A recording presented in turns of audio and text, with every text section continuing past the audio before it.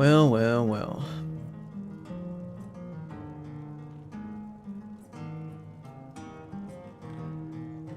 What a totally normal Saturday.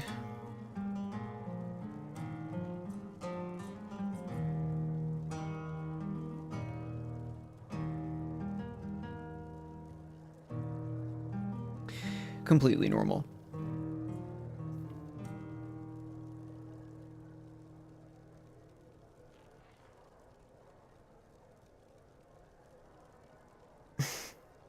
Okay.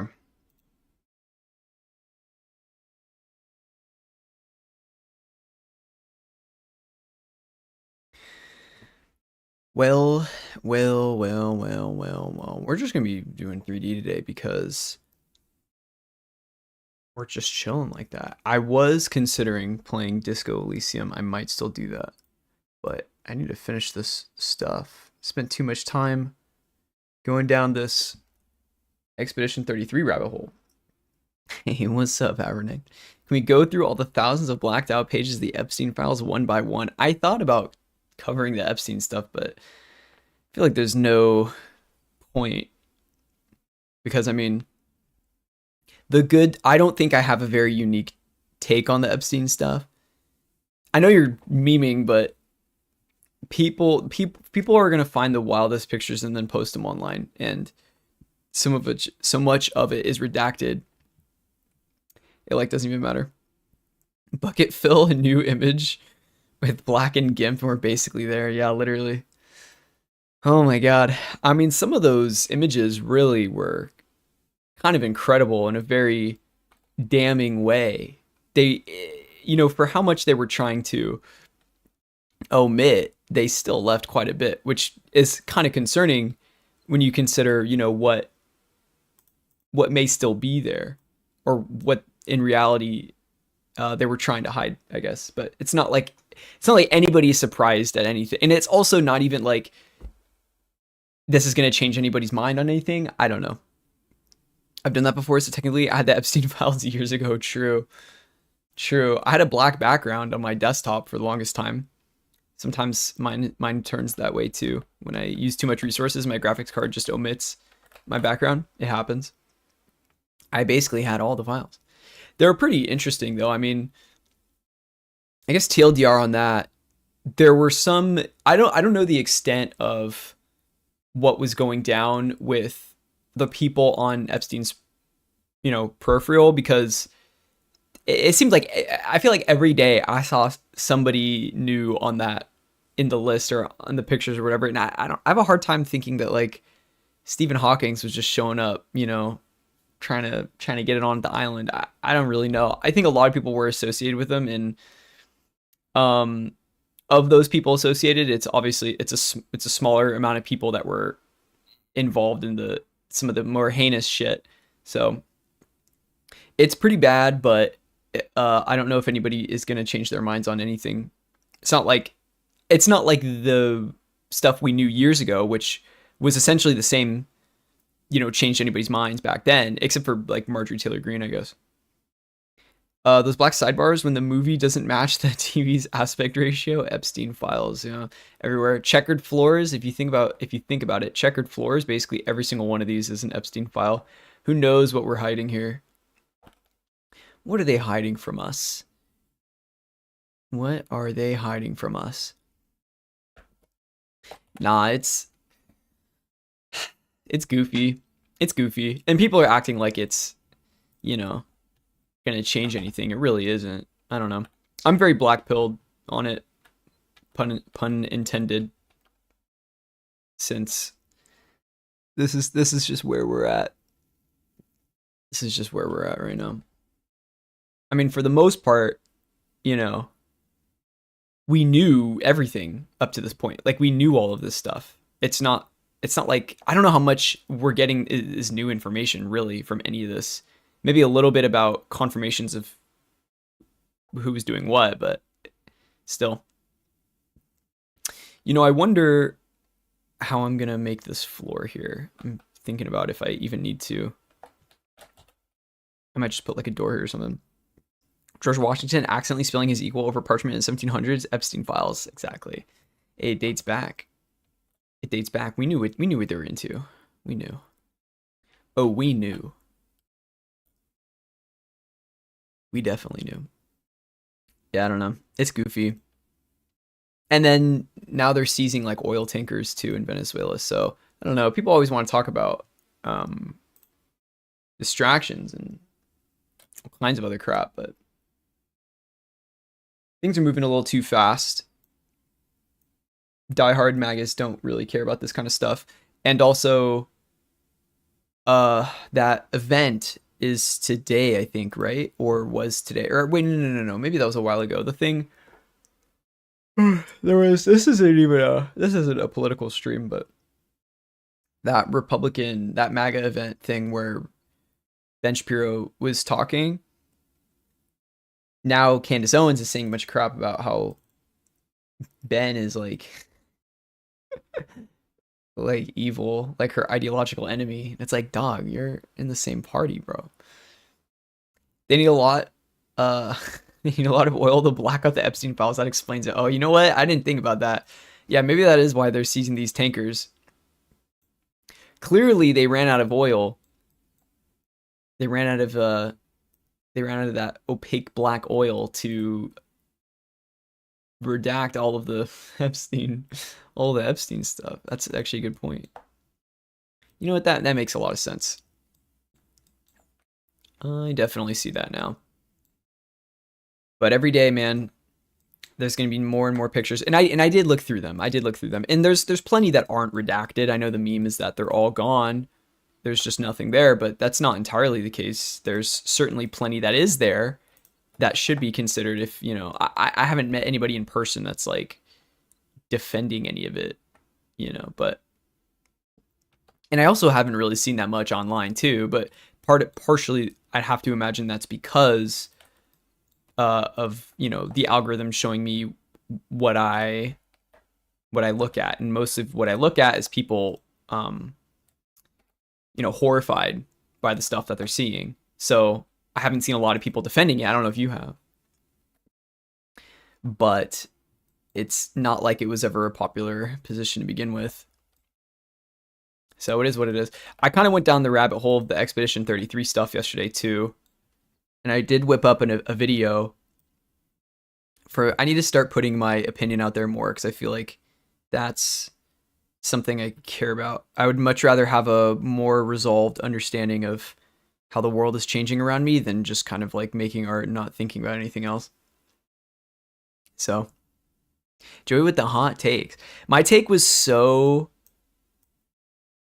mundane, I feel like. And it seems like for the most part, people kind of agreed with me. I had to run it by like one of my friends. I was like, is this because I didn't want to be rage baity. I'm not trying to be like tabloidy rage baity, really. But at the end of the day, I think people are just going to be mad about all kinds of crap. And it's also not even a new thing, because basically TLDR, I guess I'll talk about it a little bit. TLDR,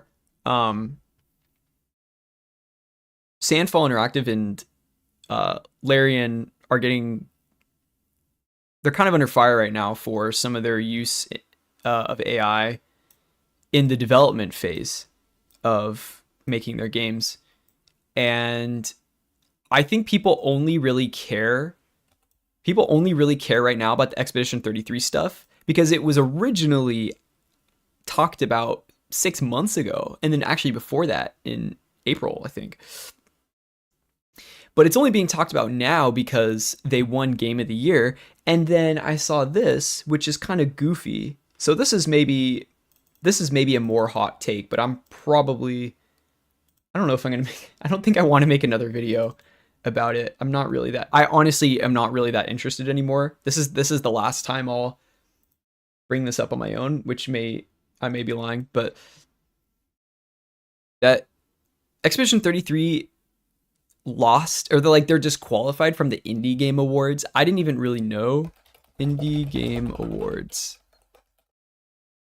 This to me is like a massive virtue signal. There's two components to this. One, who knows what AI was used in any indie game that was mentioned in this indie game awards. Who knows? The difference obviously is that Clair Obscur disclosed it, and people trying to make it out to be some sort of um you know snarky kind of insidious thing where Clair Exhibition or Clair Obscura Exhibition had AI when the game first launched, in that they were okay with it. I think that's just not the case. I don't really think there's any evidence to support that, considering that before the game released, they had talked about how they used it for placeholder assets. And then so when somebody was like, oh, this poster in the game is AI, they immediately replaced it. So I don't think it's like, oh, hope we don't get caught. I don't think that's the case. For them to like get disqualified for the Indie Game Awards for having generative AI, it's kind of like, do you really care? At what point are we going to say that about, production 10 years from now, where most likely almost every indie game, or most, maybe I shouldn't say that, most games will probably be utilizing AI to some extent. Maybe not generative AI to make assets, which is where I would say I don't agree with, but that's, I think, more of a popular take right now, is that if you can avoid using generative AI in some sort of front-facing asset, that's probably, where I'm comfortable with. I would not want to see that.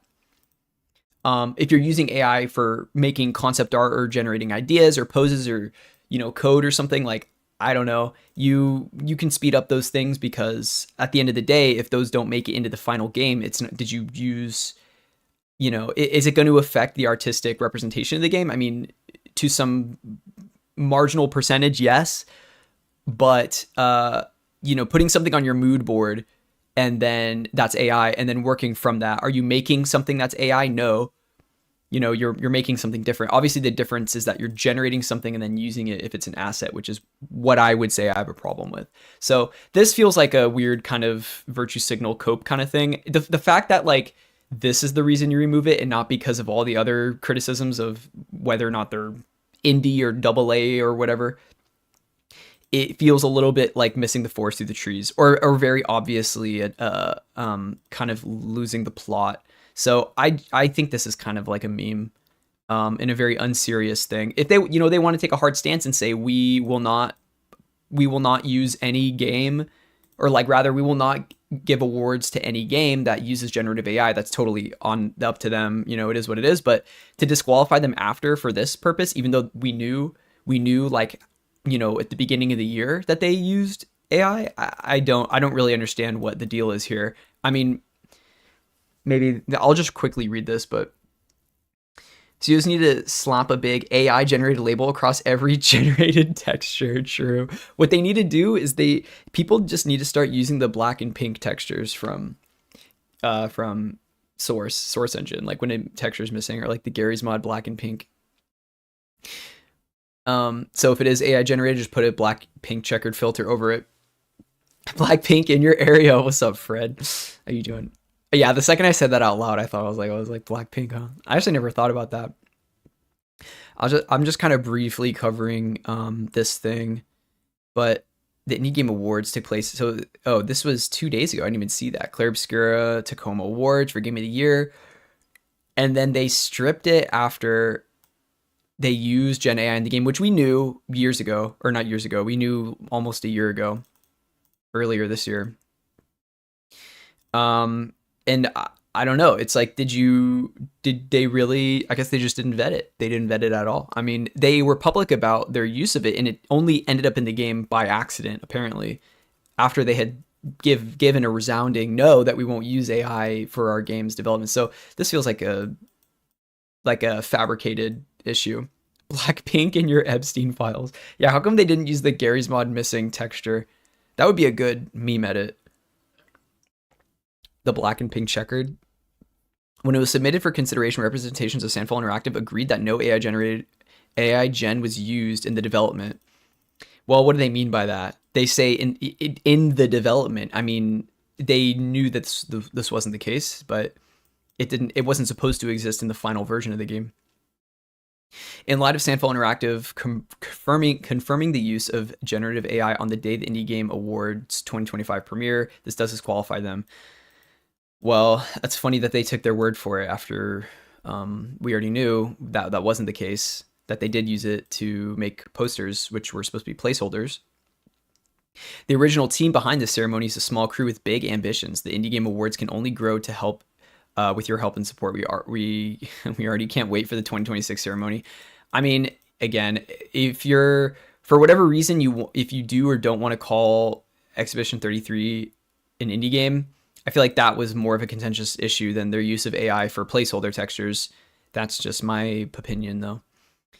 6-1 indie ended up wait what ended by thanking the community for being patient and providing feedback on the situation. The organizational team behind the ceremony is a small crew with big. I literally just read that.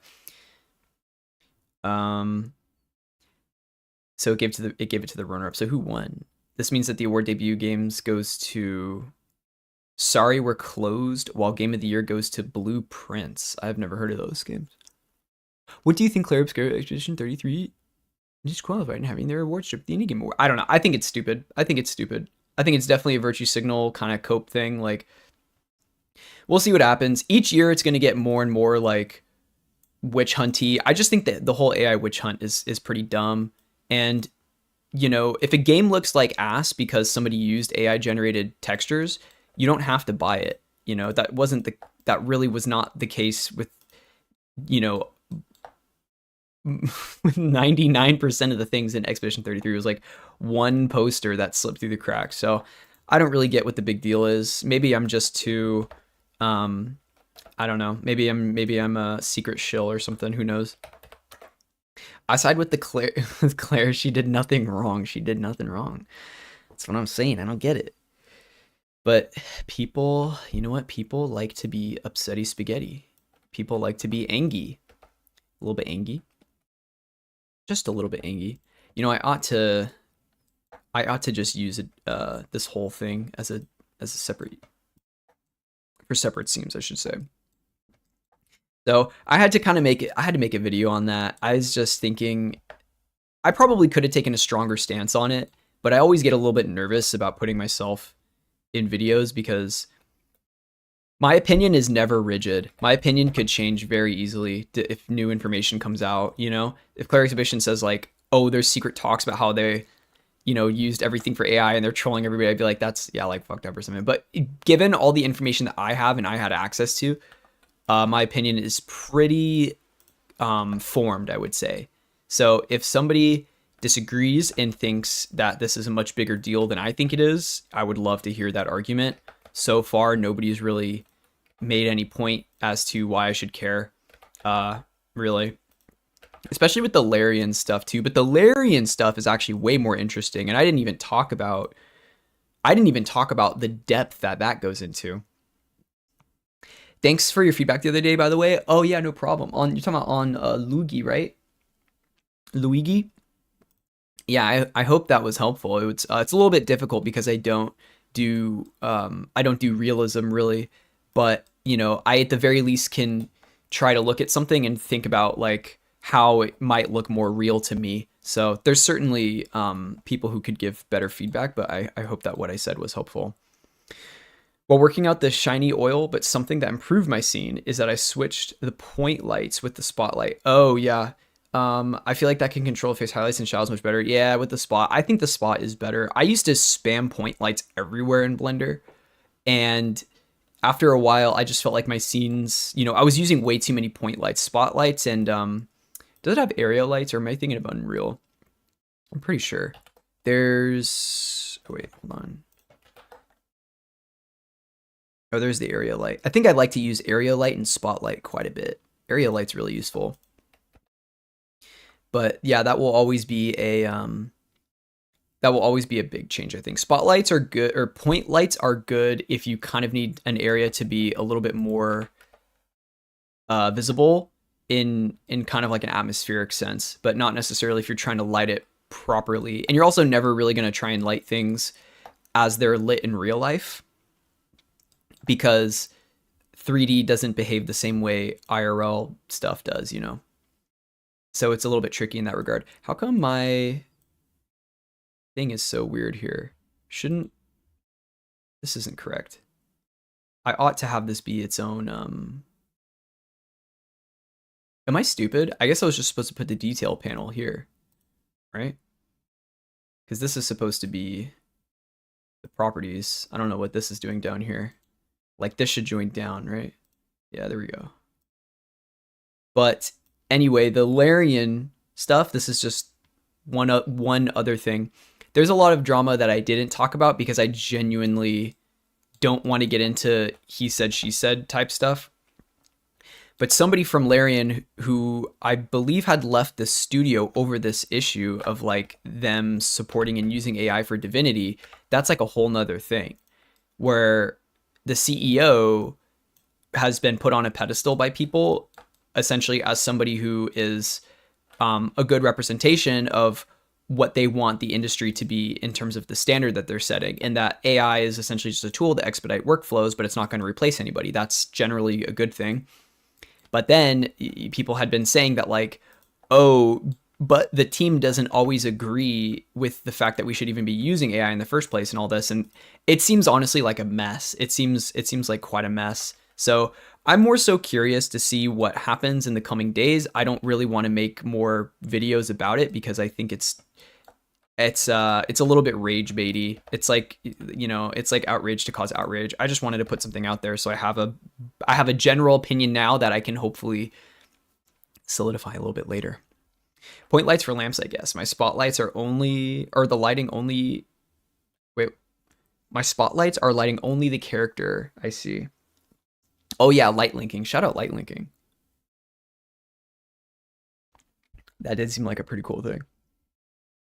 Hell yeah.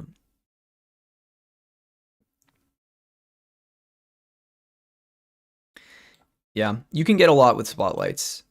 And I think it's a little bit tricky to get lighting to behave in a way where you don't feel like it's doing too much. It's hard. It's a little bit hard to explain, but whenever I'm lighting something in Blender, I always feel like I have way too many lights in the scene. But that's just because if I turn them too bright, or I'll have too many lights that are just too bright, and then part of the issue now is because my UI is so blue. There's no way for me to accurately do color grading or know what my scene is going to look like. And I don't really care. I'm not making renders in Blender right now, but when I made that mouth, I realized that I made it way more blue than I needed to because my visual reception for blue had been totally obliterated because of my background. So it is what it is. I'm just going to eyeball this, honestly. I'm lighting shot by shot and hiding everything outside the camera frame. Yeah, that's the move. I mean, you'll see plenty of posts about people's renders and everything that exists outside of the camera. That's kind of just the trick, especially with something like animating. You'll see very, very wild differences in, you know, what you see versus what's behind the camera. So all of 3D is like an illusion. All of 3D is meant to just convey something that doesn't really exist. So whatever you can do to get there is the move. Really is.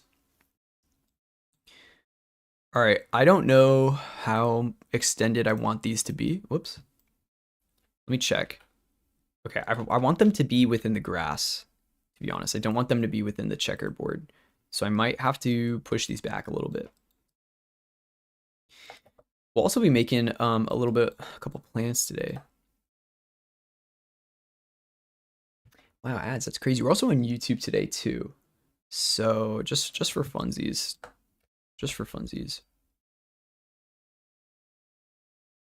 And we might do a little bit of Disco Elysium later, maybe. I did cave and buy a couple games. So one of them was Funky Heart and the other is Disco Elysium because it was so cheap, and it was on sale and it's been on my wish list for way too long, and I definitely want to play it. All right, let's just give this a shot and then see. what's going on. Let me see if I had anything else too.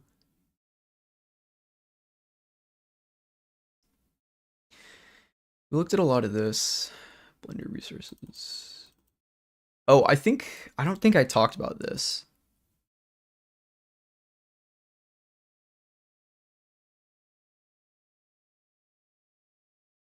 And I also don't know how to say this person's this person's name. Made by Abra. Made by Abra, I think. They posted this a while ago in November, but it's like a bunch of resources for Blender. And I put them in the resource channel a while ago, but I would definitely recommend checking this out. It's got a lot of really useful tutorials. Like some are more low poly focused, some are just kind of generally about how to make 3D stuff in Blender. Some really, really good stuff. And this, I'm happy that this like took off for them because this is a very, very, very generous and useful thing to learn. They're all self-taught. So, yeah.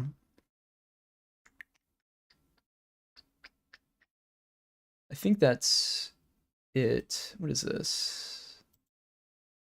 Hell yeah. Oops. Oh, wait, I checked this already.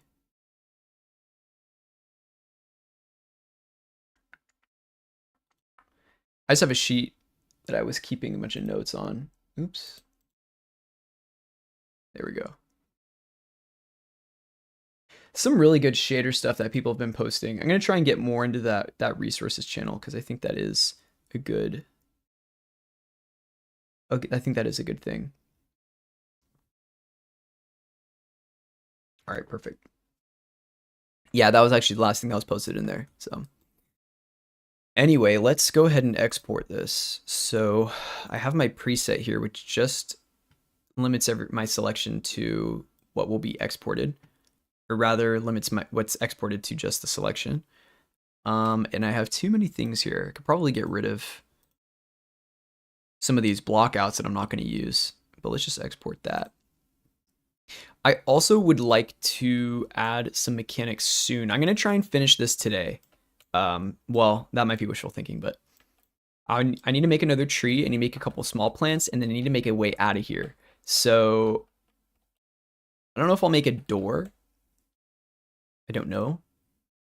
I'm thinking about it. Oh, I need to fix the water too, because I realized the way I was doing the water is wrong. Let's just go in here.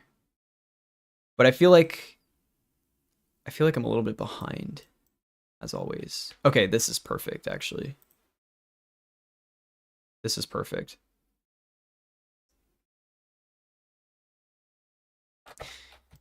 All right, so with this water, I'm gonna need to edit the material a little bit, which is the actual water. Single planar water. It's not, that is not the right folder. It is in the ground wall materials. I believe I made my own water material for this. What is it? Excuse me. It's using the Oasis water. I lied. Okay, Oasis water. Excuse me. Okay.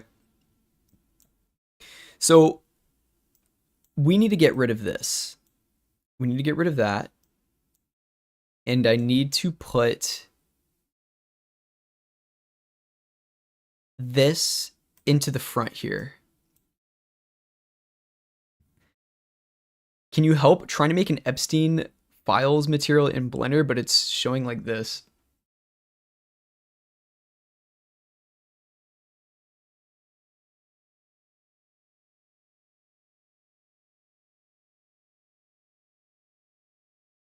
I see, I see. Well, it seems like maybe the source material didn't upload properly. You should ask Pam Bondi if she's seen anything or knows what's going on. I think they'll probably be able to help. Bad to guess. Uh oh, this is the wrong thing. Wait. I need to put this here. This should actually give me depth, right? Feel free to steal that joke. Okay. I don't know how often I have the privilege of making blunder jokes, except for maybe on stream. But I'll leave that to you since you have the image. r/blender memes. Oh, there you go. I don't think I'm in that one. Let's actually get rid of this. The absorption coefficient ought to be what is there, not the scattering coefficient. Let's change that.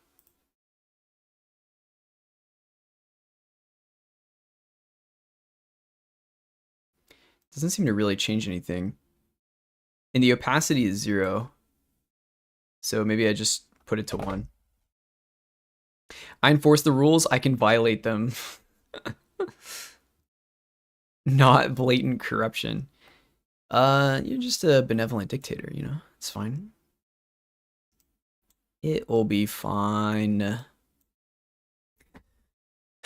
Water murkiness. Let's do point.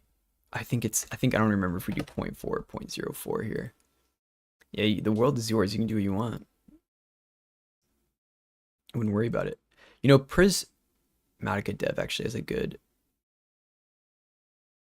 video about this. Okay, I hate my life. I'm just gonna find it. Single layer water UE5. Hi, Charlie.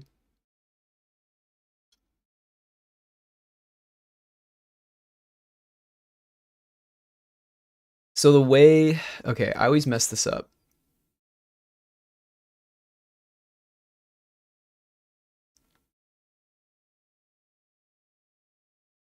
What is my murkiness even set to here? Is it 0.4 or 0.04? Let's go 0.4. Whoops. Yeah. And then I feel like I'm supposed to put this in absorption. Wait, let me see. No, this is different. This is supposed to go in absorption. Because it's absorbing the color. How come it's white? Is the opacity supposed to be 0.5? Or what's going on here? What is going on? Oh, it actually is trolling me. I see. Maybe I just need to get rid of this.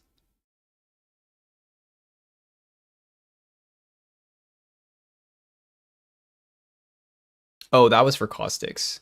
So, I mean, I can keep that, actually. But this is a little bit silly. I mean,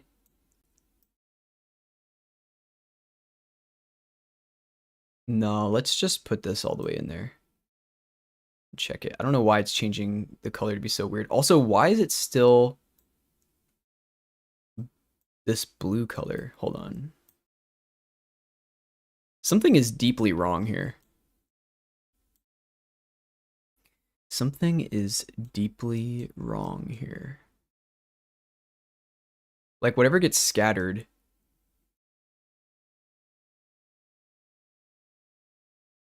That doesn't make sense.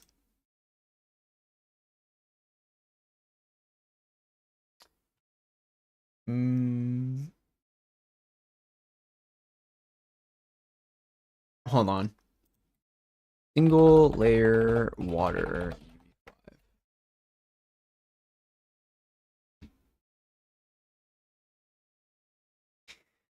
Oh my god, Charlie.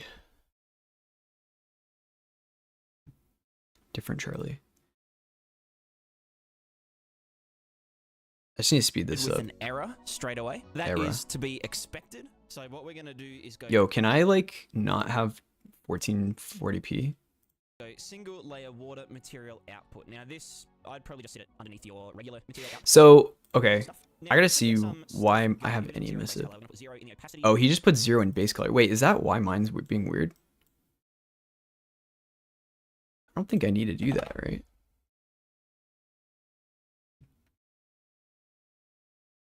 Usually I would just put the surface material in there and then it's fine. Okay, now it's totally emissive. I see. We'll put 1 in the refraction. If we actually just put 0 in the absorption or something. So we've created a flat plane of nothingness. Whoop-de-doo. What we're going to do now is Good create a job. parameter. This is going to be called our water. So this has to be what gets absorbed, right? If the color that you're using in absorption is going to be the opposite of what's like visually shown, right? Because it absorbs that color. This has to be this. Murkiness, I guess, is a good way to think about it. Oh, that's what I did After this, we're too. going to divide it by 100. And the reason we're dividing by 100 is because this has to be a really small number, and it can just be a Wait, I did do this actually. Penis and the anus to work with small numbers, with parameters and stuff. So what we're going to do, we're just going to chuck that into the absorption coefficient, and we're going to select a slightly red color here. Now, because this is like based on physicalness and stuff, this is actually saying which wavelengths of light do we want to absorb in the water. So the Right. color will end up being the opposite of this one. Now you can see, we've already got something that looks kind of half decent, and if we move this up, you can see that the deeper something is. How is his, or why is mine so emissive though? Is my question. This is 0. This is 0. Rough. Do we need any roughness? Maybe we're supposed to do 0 roughness. Does that make a difference at all? It didn't, and it shouldn't. Wait, did he have anything in opacity, actually? The more red light is going to water. So the color will end up being the absorption coefficient, and He has 0 in opacity. Oh, wait, is that why mine is being weird? If you do 0 in opacity, you're not going to have anything on top. The material is just going to be nothing. Oh, I see. Oh, so okay. I see. So then this is what it ought to be, right? How come I can't see the material? Oh, find it. So it is absorbing that color. How come mine has no depth though? So that's what I'm trying to do. A slightly red color here. Now, because this is like based on physicalness and stuff, this is actually saying which wavelengths of light do we want to absorb. This up, Yeah. You can see that the deeper something is, the more red the strength of that absorb. So if it's very shallow, it's going to look like this. Oh. Like that. Now, murkiness parameter can adjust sort of the Wait, oh, I think I made it too small is why. If we go like 1. Does it actually change anything? I don't think it does. Dude, what? It's just making it more saturated. 100. That's a bit weird.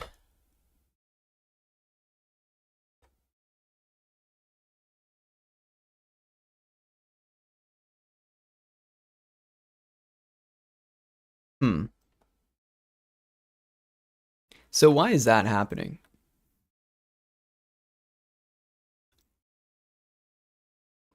Like, why is my depth so...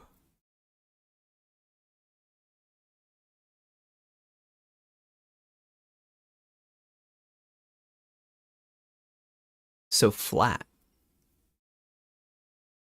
Is it because the scene is small? But the scene isn't even small. It's very clear water for being green water. strength of that.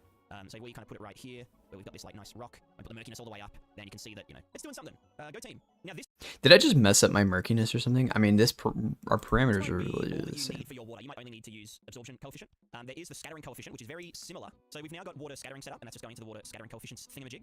We can change the color of this to. I don't want to scatter light because then it's just going to be emissive and it's going to look terrible. You can kind of see what it's doing. It's scattering the light underneath the surface, and obviously we don't want that too strong. But Whoa. What was that? Was that my computer? Underneath the surface, and obviously we don't want that too strong. But The fuck? a lot of the time you might not. My graphics card's going to melt. One day, my computer is going to explode and then I'm going to have to retire, unfortunately, because I'm not going to be able to afford to claw my way back. Oh, Epic. Thanks for closing all my windows.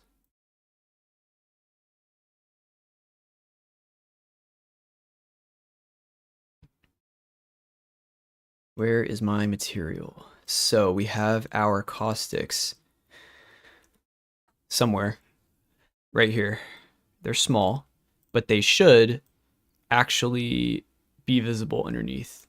Since it's 0 opacity, I wonder if that's going to be an issue. Okay, it's dark. Oh, interesting. Wait, so that actually does change it. Okay, so what if I go 0.5 then? It does. No, it doesn't. Wait, what the heck? 0.01. That's really strange. Okay, we'll just go 1 then. Wow, okay. Point, let's get rid of this and then put it into the... Well, you know what? Let's put it into the base color. Let's just try that.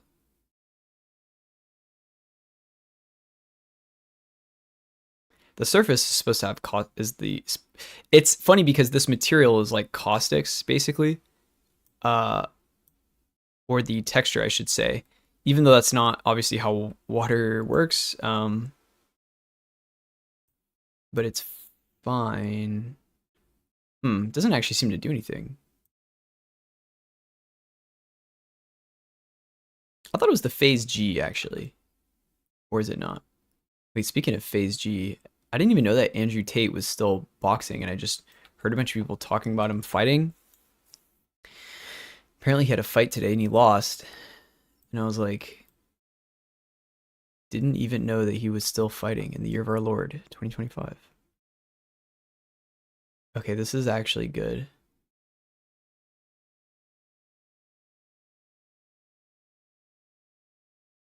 I wonder how much of the shadow is being produced by the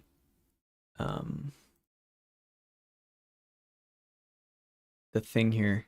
Let's just see. So we're at 0.5 right now. Let's just take this to like 0.01 and then check.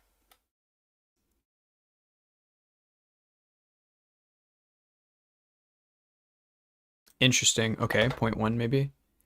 Wow, making that value smaller actually made it darker. That is interesting. Okay.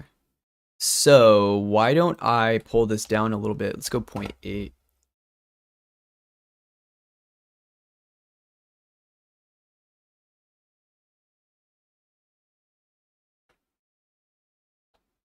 That is so weird. Okay, 0.6. I don't even really know what color I want this to be, but the material is kind of getting there. Okay. It also doesn't really feel like the water is changing all that much. Or I should say, it doesn't feel like the depth is changing all that much. It seems to just be the caustic, so why don't I just pull this back to 1? And then see if we can figure out something for the scattering coefficient for 1. I might just put another multiplication node here.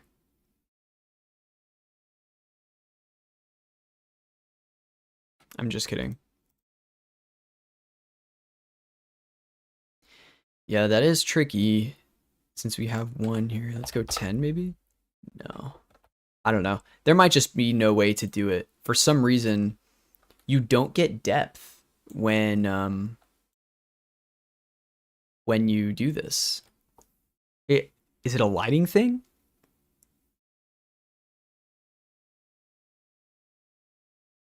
Surface opaque, that's fine. Single layer of water. The only thing I would imagine is there's just some problem with this, but I don't think that's the case. The opacity is 1, which is fine. I'm confused. Did it change? Kind of an extra step. You can kind of see what it's doing here with the shadow. It's going to look like this. If it's up here, it's going to look like that. Now, murkiness parameter. Why is that happening? Let's see. UE5 single layer water murkiness not working.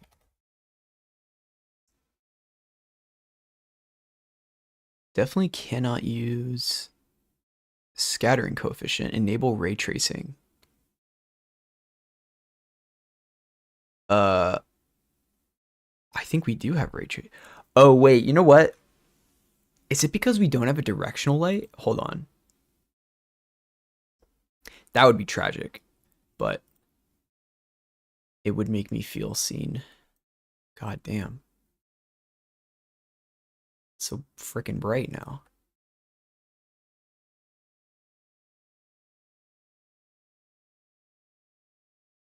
My eyes. Wow, guys, it's daytime. Oh my god, it's so beautiful. Jesus. Forgot how crazy directional lights are. Alright, let's Dude, turn this down. No, it doesn't really make a difference, does it?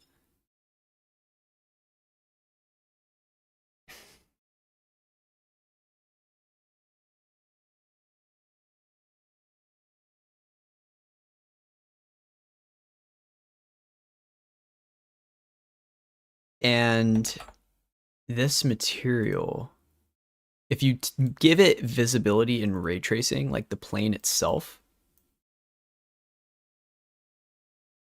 it doesn't even work properly. Like theoretically, shouldn't this, like why doesn't it get darker? Or the murkiness is that green color, but it doesn't become more opaque. So do I have a messed up opacity here? Is that what's happening? What's causing that fogging effect? What's the feature's name? What fogging effect? You mean the height fog? It's my height fog. It's my exponential height fog. Doesn't seem to affect it though. Unless you're talking about the water. Because that's part of the material that I've built up.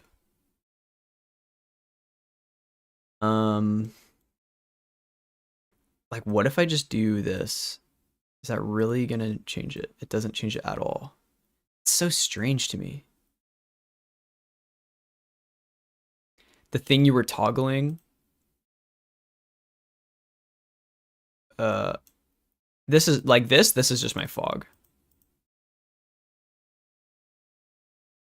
This is the height fog. This is just like a environmental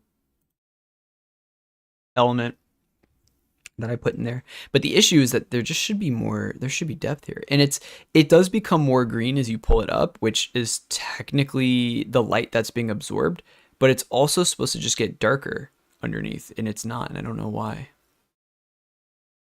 You feel me? But the directional light doesn't really seem to change anything, does it? I don't know why I was asking this. Let me see. Cast ray trace shadows. Affect ray trace. I mean, all shadows would just have to be off, to be honest. But I don't use I don't use directional lights for this because they're too strong. So I just get rid of this. This is being weird. The fuck? Okay. Let me just put this back here. Oops. Make a burner account. Let's see if people like the joke. Oh, you made a burner account for this. Let's see if people like the joke. Trying to make Epstein files materials, but it keeps showing as missing texture. Anyone know why? Very funny. Here, I'll give you your third update. Automod. Remember to change your post's flare to solved after your issue has been solved. Hey, make sure you flare this as a serious post, okay? Memes are not allowed on the subreddit, don't you know? Oh wait, there's a environmental setting for it. Water shader V. Is this real? Wait, R single water layer support filtering 1. Oh, wait. Single layer water. Depth pass. VSM filtering 1. That didn't change anything. We'll change the flare once the unredacted versions are released. Okay. Fair. Well, looks like it ain't ever getting a flare. Rip. So that shadow, I believe, is only there because of what's it called? Ray tracing on the prop. Like that shadow, this shadow is being cast from not the water, but the plane itself, which is bad. That's not what we want. So unless I'm wrong, but let's see. So if I change this to like 0.4 or something, if it changes, then I'm wrong. It didn't change, so I'm right. Let me see. 0.0001. The murkiness just doesn't do anything for some reason. It just doesn't do anything. So I have to turn off ray tracing for this plane, right?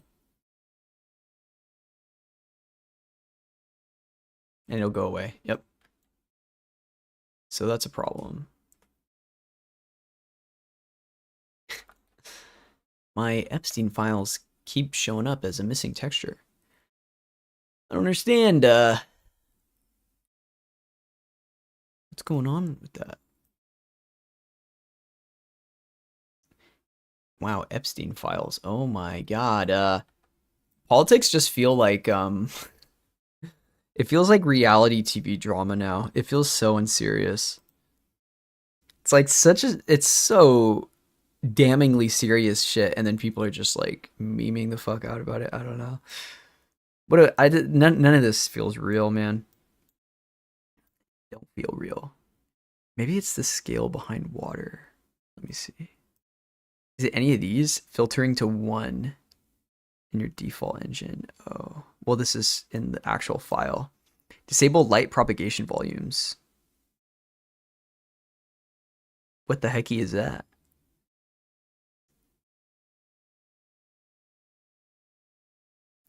Is that what's happening here? Wait, are these lights not ray traced or something? I feel like I want to do it in a new project and see.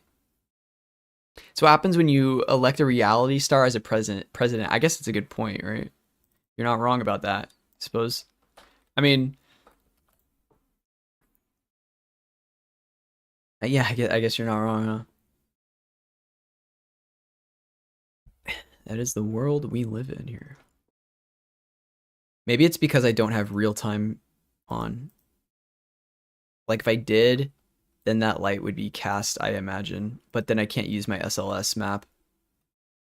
Let's see. Oh, I took out the directional light.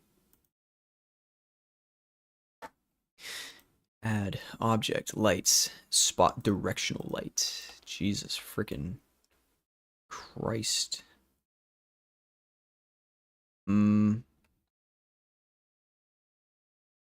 Nah, it doesn't really change anything.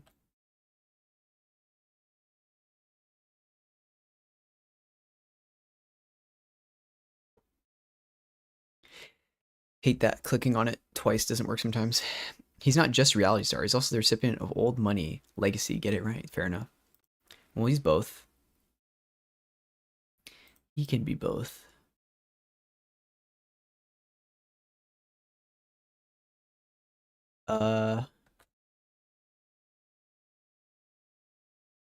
What is going on here?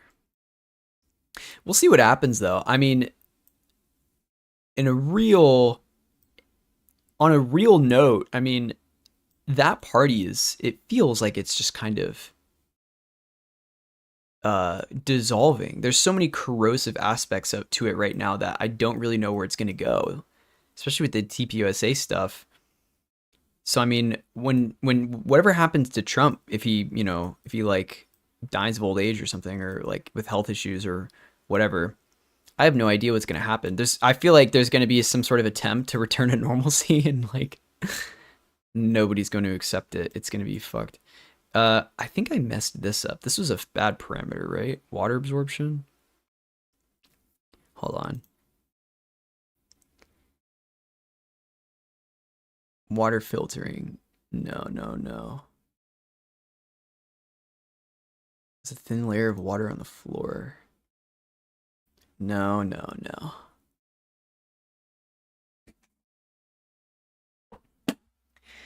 Goofy, water body component set to movable. That doesn't matter.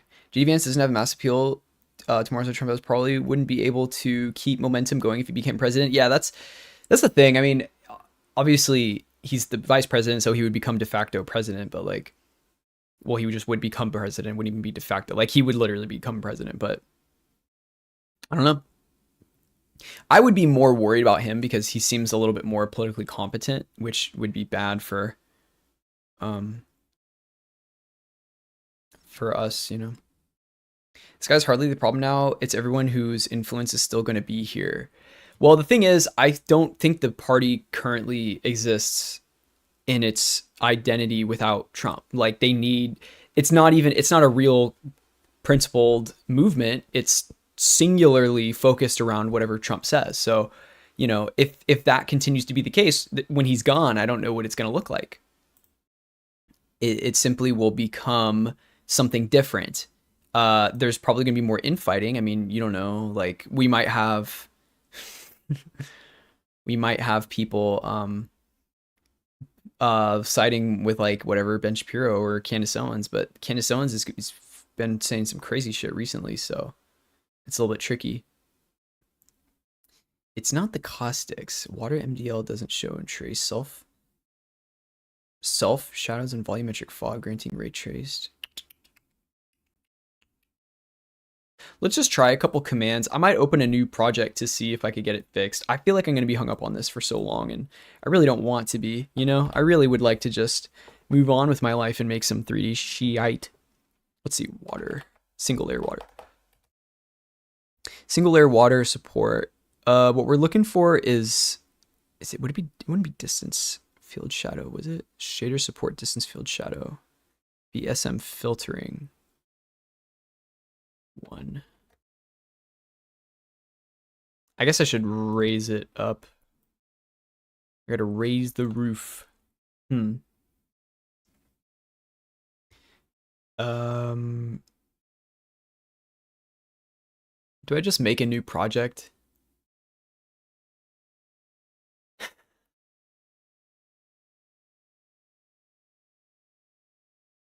Let's just make a new project. I think what Avernick said is correct, though. JD Vance does not have the same appeal to the base that Trump does, and the only reason JD Vance has any political momentum at all is because Trump has basically signed off on him being accepted into the party, because it's just, whatever Trump says goes. So when you are in a position where you either have to, bend the knee to Trump, or you have to pray to God that you don't get devoured alive, like people like Marjorie Taylor Greene, I think, are going to be on the other side feeling like they did the right thing. But it's like jumping off of a sinking ship. I mean, the first few people aren't going to make it, and if you're not clouted enough to make it, you won't. And if you don't have the support that already, it's kind of a crapshoot. So, but when he's gone, I don't know. That might not be the case. The bad guys know what to do now. I mean, what does that even mean, though? I mean, like, the bad guys know what to do now. Like, the people in power have enough power to do what they want to do, right? If whether or not Trump's there is almost a red herring at this point. It's just that you need people to feel like they're being represented or whatever. And when Trump's gone, they might not feel the same way about Vance, and that will be a problem for them. There's a limit. There's definitely a limit. I don't think this can happen forever. Remember around 2016, suddenly the populist playbook was so hot with elected leaders around the world. It's the floodgates, open type situation, misinformation campaigns, misinformation. It's all her fault. Misinformation. Yeah. I feel like populism has always, played a role in this kind of stuff.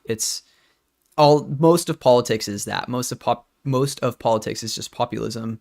Well, okay, I should say maybe more so on on a national level, because locally there's much more you can do with real tangible issues and people's interests in representation and being closer to your constituents that way. The president, that's just not the case, because you need to have an optical win. And, Kamala didn't have that, right? And Biden didn't have that. So when you have somebody like Trump, who's just the populist, that's, represents all these people who feel like they're sick of the status quo and the deep state and all this stuff, it's like, are we going to continue that? I mean, maybe, but I think a lot of Americans are really sick of it, and they'll feel it too. Like, this is the other thing I think we're not even talking about. Yeah, there's plenty of misinformation. A lot of this stuff is so flooded that it's difficult to tell what's even happening. but they'll feel tangible changes when if things become so expensive. I used to kind of feel like, oh, if it doesn't really matter how bad things are, because people who are like if you're like a MAG cultist or something, you're never going to blame anything on Trump. So if the prices get really bad now, or if your life just gets materially or objectively worse, the last thing you're going to do is say that, oh, this is Trump's fault. The first thing you'll probably say is like, oh, it's like vestigial from or it's left over from the Biden, presidency or something like that. You'll find a way to rationalize your way out of it. But I don't know if that's really the case anymore. I really don't. Just based off of certain promises that people wanted to hear, especially with stuff like Venezuela and no new wars and all this stuff. Like, so I don't know. I mean, maybe it's wishful thinking. I have a feeling that it will be changing. So we'll see. Like, we'll see. It's hard. It's so hard. It hasn't even been a year yet, dude. It hasn't even been a year yet. Crazy, man. It feels like this has been going on for 20 years. It hasn't even been a year yet, man.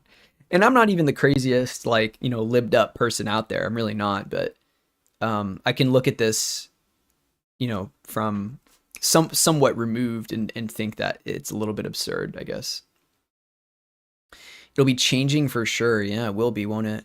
Well, we're going to have to just see what happens, man, because what I'm really wondering about is sort of the more slop related stuff, like with Ben Shapiro and Candace Owens, and Candace Owens saying that Charlie Kirk's assassination was like a Mossad operation or something. It's just like, what is going on here?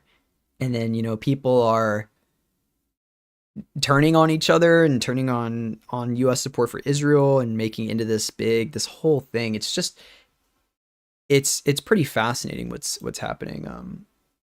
In kind of a horrible way, where it's like, I really wish I wasn't here having to experience this. Yeah, the whole phenomenon is massively successful for people involved. Yeah.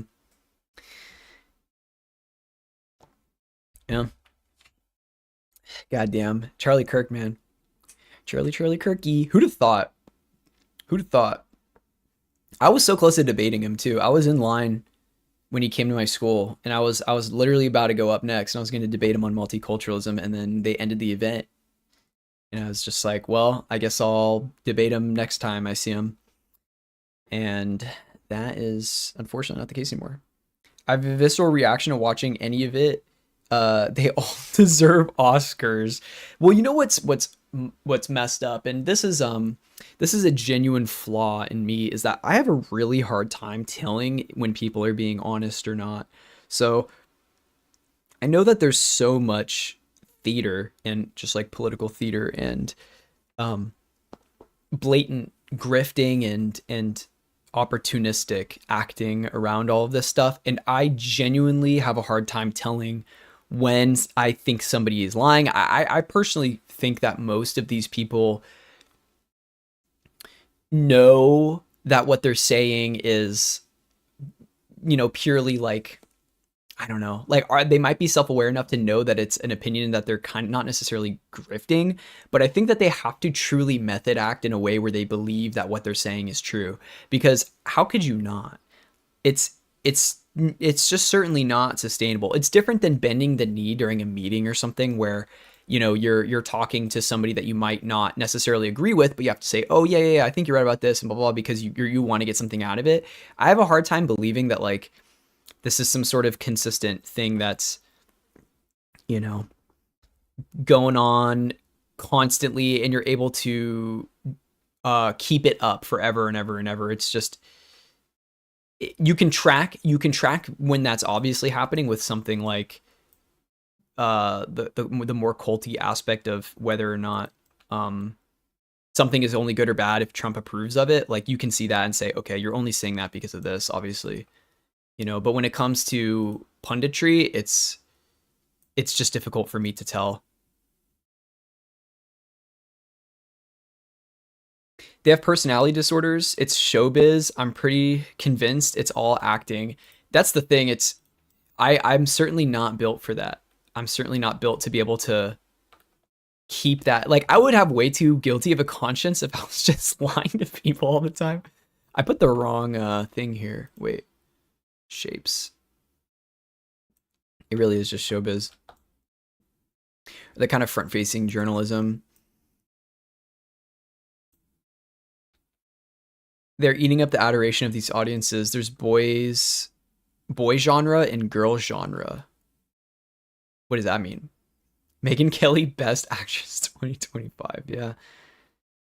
It's I don't know, man. It's what I will say is like this would all be really fun if it wasn't very serious, and political, because it's like this would be a great role-playing session in D&D or something. But the problem is that this is this has very real consequences. All right, let's just crudely make something. Wata test. I really wish I wasn't living through a major historical event right now. But, it does make me wonder, what can I do? Can I do anything? Maybe like think about how I wouldn't necessarily, the last thing I would want to do is like punditry, because my opinions I don't think need to be followed. I'm more so interested in having my understanding of the world challenged, because it's really difficult to get information that's accurate sometimes. And I might have a reaction to something that is, guided by like misinformation, and it, as much as it like might hurt sometimes, like I need to have that called out if that's the case. It's fun until it costs $20 for eggs and then $900 for 32 gigabytes of RAM. Yeah, exactly. It's all fun and games until I keep seeing a bunch of memes about like gamers, and they're like, oh, I don't care about any of this politics stuff, it doesn't affect me. And then they're like, it's like, hey yo, how come my RAM is now $30,000? Talking about it is all difficult because people of all walks of life are mistrusting of even the scientists and philosophers now. Kurzweil and Noam Chomsky. Well, I mean, everybody's entitled to have their own opinions on people. It's totally fine if you want to distrust somebody's philosophies on something. I don't fully, for everything that Noam. What the dog doing? Oh, yo, thank you for the follow. Jest, Zophie, I appreciate that. That's really nice of you. Thank you for the follow on Twitch. I hope you enjoy. We're just yapping. What the dog doing? Exactly.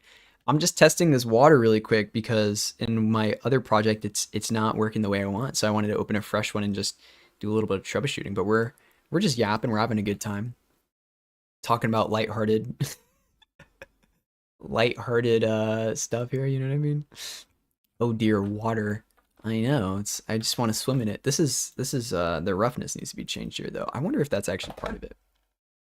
Frustratingly, my mother often has that doesn't affect me attitude towards politics when she came here as an illegal immigrant. Yeah.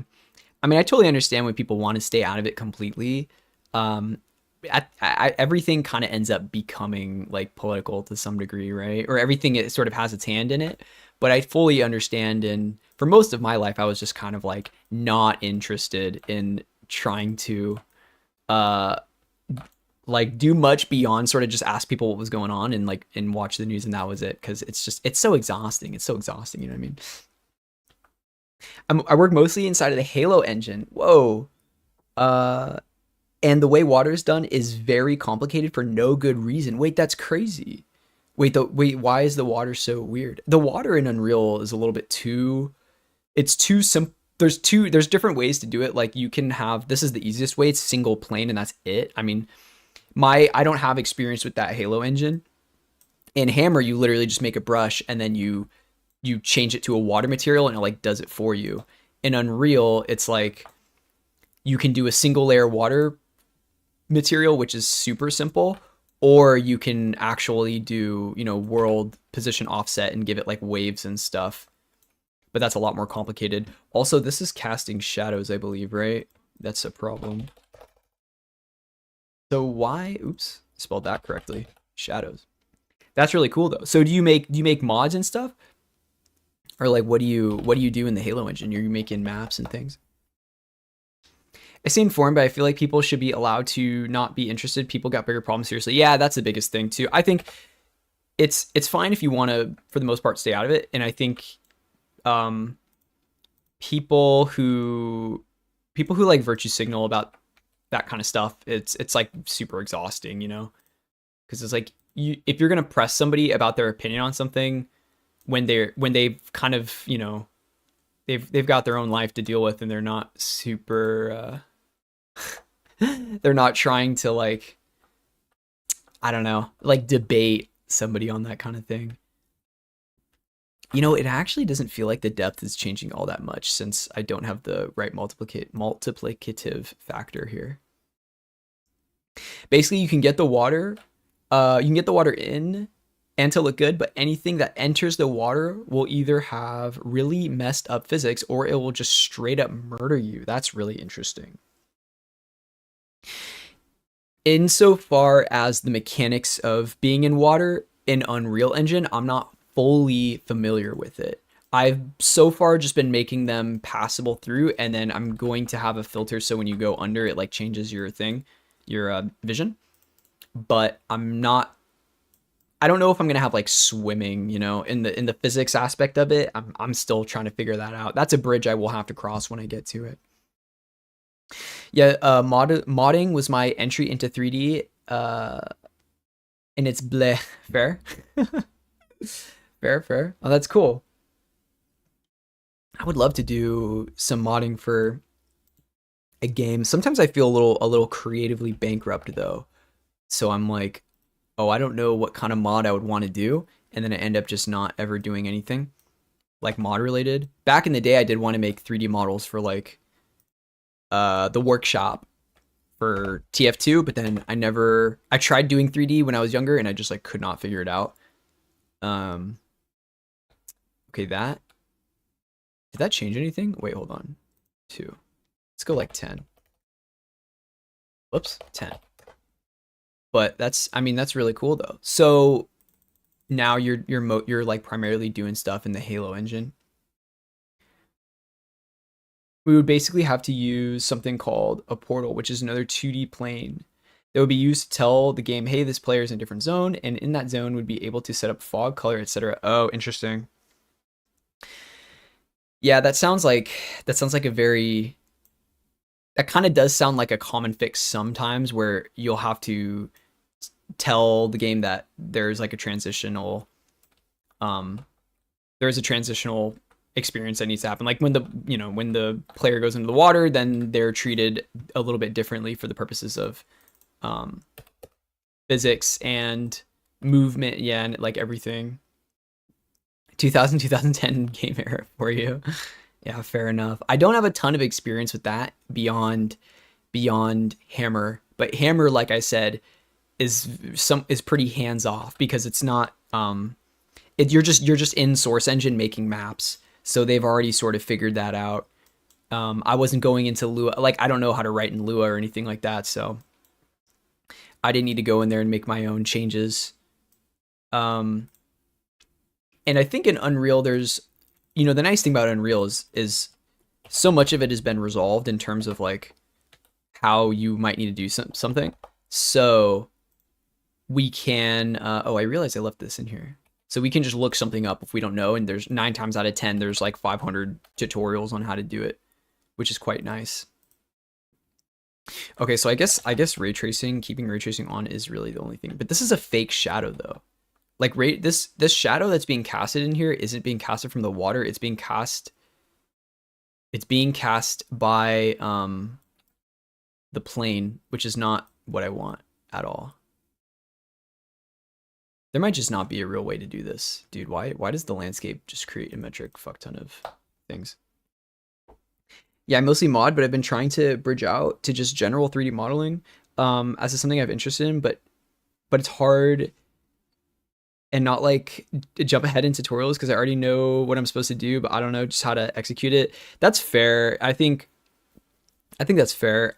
And what I will say is, you know, you seem like you have enough knowledge already to where when you want to start something, like when you want to start a project, you can get through a good good portion of it before needing to look something up. And at the end of the day, I think the biggest thing is really just understanding like topology, because if you know what the thing is supposed to look like, the next step is just learning the program, which is really the easy part. So I don't know what you use, but we pretty much just use Blender for everything because it's easy and it's free.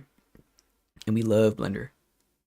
Oh, this light isn't actually going to do anything, is it? Let's say turn off SLS, but there's no thing in here. Can I actually find a cube map or no? Okay, whatever. All right, well, I'm not worried about it. I'm not going to save any of that. I don't need to do that. Let's just go back in Unreal. Yosh. So what kind of, do you mostly do environmental stuff, or what are you trying to model usually? Or what do you like to do, or what do you want to do? I just use Blender. Got Rhizome UV for UVs. I haven't heard of that. Is that a plugin? Rhizome UV. Like ribosome? Like the cell organelle? And then some other tool, I forgot the name. For high polys. Fair. Oh, it's its own program. Let me check that out. More like ribosome, am I right? Let's see. Rhizome UV. Experience Rhizome UV. Oh, this is for the hardcore unwrapping. Yeah, there's all kinds of,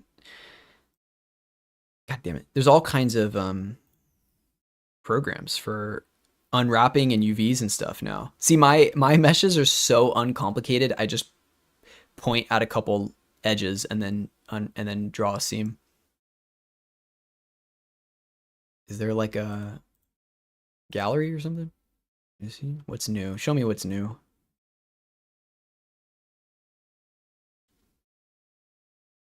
This looks like Blender UI a little bit. Oh my goodness.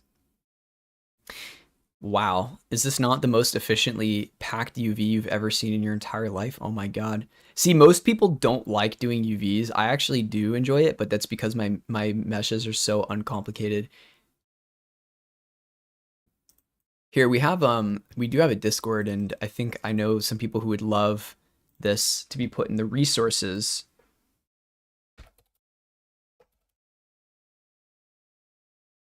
Channel.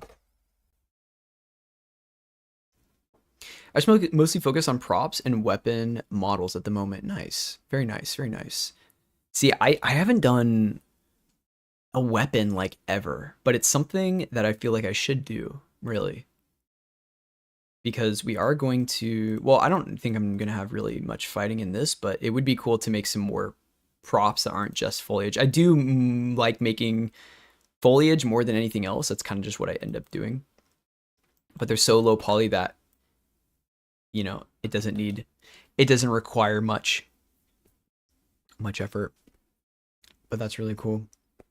I'll just something off, but I literally do 1 day of study and then get distracted for 5 days, and by the time I come back I might as well restart. Oh no. Well, if you do have anything, I'd love to, you know, take a look at it. If you have like a portfolio online or something like that.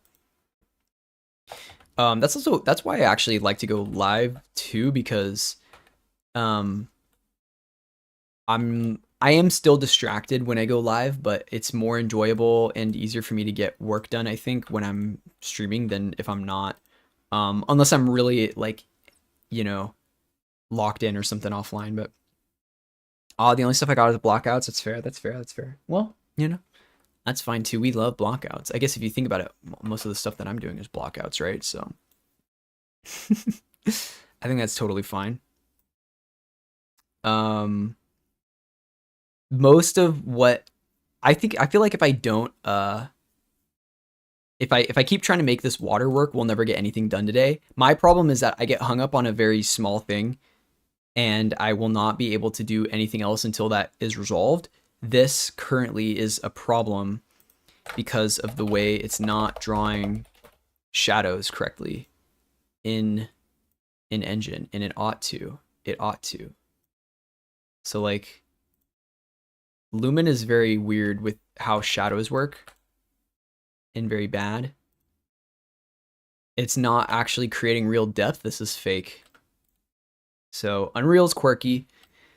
Kind of sick of it, but you know what? It's fine. So we're gonna make some plants. We do blockouts too, actually. Here, where's I have a picture here of the plant. We want to do like this one. I don't know what kind of plant this is though. What kind of tree is this?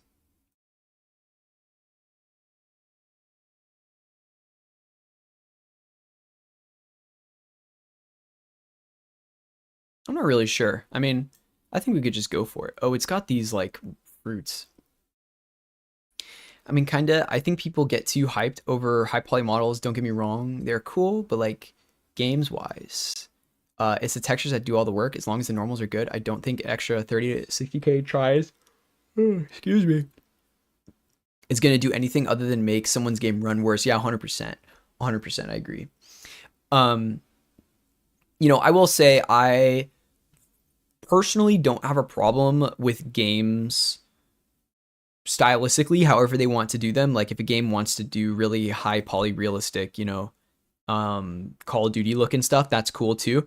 Personally making it, I don't get the same satisfaction from completing like a high poly thing that I do from completing some sort of low poly scene like this.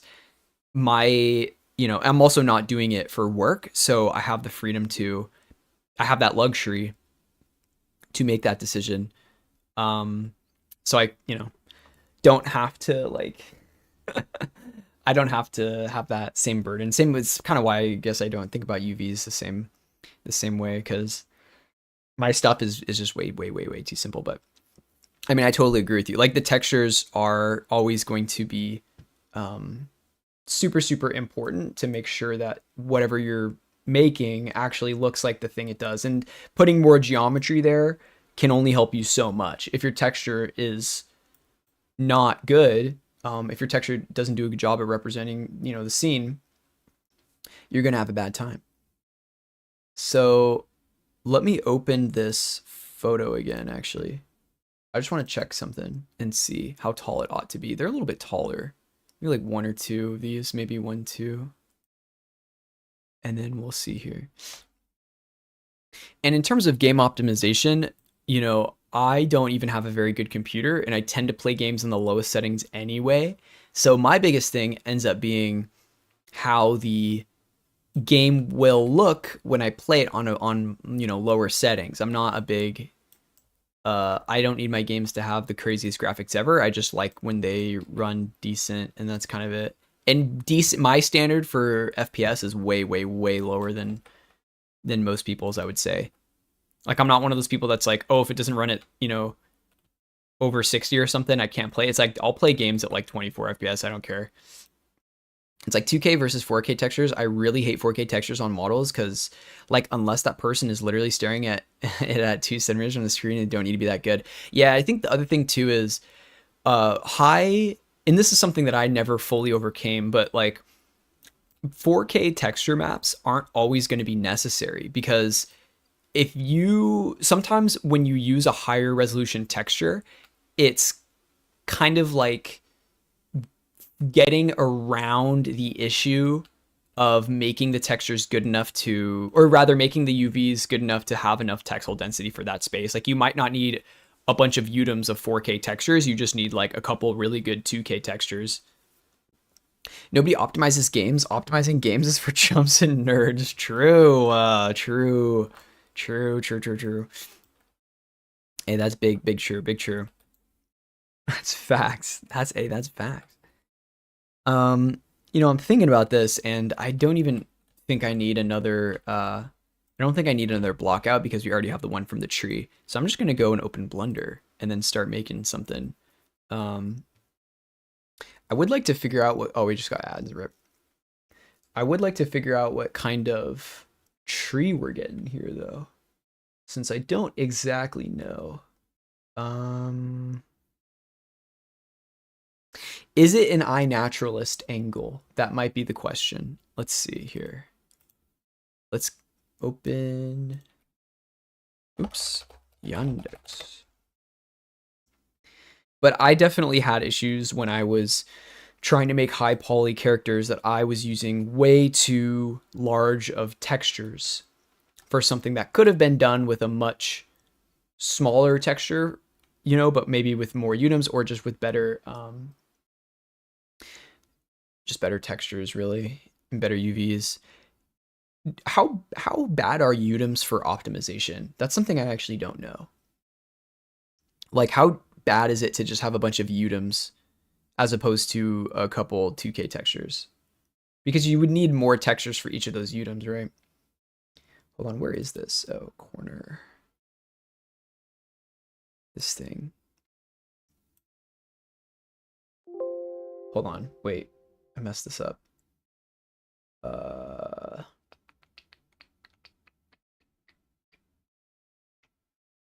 we got it. Okay, perfect. I play at 160 FPS with G-Sync. G-Sync? What's G-Sync? Not V-Sync?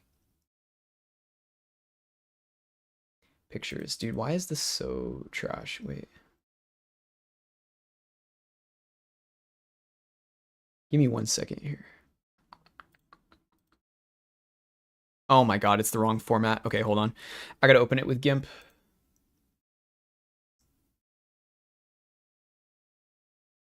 But I'm of the mindset that if a player can reach 60 FPS on stable medium, it's a job well done at end of story.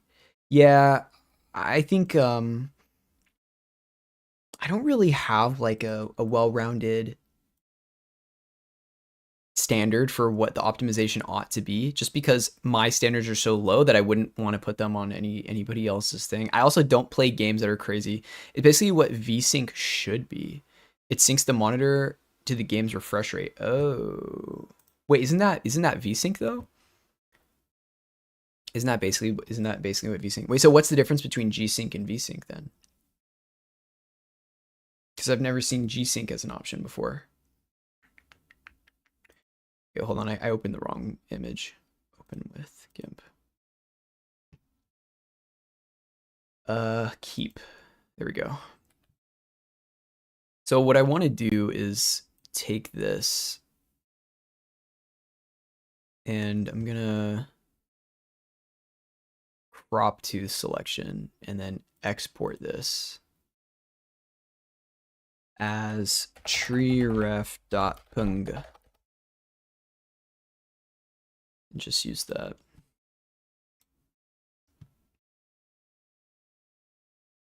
Basically, you have to have a monitor with a G-Sync module. Oh, I see. So it's something that's a little bit more unique. I don't super know the tech behind it. That's fair. That's fair. I wouldn't even really have been able to tell you how VSync works, to be honest. I don't do anything tech related when it comes to this stuff. I treat everything like a digital painting, and if I don't know how to do it, I spend hours in a tutorial trying to figure it out. All right, let's see if I can find this thing here. What kind of tree is this? We're in Taiwan. Similar. Is this accurate? I want to make sure I omit this palm tree here. If you can even call it that. I mean, these are kind of close. This seems to be somewhat close. No, just kidding. Definitely not. This is... No. It makes monitors more pricey, I know that much, but it's great for games where the FPS is low. Oh, okay. So it's better than VSync basically then. It seems like it's a little bit more efficient than VSync. It seems like it actually does, like you were saying, it actually does what VSync is meant to do. You know what? I think we just stick with this and I think we'll be fine. Since we're only going for one tree, I'm not too worried about it. I'm not that worried about it. We don't got all day. I gotta make a tree. Where's my tree block out? Boom. That's about as high as they should be. Why don't we make a new thing here? We'll spawn a little cylinder in there and give it like 5 sides is fine, I think. Yeah. That's good then. Well, hopefully in the future, you know, it will be more common, and so you'll just buy a monitor and you'll be able to use G-Sync. Shout out G-Sync. Yeah, because I definitely don't know any of that. I wonder I'd be interested in seeing how that works. 'Cause that is pretty cool. I have to turn on VSync in every game. Something I don't really understand is how that's already not the standard, and I didn't really know why screen tearing happens, you know? So it's like, I felt like every single game I played, I had to have VSync on because screen tearing genuinely makes games unplayable. Like it actually like there's not a lot of things I complain about when it comes to, graphical issues or artifacts or something, but screen tearing is just something that's so cataclysmically bad for my enjoyment of a game that like I have to turn on VSync. So I don't care if it like bricks my computer or whatever. Hold on, we're gonna lag for a second here. I gotta turn on I gotta open PureRef. What the dog doing? Whoa! Yo, what? Oh my God! With the raid, Terry Dano, yo! Oh my God! Thank you so much. Doing? Oh, what? Wait. Oh my God! Wait! Hold on! I got all these windows up. Wait, thank you so much, Boots Spinoza for the follow. I appreciate that so much. Thank you guys. Thank you. Welcome in. We're doing a little bit of vibe in here. Oh my gosh, this is so nice. What the dog doing? And Athena 287 for that follow. Oh, that's so nice. Here, let me shout you out one time. How are you doing? How was your stream? I really appreciate you coming in here and rating. That's super nice of you. Terry Dano, is it Dano or Dano? Here, there we go. I think I got it. Okay, good. Terry Bull raid incoming. I appreciate it. We're just, talking a little bit about some tech stuff that I don't fully understand, but we're vibing, making a little tree stuff in Blender. This is the scene we're working on. I just do some, 3D stuff, but we've just been vibing. Hey Joey, love your work. Was a blast watching you work on that low poly building the other day. Yeah, I appreciate it. Yeah, and having you here is always wonderful. So I'm glad you enjoyed your time when you were checking it out. Terry, this person your twin or what? do we look similar? How similar? Or I guess that emote does give a good description. Hey, when my hair gets a little bit longer, we'll even look similar. I just shaved it all off. Yes, a bit. No, we do not. Okay. It's all good. That's all good. Oh, that's too funny. Wow, man, I really appreciate it. I really appreciate the raid, and I'm glad you enjoyed the last time you were here. Hopefully, you'll enjoy the future antics as well as we slowly go crazy making these trees. I feel like I do the same trees over and over again. But it's a vibe. What were you up to? How was your stream? And what were you all doing today? How was your Saturday? It is Saturday for me. I know we do get time zone differences sometimes. I feel like a lot of times when I go live, usually I'm live 6 to 10.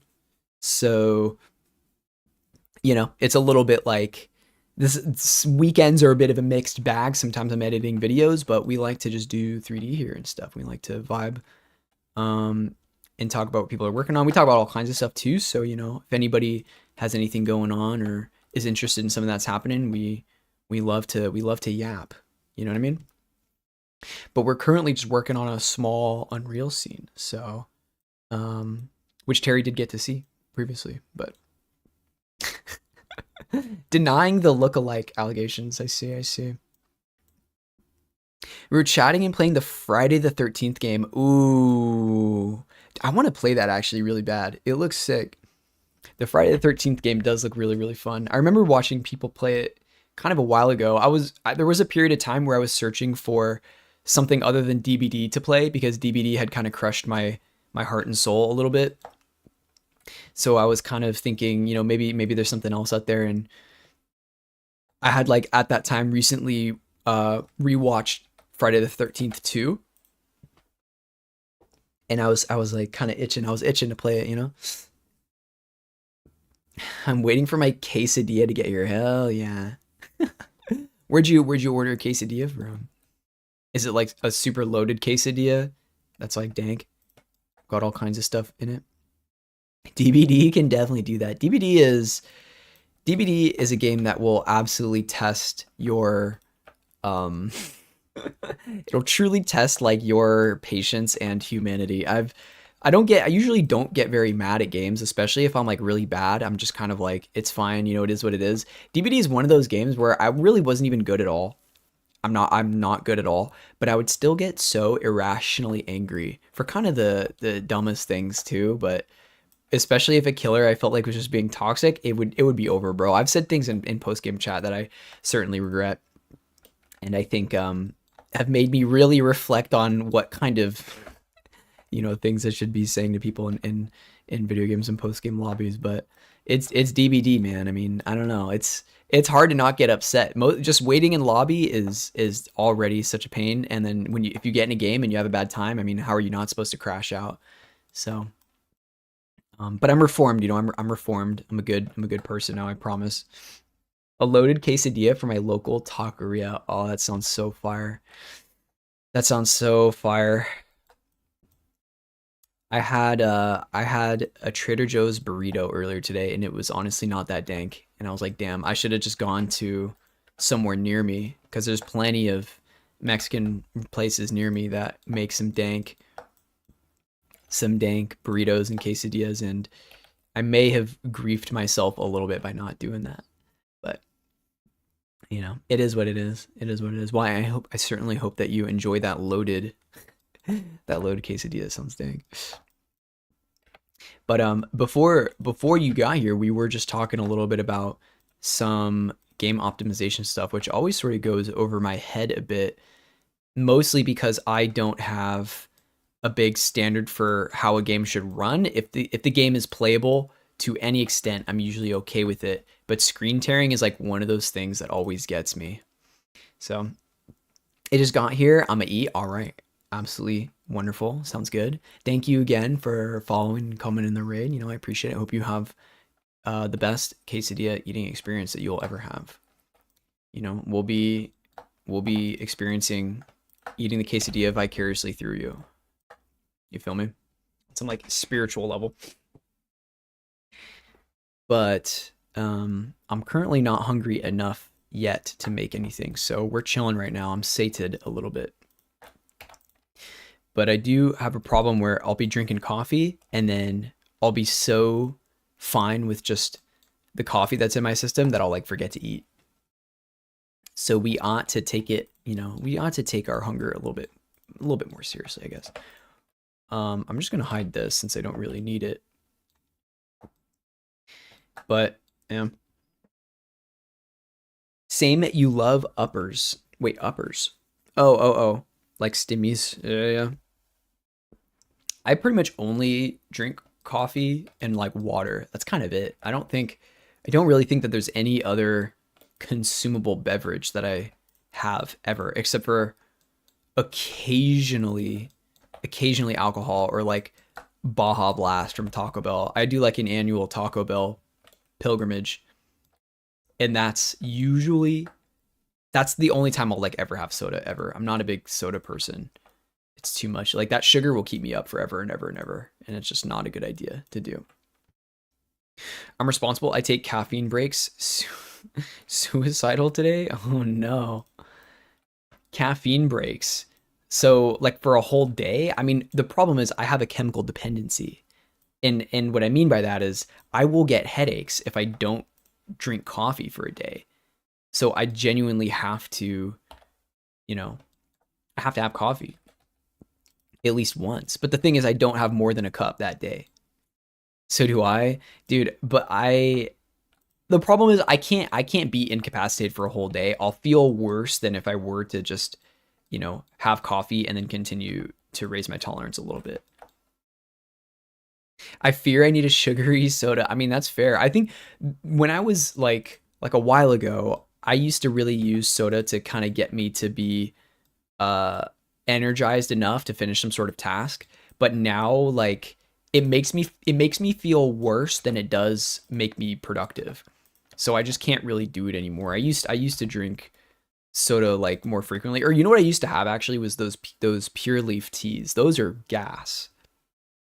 Those are so gas. I used to live across from a 7-Eleven, and that was omega dangerous. I would go to that 7-Eleven like every single day and get those Pure Leaf teas. And oh my God, it was just, it the first time I had them while I was there was way too late and I didn't realize that they had caffeine. So they used to sell them as like 2-for-1s, and I would get those sweetened Pure Leaf teas and I drank an entire tea, pun intended, entire tea. I drank the entirety of the tea on a night where I had to be up early the next day, but I needed to finish something for that night and I didn't realize that it had caffeine in it. And so my housemate was like, "Dude, don't you know like you're gonna be wired, bro. Like, how are you gonna be able to sleep?" And I had no idea. And then that was bad. I'm pretty sure I just ended up staying up the whole night, but I'm what they call tough. In 3 days, I'll have coffee and cannot emphasize how over it is for these hoes. You're gonna be gassed up.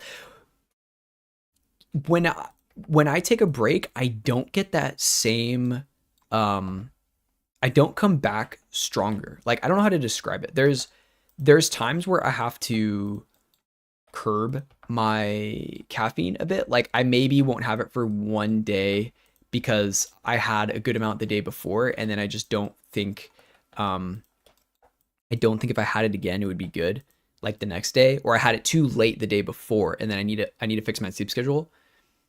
But it never works. Like, after a couple days of not drinking coffee, when I do end up going back to having coffee, it doesn't like hit harder. It's kind of lame. Maybe I'm just not abstaining enough. Okay. Deep breath. I'm opening paint. And I need to think about this for a second. I need to think, what am I going to actually make this tree into? I can't just extrude random things. Do I follow this exactly? I don't really have to. I don't have any reason not to. But it does need to stay pretty much vertical because the tree isn't meant to be taking up more space than what we've allocated for it in the plot, which is essentially, a little bit of a curved line here. I think it's okay to maybe have one that's like this. Up here, we'll switch it up. We could split it. I don't know if we really want to split it. I don't think that I will. I think I'll have a smaller branch here, but not by a ton. Actually maybe more so on this side, but it seems like at the top it splays out quite a bit more. Some of these trees, like those eucalyptus trees that we did last time, those base roots really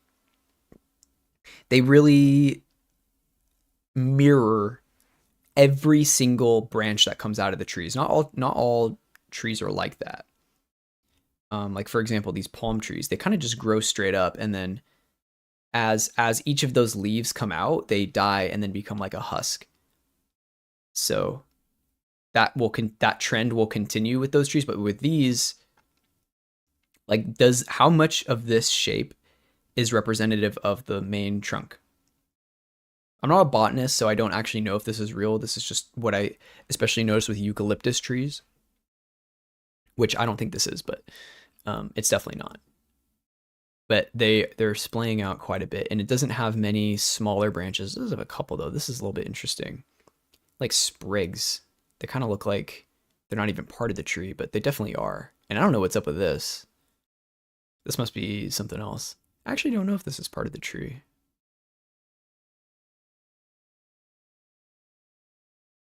No, it has to be. It has to be. It has to be. I think we'll just stick with what we got here. But anyway, caffeine in the form of tea can be really nice. There was a time where I was trying to not drink coffee and replace it with something that was a little bit easier on me, because usually I just drink coffee straight. I just have like black coffee. And occasionally I'll put cream in it or something, but sometimes it's bad. It's bad when coffee will make me tired. That's when I know I'm in a bad position, because it's like, I should not be tired from drinking caffeine. That is a bad place to be in, I think. It's telling me that there's something like fundamentally wrong. There's something fundamentally wrong with me. Like, if I'm consuming caffeine and I'm getting drowsy, there's a deeper issue there. So that happens sometimes if I have too much caffeine the day before. And I don't really know what the deal is with that, because it's like sometimes it happens because I have too much caffeine the day before, and then other times it just happens for fun. It doesn't seem like there's any rhyme or reason to it. That's what coffee does to me. It makes me eepy. It just, I've heard that some people, that's always what it does. Like coffee, caffeine will make them tired. Um, it's done both for me, which is how I know that there might be a issue. What I have heard is that people with ADHD will get tired when they drink coffee, but that's not 100% of the time what will happen. Because when I first had coffee, I would get omega cracked. And it was like because I had sugar in that coffee, I didn't realize that like the drinks I was drinking had a bunch of sugar. And so when I realized I was getting wired more so because of the sugar and then just focused on the caffeine, I felt a little bit more mellow, but I would still get energized. So it's like how much of that is because of the caffeine or the sugar, but I also don't drink sugar in my coffee now, so tired on stim, I think that's like clinical ADHD. I've heard that. I've heard that. But I also know people whose ADHD is a bit more extreme than mine, because I do have ADHD. Like I've been diagnosed with ADHD since I was like a kid, but I know people who have much more severe, like a much more severe case than me, and they drink coffee quite a bit, and it doesn't make them tired. It doesn't make them tired. That's what I keep hearing. Yeah, I keep hearing that. I keep hearing that. But I don't know. I don't think it's the same for everybody. I think we're all obviously a little bit physiologically different, and people who react to stimulants in a way where it depresses them usually are clinically ADHD in case. It doesn't mean that if you have ADHD that will happen to you, but it does mean that it's a good signifier that you might have attention deficit disorder or something. But I am not a scientist or a doctor. I'm addicted to nicotine, and when I went cold turkey a few years ago for 6 months, I was buzzing, like bouncing off the walls. I see. Yeah, that'll do it to you. I haven't had a cigarette in a long time. But I mean that makes sense. When you're deprived from something, it will do that to you. Coffee, I mean, when's the last time you've had caffeine? Like, do you give it a try every now and then you're like, nope, still tired? Because I know people who drink coffee throughout the day because they like the taste of coffee, but it's like a normalized thing to where the caffeine doesn't really seem to affect them. Like some people are just not sensitive to caffeine at all, and it doesn't seem to really mess with them, which is really interesting. And I feel like kind of a bit dangerous too, because it has to be messing with them. Some like there has to be some sort of psychological component that isn't really factored in there, because you don't really know how somebody's feeling when they drink coffee, right? If somebody's actually able to sleep after drinking coffee, I would take their word for it that it makes them tired. But I also I can't take a nap, like I can't sleep, and that's part of the issue of like my brain activity when I wake up. So even though coffee sometimes makes me tired, there's no reality I'm living in where I would be able to take a nap after sleeping, or sorry, after drinking coffee. It's just not the case. You drink coffee every morning, you like the taste of coffee, and you like tea too. I see. So but it doesn't get you wired though or anything, or does it start your day like it in an energetic way? Like when you drink coffee, do you feel like if you didn't drink coffee, you would just be in a worse place, or are you kind of just vibing because you like the taste of it? Because soda, I think can make you more productive if you're not. I'm not saying like, oh, you need to drink soda, but if you do drink soda and you get stimulated from the sugar, it can make you more productive than coffee if caffeine doesn't really seem to have an effect on you. Which I have seen people do quite a bit. I think we'll keep this a bit small. We'll like even this up. Energy drinks do the same if I drink them too quickly. Energy drinks? Oh, it only makes me wired and jittery if I don't if I drink like 5 cups. Oh, I see. Well, let me ask you also, do you have breakfast? Like, do you eat breakfast every day? What are your other dietary habits? I mean, you don't have to, disclose everything, but a big part of how your body responds to some of these things is contingent on how the rest of your diet is, because coffee makes it difficult for you to absorb nutrients. So sometimes people who, because I don't usually have breakfast with coffee. So it like my body just behaves a little bit weirder with it. It's hard to explain. Coffee won't wake me up in the morning, but I only have 1 cup a day. And if I have it later in the day when I'm more awake, I will actually feel more awake, and I will feel it just amplifies wherever I'm at. If I drink coffee when I'm tired, I'll stay tired. If I drink coffee when I have energy, I will stay energetic. It never really changes my status. I kind of stay wherever I'm at. It's weird. I used to skip breakfast. Now I skip lunch, but I eat breakfast, which is usually toast and apple or some sort of fruit. I see. So then, I don't know. I mean, if I eat something in the morning and then drink coffee after, it actually makes the effects worse for me. So the wiry and jittery stuff, I think everybody's body, probably maybe most people, will physically react in some way that is like that if they have too much coffee. But if you're also if you're also having breakfast with it, it might offset the effects a little bit. It's kind of weird how that works, because I don't know about you, but like I don't have an appetite in the morning, and so I tend to eat a little bit later in the day, and then I don't get really hungry until around noon, and then that's usually when I'm starting to consider, oh, what should I do here? But if I'm like working from home, it's different because I'm at the discretion of my own, you know, uh time management, depending on when I want to eat. But if I'm working on site, then like I have to take my lunch at a time when it's convenient for my work that day. So like it's not always consistent. Do I keep this like this? I'm thinking about something here. I feel like what would be interesting is leaving this to stay as its own branch, and it's fine. It's a bit unique. We like that. You're always hungry, fair. But I choose to not act on it as I'd be chubby. Yeah, I feel you. I feel you. There's times where I'm always hungry too, but the problem is I tend to overeat. So like I will feel hungry almost all the time, but then whenever I do eat, if I've waited too long, my eyes are always larger than my stomach.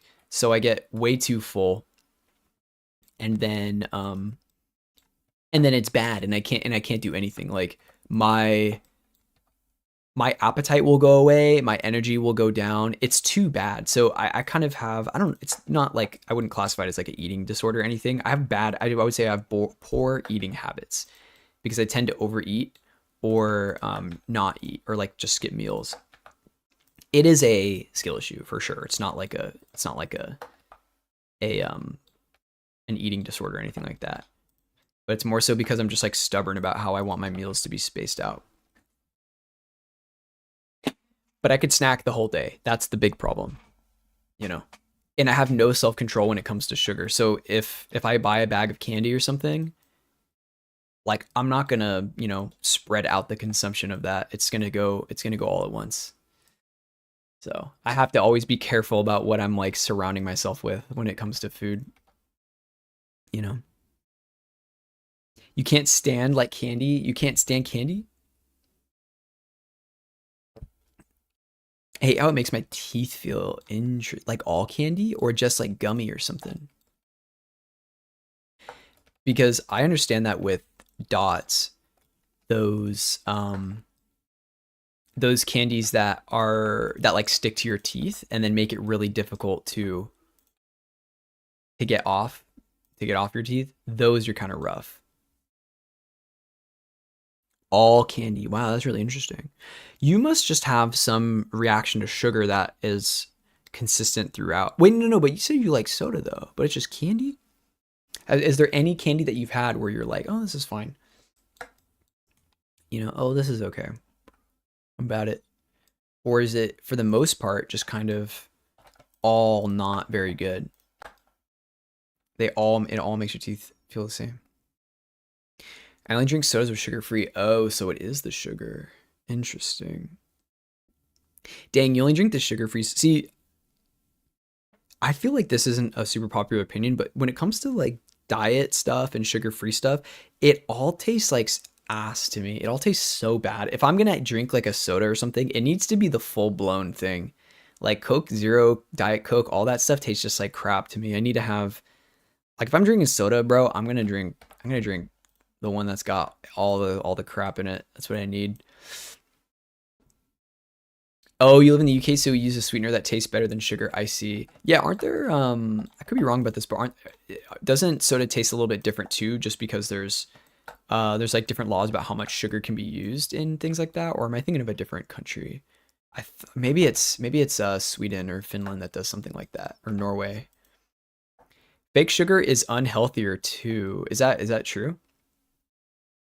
Yep, we have. Oh, that's what it is. The sugar tax. Yeah, yeah, yeah. The sugar tax. Damn. I mean, you know, it's nice that your government cares about you guys. Our government is just kind of like, you guys will be fine. A lot of Americans are very like, addicted to these things, so we could never do something like that, unfortunately. But it changes the way that we you know, market and sell our products. But sugar here, like, have you ever had full blown Coca-Cola or anything like that? Just like the actual the full sugar Coca-Cola. How do they split? They split quite aggressively. Wait, where is my palm tree blockout? It's right here. Okay, we could go a little bit higher since these trees do go a bit higher. The common diet soda, one aspartame, is associated with thyroid stuff. Also, it makes people retain water, so still fat. Interesting. I mean, I had to imagine that what they were using is probably not as healthy. For me, it's not about health at all. It's just 100% about like about if I like it or not and how it makes me feel after. So I guess health in that regard, but I will bite the bullet and drink whatever tastes better. I'm not like, EU, get sugar away from me, but when I had a Pepsi Max 2 calories per can, 2 calories per can, can't complain. Interesting. Dang, Pepsi. Oh my god. Pepsi enjoyer. I don't mind Pepsi. Some people are very like adamant about the difference between the two and that one is just subjectively better than the other, but I'm telling you, man. I mean, whoops. I messed that up. Baja Blast from Taco Bell is where I will I'll start to sell my soul. You know what? Let's actually hold on. I need to think about this for a second. I want to pull this one out so that I know the direction it ought to be going in. And then I will just like split this here so I have a good branch starting point. While yes, that's the case, I'm not intaking a dosage daily enough to worry about it. Fair. I drink at most 2 cans of soda per day. I usually just drink water. Only 2, thank God. Fair. I mean, yeah, I don't know. I don't know what. I think everybody's a little bit different. Some people have been saying how they just drink soda a lot more than 2 times a day. Like somebody like Asmongold, doesn't that guy drink an entire like big gulp multiple times a day? I swear to God. I feel like I see it all the time. It's like, how are you still functioning? I feel like if I had that much sugar, my brain would just be fried. Or I would just have way too energy and not be able to sleep, you know?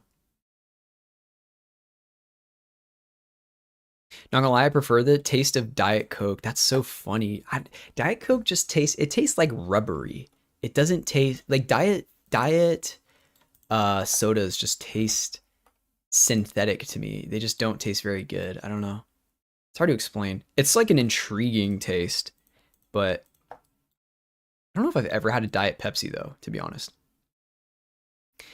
You like mineral water? It tastes good. Have I ever had mineral water? I must have, right? That's not like sparkling water, right? That's different. I usually just drink tap water. Where I live, the tap water is consumable. We have pretty dank tap water. So I'm more of a tap water kind of guy. Like 2 to 3 glasses of tap water a day, maybe 4 sometimes, depends on how hydrated I want to be. This is minimized, right? Yeah. Or smooth, I mean. Yeah. Pepsi #1 though, regular. Okay. We got root beer. I do love me some root beer. Root beer is kind of fire, honestly. You know, these branches, I might just end up doing what I did before with them. It seems like they extend out in a pretty linear way as they are really thin with leaves attached to them on either side. So I'm not going to be modeling each of those branches. We're just going for the mains here. This one shouldn't be too bad. Diet Coke tastes like I'm drinking the can, not the soda in it. That's funny. I feel you. I don't disagree. Tap water is also very tasty. Tap water is dank. I used to get a lot of crap for drinking tap water. I don't know, man. It's convenient. It's free. It's dank. People would just be like, how can you not have mineral water or filtered water? It's like filtered water is always good too, but at the end, beer is even more tasty. True, I love beer. See, the problem for me right now is I love the taste of beer. Like actual beer is just dank, but I don't like how it makes me feel. It just makes me feel. It makes me feel like crap. Like it mucks up my stomach. Maybe it's because of just other dietary things. Like maybe if I had a really really balanced diet, I could drink more beer and it'd be fine. But I love the taste of beer, man. I love the taste of beer. I'm gonna lower this to about here maybe, so we can share a little bit of this deformation. Also, you know, this branch actually kind of splits in a more unique way than the rest of the tree, it appears. So maybe I cut it up here. Do you have a favorite type of beer? I'm not like a beer connoisseur kind of guy. I'll just drink anything, but IPAs I used to love, but now they destroy me. They absolutely destroy me. I love the taste of beer, but booze-free beer tastes weirdly sweet. I don't think I've ever had those non-alcoholic beers ever.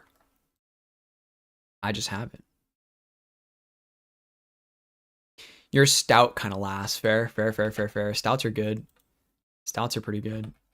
They had this I used to go to this Irish pub called O'Flaherty's for trivia like every Wednesday, and they had this stout called Old Rasputin, and it had like coffee in it. And it was so good, but it would just destroy me. I would get like 2 of them. I feel like it was like 12% or something. It was pretty hefty, but it was so good. It was so good. Love coffee stouts. Yeah, I didn't know until I saw that. I was like, "Oh, this looks pretty good." And then I just started getting it every Wednesday. And it was like it was such a bad habit too, because I'd be like, "Okay, I'm going to fix my sleep schedule. You know, I'm not going to stay up late. It'll be fine." And then I'll go to O'Flaherty's on a Wednesday for trivia, and I'll be like, I can get an Old Rasputin. It may be, 9 p.m., but I can drink coffee. It'll be fine. And then it's bad. Stouts can easily be above 6%. Okay. I think it was in like 9, 10, or 11 or something. It was certainly, At the time, I think I only got it because it was the highest. It was the highest ABV stout, and I was like, I kind of just want to get something that has like alcohol in it, you know? Because the thing I don't like beer that doesn't really have any alcohol, like blondes and pale ale, or not pale ale, like, or wait, yeah, pale. Wait, am I saying that right?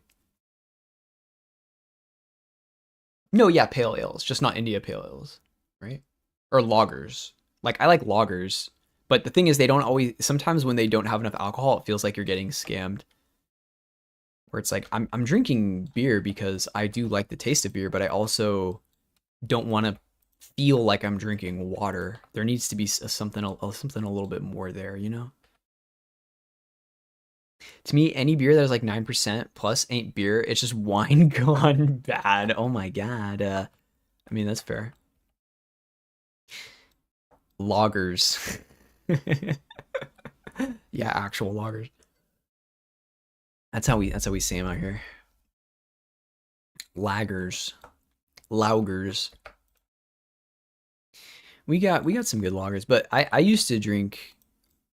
We had like when I lived across from that 7-Eleven, we were pretty degenerate. I mean, we were in college, so we would, get 40s. We would get malt liquor, and I will never shame anybody for drinking a 40 ounce of malt liquor because it's cheap and you get a lot of it, and it gets you to where you need to be for sure.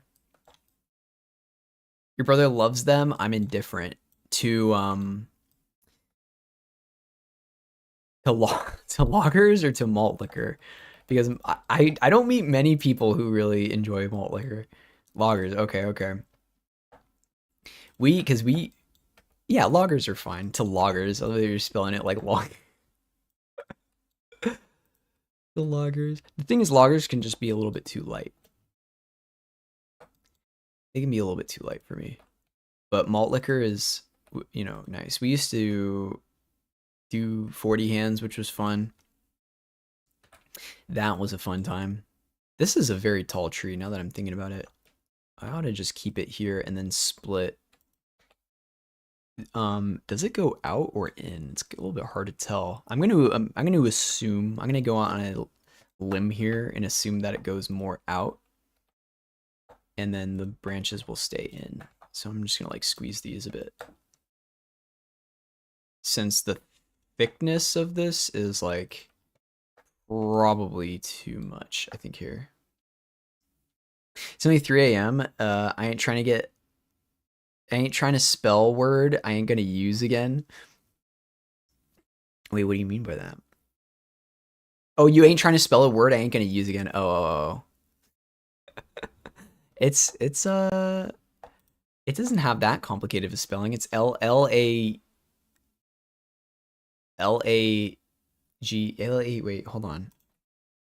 L-A loggers, right? No, L-A-U-G? I don't know. Whatever. It's fine. Okay, you know what? You know what? It's fine. It's fine. It's fine. It's fine. Loggers. We've accepted it, okay? Fine. You you win. Did you say Edward 40 hands? Yes, we did. We did do quite a bit of Edward 40 hands. My schedule when I was a young lad was very open, so we did a lot of a lot of that. A lot of Edward 40 hands. And, you know, it's fine. It's fine.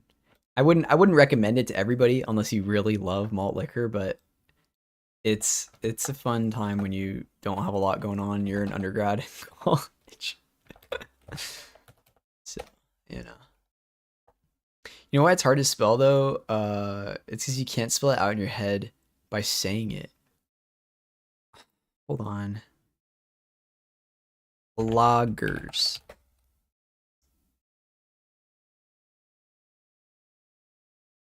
Wait, is it just L-A-G-R? I thought that there's one weird letter in there. It is just L-A-G-G-E-R. Oh, I was way overthinking it. Lag. I knew it was like not spelt like a logger, but I thought it was funny nonetheless. It sounds, maybe it's because it sounds like Jaeger a bit, so I imagine that there's like a hidden E in there. Lagers, yeah, kind of like that. That's, I guess, like the phonetic way to spell it, right? That's just how you would spell it if you were German, maybe. Or there would need to be like an E in there somewhere too, probably. I don't know. I mean, I'm just memeing. If you were to spell it to somebody who didn't know how it sounded, you would spell it like that, probably, right? Your mother loves porters, which I hate. That's funny. I'm not a super big porters person. I also don't like I don't like ciders. I do not like ciders at all. Like if it's too sweet, if my beer or alcohol is too sweet, it makes me feel sick. Maybe it's because I just know that it would get me hungover or something, and I really just don't want that. But something like, you know, that like Mike's Hard Lemonade stuff, I had a lot of friends that liked that, and I mean, I gotta tell you, I'm not a fan of that stuff. Like Mike's Hard Lemonade, or what was the other? What's that other thing that everybody loves? Red's Apple Ale, is that what it's called? Why do I feel like that's a meme?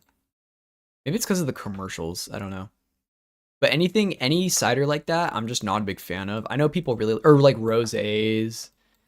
It's just, the sugar is too apparent. I don't know. This doesn't taste very good. I think we split this a little bit too much, but it's fine because I think we kind of got what we were going for. I'm gonna split it one more time here, and I think I'm gonna take the liberty of like splitting this at a lower end. Let me think about this for a second. I mean, where do I want the first branch to really start here? Probably like here, right? Is it gonna look too generic? I mean, it might. I feel like I should just lower everything. But I worked at a bar for quite a while, and we kind of just got used to like the well stuff, because when we would come in, you know, on our off days, we would just hang out, and then we would like drink with whoever was there or whatever. And so I got really used to drinking Tito's. So Tito's now is kind of just like water, honestly. I feel like I could have like a dangerous amount of Tito's before it's like too late, you know. Okay, let me find my thing here. We are gonna take a 1-second break because it is time to embarrass ourselves a little bit. Just a quick GeoGuessr break. Quick roll. Oh no, dude. Is this ever... This is a weird sign. This kind of feels like, do we have rifts or anything? Whoops. You know, this kind of feels like North Macedonia, but it might be Canada. This is probably going to be Canada, but I'm going to guess like North Macedonia. It was literally Russia. That's fine. Okay, this is just Germany, right?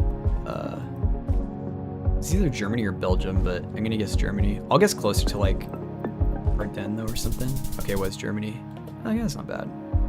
And then is this... Oh, this is quite interesting. Where do you ever see a car like that? I actually don't know where this is. Is this Kyrgyzstan? Wait, north? We're in the southern hemisphere though. Why does this kind of look like America? Oh wait, this is South Africa. I don't know where though. Maybe over here? Interesting. I would imagine you would be able to see like Lesotho from there or something. This is either like... Oh my god, is this the US? This has to be the US, right? This kind of looks like northern Michigan. This might just be like Poland or Russia or something. I don't know. I'm gonna guess like up here. Oh my god, wait, was it Denmark? Sweden. Or wait, yeah. Damn it.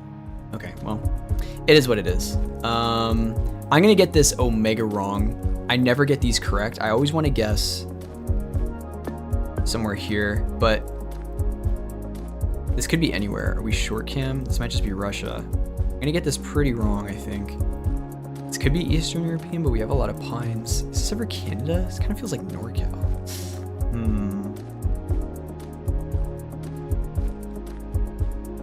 I'm just gonna take it, YOLO. Okay, it was Poland. It's fine. All right, whatever. Well. I love GeoGuessr, but you know what?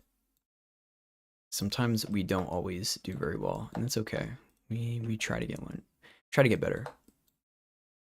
Even if it is just rural maps. We might do a day where we're just playing GeoGuessr, because I do love that game. And no, I shouldn't. You know, you shouldn't what? Play GeoGuessr. The thing about GeoGuessr that kind of sucks is like once you start to learn a little bit, you go a little bit crazy because then you start thinking about everything that it could be, and then it's like, oh, it was the thing that you think it isn't. By making a blend file with nothing but BSPs from Halo leaked build. Oh, whoa. Wait, that's kind of cool though. Wait, BSPs. Like the map file? Like the kind of map file that you could put in Hammer? Like that kind of BSP? Whoa.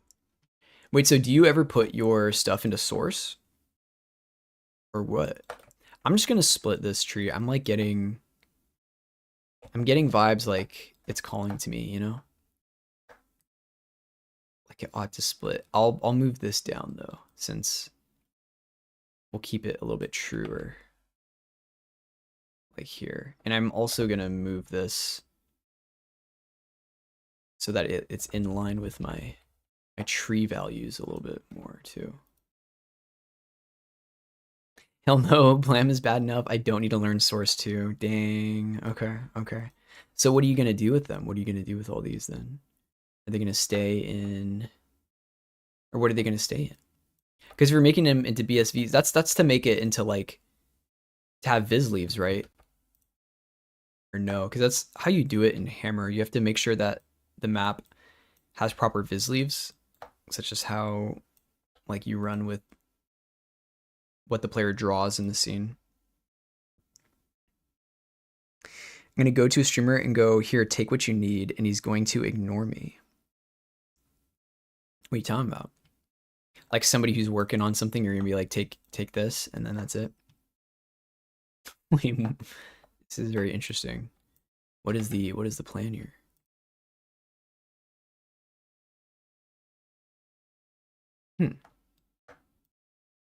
Okay. Well, let me know when you do that. I'd be curious to see what happens. Just let me know, and then I'll be there, you know? We'll be making trees.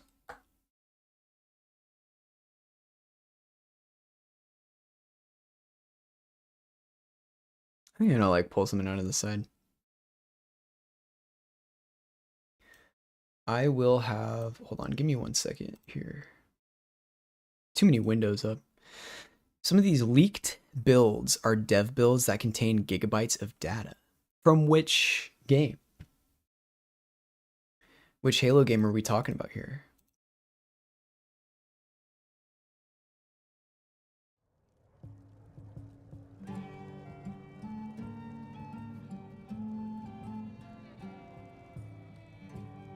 Hey, what's up, Genki? How are you doing? Joey Doey, yes. Joey Bag of Donuts. From Halo Reach. Oh my god, Halo Reach, my beloved. That was the last Halo I ever bought. Sup, bro? I'm good, man. Hey, that's good to hear. It's good to hear. What have you been up to? It's Sunday for you, right? Yeah. It was the last Halo, so don't be upset, fair. I also just stopped, I mean, I'm not really, I wouldn't say I'm like, I feel one way or another about it. I'm kind of indifferent. I got everything I wanted to get out of Halo, I think. I used to spend all day in Forge, though. I should have gotten into map making sooner. And Halo 3 as well. Yes, Sunday, getting ready, going to dev. Hell yes. Want to program more enemy AI. Oh, cool, man. You know, I've been thinking too, when I'm probably going to have to ask you for quite a bit of guidance on something,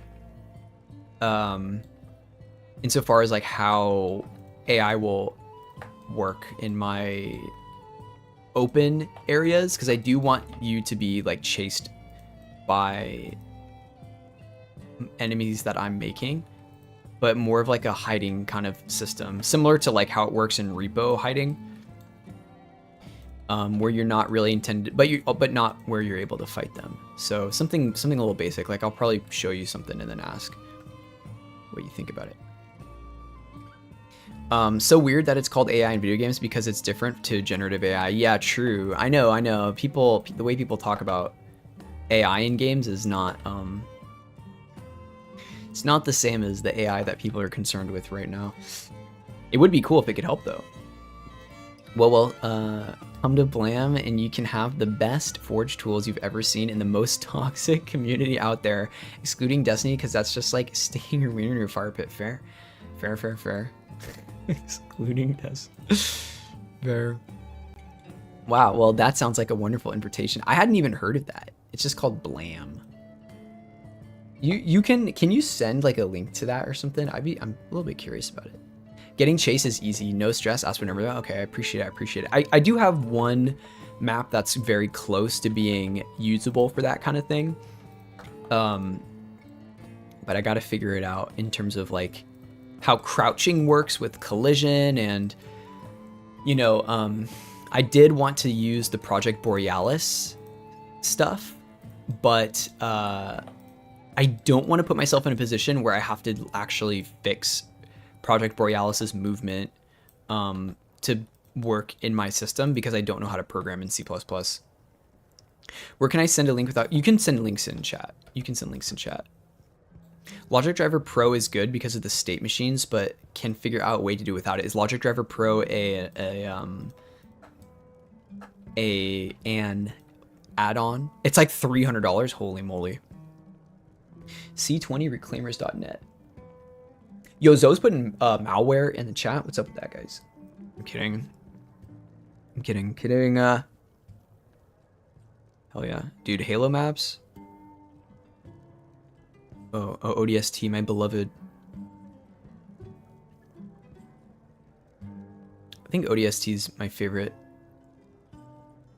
3 ODST in Reach, man. Oh, they have all of them. Contributing to C20. Okay, well, thank you for this.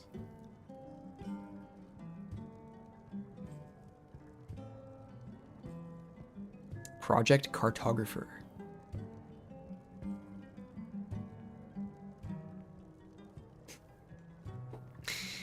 It's important to set some expectations before we begin. Halo modding is a fairly niche hobby, so documentation and tutorials won't always be available. Unfortunately. It feels weird doing that, putting a link in the chat. Yeah, I feel you. I mean, we're pretty small community here, so you know, if somebody's putting something fucked up in chat, I can delete it pretty easily. I trust you guys more than I probably should. We have mod tools for Halo 1 through 4. Wow. I gotta check that out then.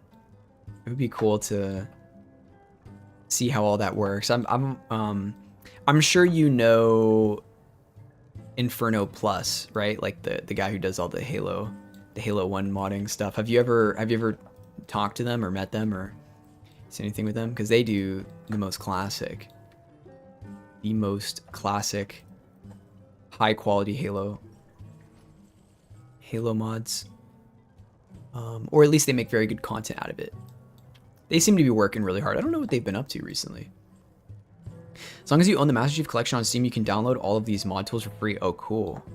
I don't think I own any Halo on PC, but I do plan on making a mod or something. I will be doing that. Yeah, I've been in VC with them, but I'm not friends with them personally. Fair. That's pretty cool. Yeah, I mean, it's obviously a little bit skewed in terms of like, or my perception is a little bit skewed in terms of notoriety just because he's very like a successful content creator, you know, or successful modder. So they have a bit of that. Like I wouldn't really be able to tell you about any other Halo modder, but I'm sure there's a ton. Last I heard he was working on Cursed Halo 2. Oh whoa. His videos are crazy, man. It's just like he's just having to like totally reinvent the wheel or like re-engineer all kinds of stuff every single time. Like I don't know, man. He's built different. He seems to be built different. But I'm a fan. I'm a fan. Hey, what's up, Freddy? How are you doing? It is good to see you on this wonderful Saturday. It feels kind of like Sunday because I had yesterday off, but I spent the whole day kind of debating on whether or not I should post that video about the E33 stuff. So yesterday was a weird day. Yesterday was a really weird day, but hope you're doing well. Them ads wasn't playing around. Uh-oh. The other big head in Halo mods community is Rejected Shotgun. He streams basically every day, streaming his mod work, and I'm friends with them. Oh, cool. Okay, I should check them out then. Rejected Shotgun.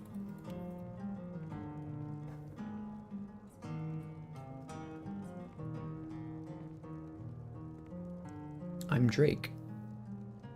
200k subs on the tube. Oh, I see. Yeah, I'm not even subbed to them here.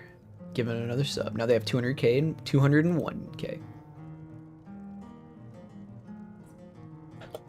Is their Twitch just Rejected Shotgun? You get that video you were working on done already? Which one? I made 2. So yesterday I made 2. I made a video talking about the Expedition 33 stuff because I felt like it was worth me putting my opinion out there about it. And then I made the video about that plateau map, but I haven't published that one yet. They stream on YouTube typically, but yeah, I think Oh, I see. They stream on YouTube. Okay. Yeah, we're actually live on YouTube right now, but I usually don't stream on YouTube. Usually don't stream on YouTube. He's got like 37k subs on the tube, yeah. I think the animation you were gonna do. Oh no. Oh yeah, that one, the E33 one. I kind of got over that one. I was working on it, and then I don't know. I wanted to just keep making a map, especially since this. I want people to be able to experience this sooner rather than later. So I was like, maybe I won't do that. We'll see. We'll see. That may change. Everything is contingent on how I'm feeling that day. You know. What's your channel? I didn't even know you had one. For YouTube, the link is, or my socials are right here. So it's just Joey Toro Art. There's a link in the Discord. Or sorry, not the Discord. There's a link on Twitch, like under my profile and like the about page, you know. Instagram, Twitter, Discord, and TikTok are like the only things I really use. So, but I don't really peruse Instagram. Fake fan, you're all good.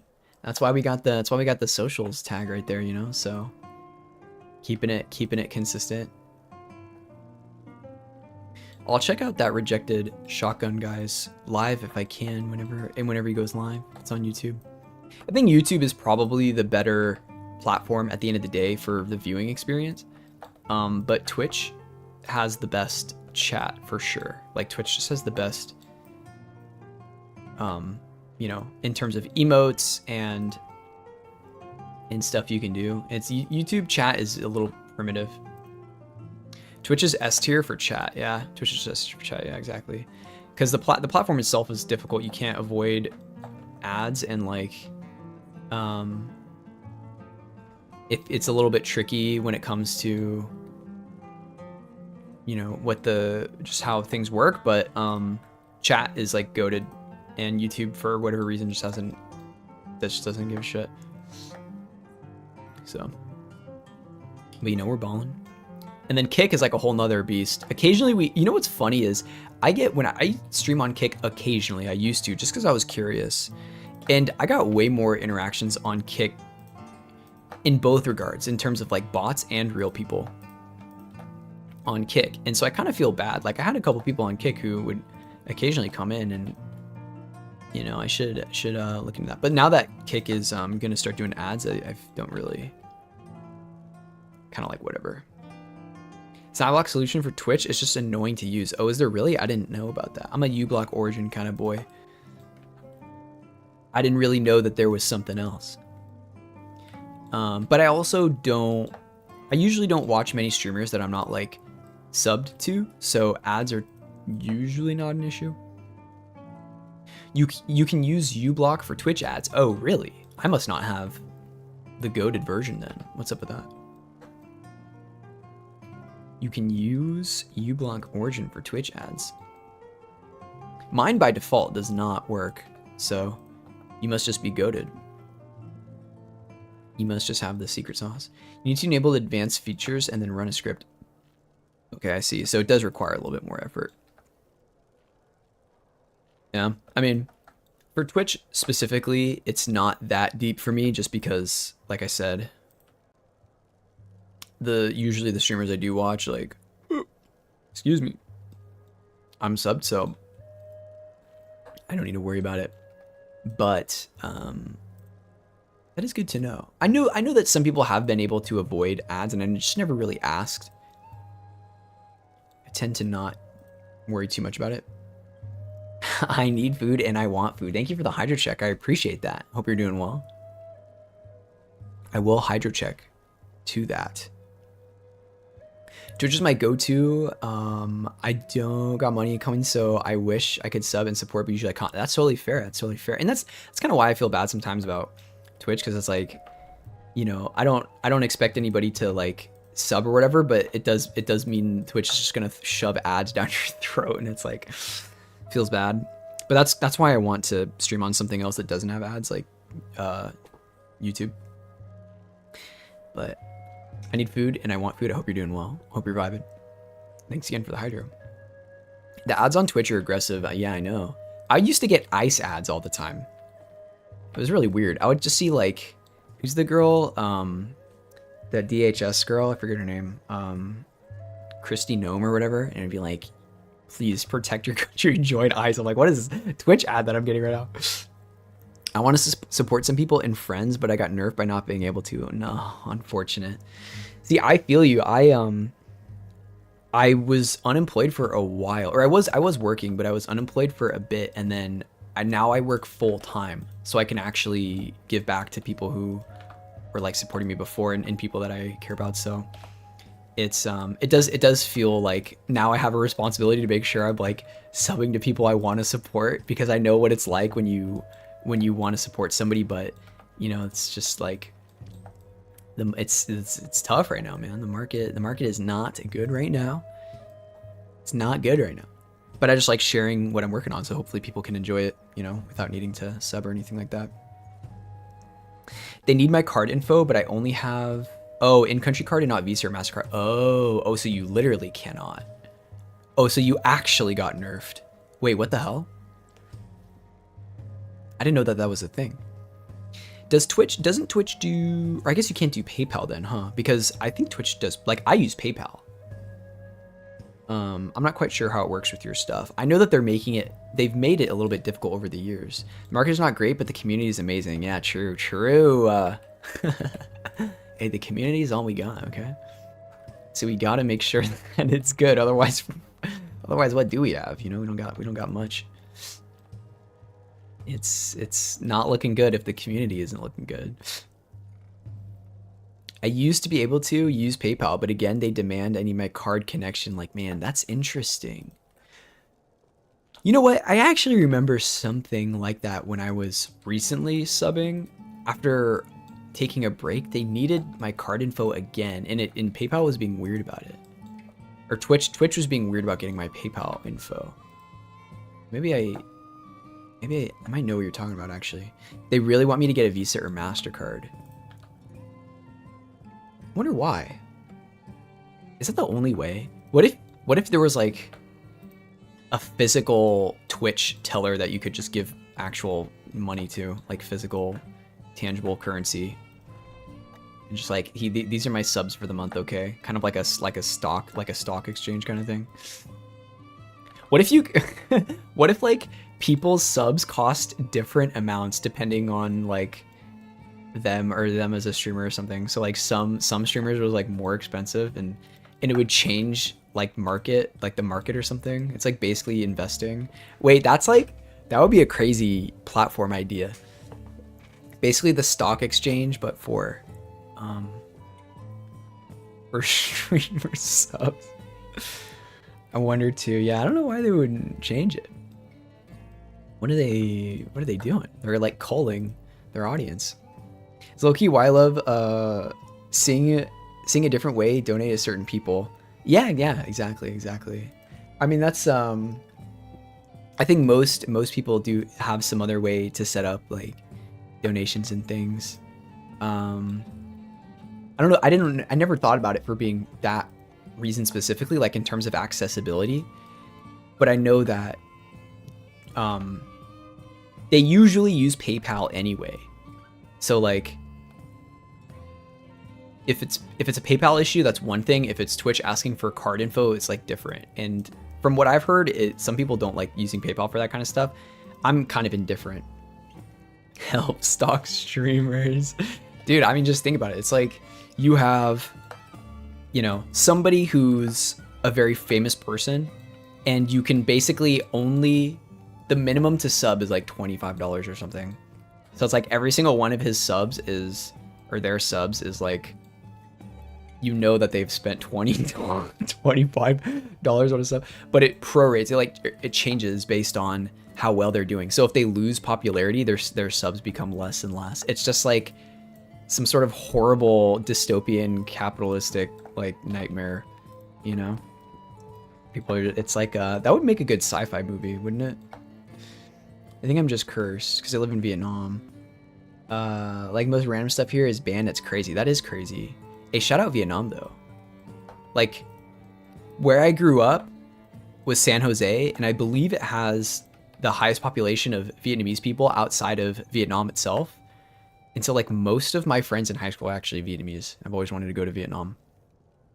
And they teach me a little bit, mostly swear words and stuff, but I know how to say like hi to their parents and things like that. And we used to run cross country, so I know how to say go fast. Like D Mao. It's limited though, it's limited.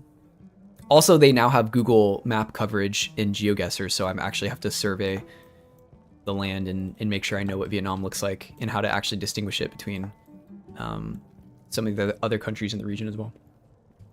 They banned Minecraft and Steam twice? What? Really? Why would they do that? Why would they ban Steam? And Minecraft? What's the thought process there? That's so interesting. I actually didn't know that. I feel like I would have heard about that. Maybe I just never did. I'm gonna put this in Engine really quick to test something.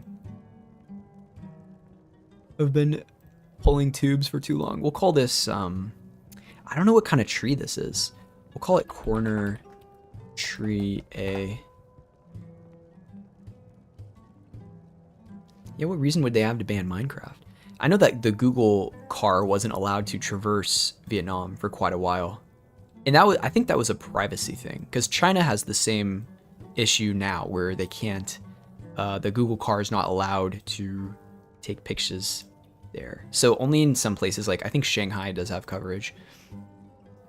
Vietnam for a while didn't. Cambodia does, Thailand does, Laos does, I think.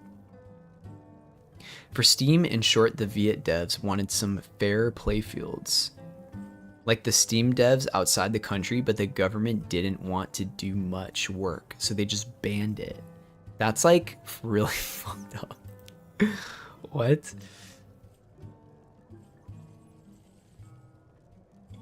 Damn. So they were just like, nah, this is too annoying. I'm just not gonna deal with it.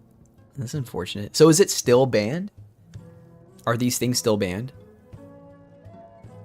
Because they were unbanned at some point, right? You said they were banned twice, so they were unbanned and then they were banned again. Were they unbanned a third time? Or I guess a second time? Corner tree A. Could you just use a VPN? Like when countries ban stuff like this, can you just use a VPN? Or are they gonna like come to your house? Type she. This is probably that's okay. It's actually not bad. It might be a little thick. Oops. Because like apparently Viet game devs do a lot of paperwork and money for stuff, while there's 100,000 games on Steam that doesn't do any of that. So it's specifically the like requirement on the devs themselves.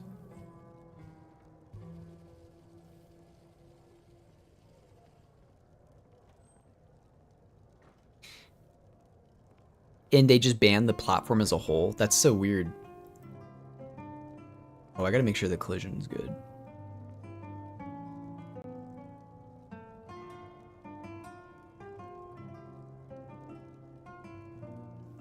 It's not banned anymore. But for me, I can't access some pages like community in my own page. Oh no. Wait, why is that? Is that part of the stipulation for like Steam being in there? They won't let you access community pages?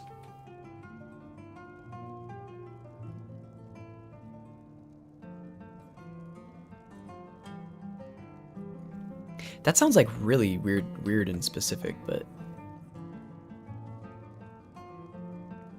I don't know why they would do something like that. I think this tree should be a little bit taller.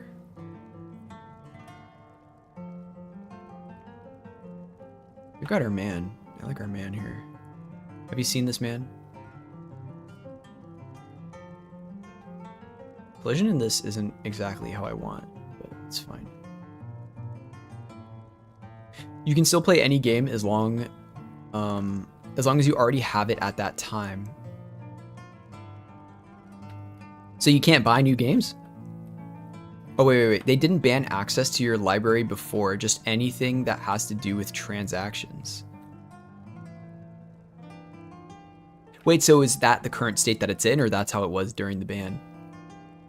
So like now you can't buy games, you can only, Does that have to do with, that has to do with the credit cards then, right? It kind of goes back to the credit card issue. Are these too spindly? I need to think about this for a second. I'll like pull this up, maybe. Before, during the ban, geez. That is rough. Why did it... That has to do with transactions. So that's a whole separate issue than the dev thing, right?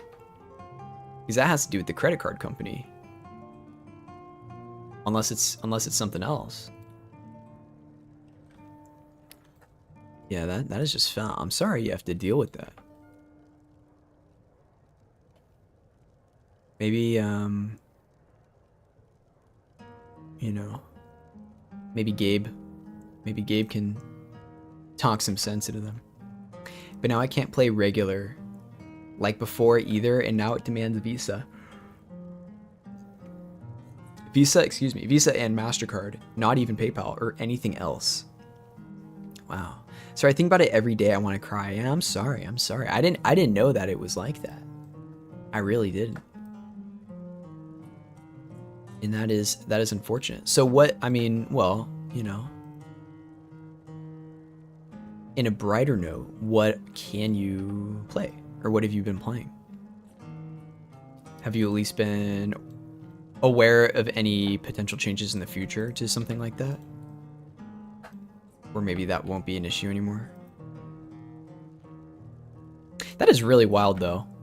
This is very strange bureaucratic skill issue that they have just imposed for seemingly not a very substantial reason.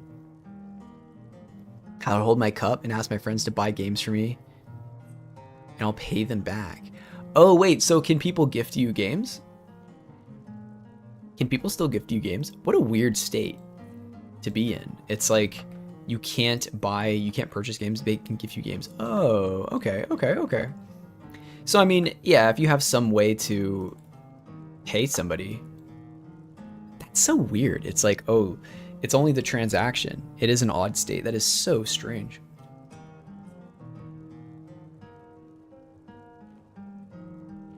That's so weird, man.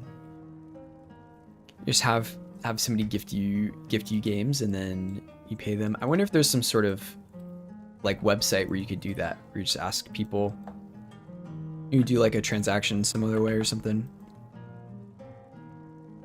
What if it's like a website? Because doesn't Humble Bundle give you the code for games? So what about a site like that? Don't worry, guys, the Gabe Cube will save me. Wait, but won't you still have to buy games the same way? Shout out the Gabe Cube. That's so funny. I haven't heard that. The Gabe Cube. Never heard of Humble Bundle. Humble Bundle is well, like, you know those sites where you can buy games, and they give you a code. I think Humble Bundle is like that. So you can pay. There's a bundle that they'll offer seasonally, and it's usually a bunch of games for like a pretty cheap price. So you pay, I guess you can pay what you want and you get like all these games. So some usually they're smaller games that most people haven't played or heard of, but sometimes there's like, you know, more popular games on here. And I think they give you a code. I could be wrong about that, but I'm pretty sure they give you a code. Like, I've never heard of any of these games. Hellsweeper, I Expect You to Die, After the Fall, Zona, I don't know any of these. Saints and Sinners, I know that one. Sometimes they're whatever. Sometimes they're really good. I've never heard of these things. I only stick to Itch and Steam Fair. Yeah, shout out Itch. I used to just go on itch.io and look for all like horror games and stuff and weird walking simulators and students' art projects. My game will be on Itch because I'm not planning on charging some poor person for my fucking game. I would feel so bad if anybody paid money to play my video game, dude. Oh my god. So it's going straight on Itch for free 99. I love Itch. Me too. My favorite game, one of my favorite games, Hylics, I found on Itch. And that kind of started this whole thing. Interested in weird games. Free 99, the song. I don't think I've heard Free 99, the song. Hylics mentioned. Yeah, Hylics is goated. Hylics is absolutely one of my favorite games. Definitely a lot of things I make. Well, I used to make a lot more mixed media stuff, and it was very Hylics inspired. I haven't in it a little bit, but I have Hylics too, but I never finished it. I rage quit every time I try to play it.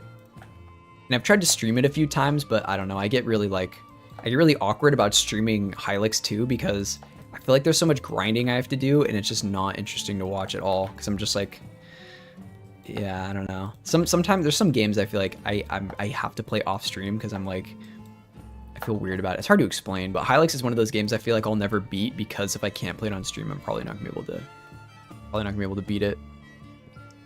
Free 99 is a newish song, and I've been obsessed. Oh, interesting. Maybe I'll give that a listen. 83 Blender Collections insert. Oh no, monkey meme. Oh no. Is that part of the is that part of what you imported into Blender? Free 99. Who made that Free 99 song? Is it Full Circle Boys?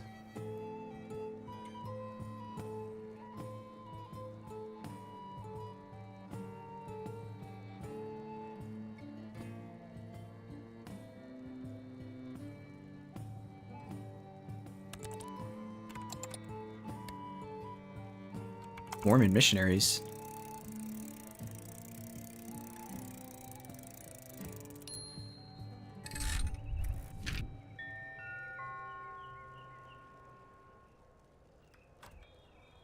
They got a whole intro and everything. Offering us a few minutes of your day. Amazing. Okay, so haven't you felt like the world has just been going crazy? AI. For Taxes. Labubu's? We have something that will cure Labubu's. all of that. Labubu's mentioned. Love. And for free 90. Free 99. I've never seen this. This blend file is hard stuttering. Oh no.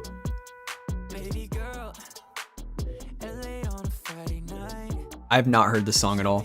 This is not what I expected. I expected like something a little bit different. Although I don't know who these people are.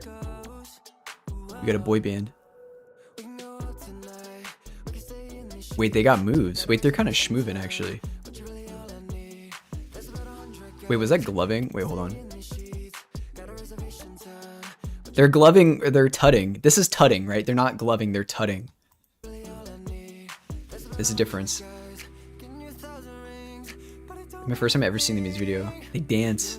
They dance. Oh, they dance. Damn, rejected. That's unfortunate. Oh, wow. Is this, Arizona or California? Is this South California? Oh, this might be like Texas or Arizona.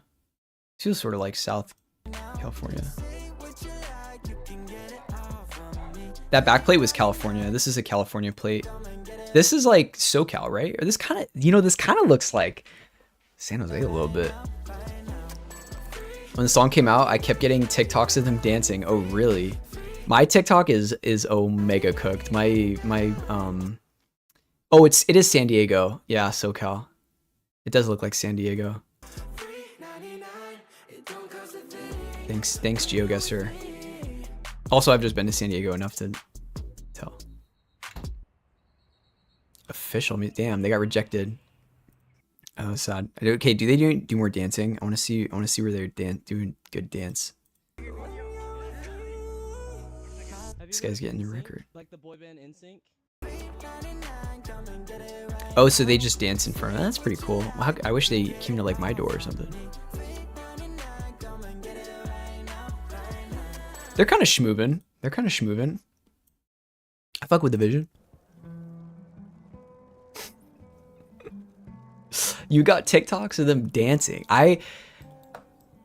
Bro, you know what I hate nowadays is like when you look at something for too long, your algo just thinks, oh, so you want to see more of this, right? When in reality, my two brain cells are just fighting diligently to try and ascertain what I'm looking at. So it doesn't mean that like I want to see more of the thing I'm watching in the algorithm. It means I'm trying to figure out what I'm looking at. And the problem is that maybe that's why the weirdest stuff ends up being so popular, because I'm just looking at it for so long trying to figure out what's going on.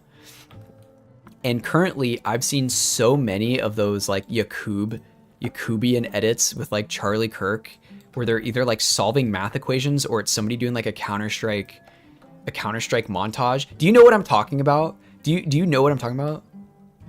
I need them at my front door. Stop. I want to see them dance, bro. We don't have any of the redeems on right now, but I used to do a lot of dances. So today I felt like I was a little bit more chillin', lower energy. So we're not doing as much dancing today, but we usually do splits attempts too, since I need to get my flexibility going back.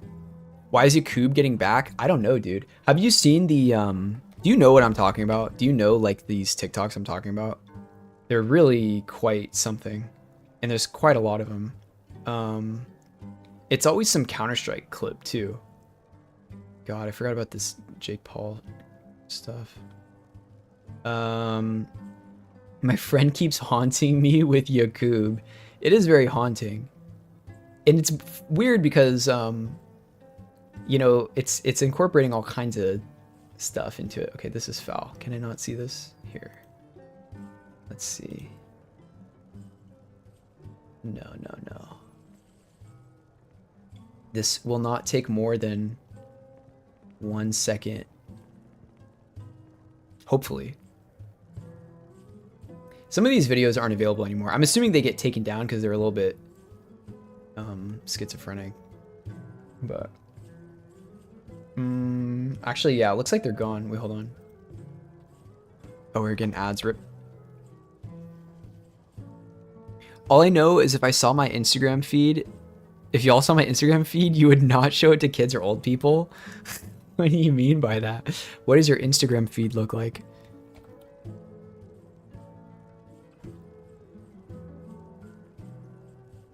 Yakub edits. With, no, dude, these are trash. TikTok. Agartha. They're always going to Agartha. And they always play the Land Down Under song. Jakob sent me to tell you Agartha Like, what is going on here? needs help.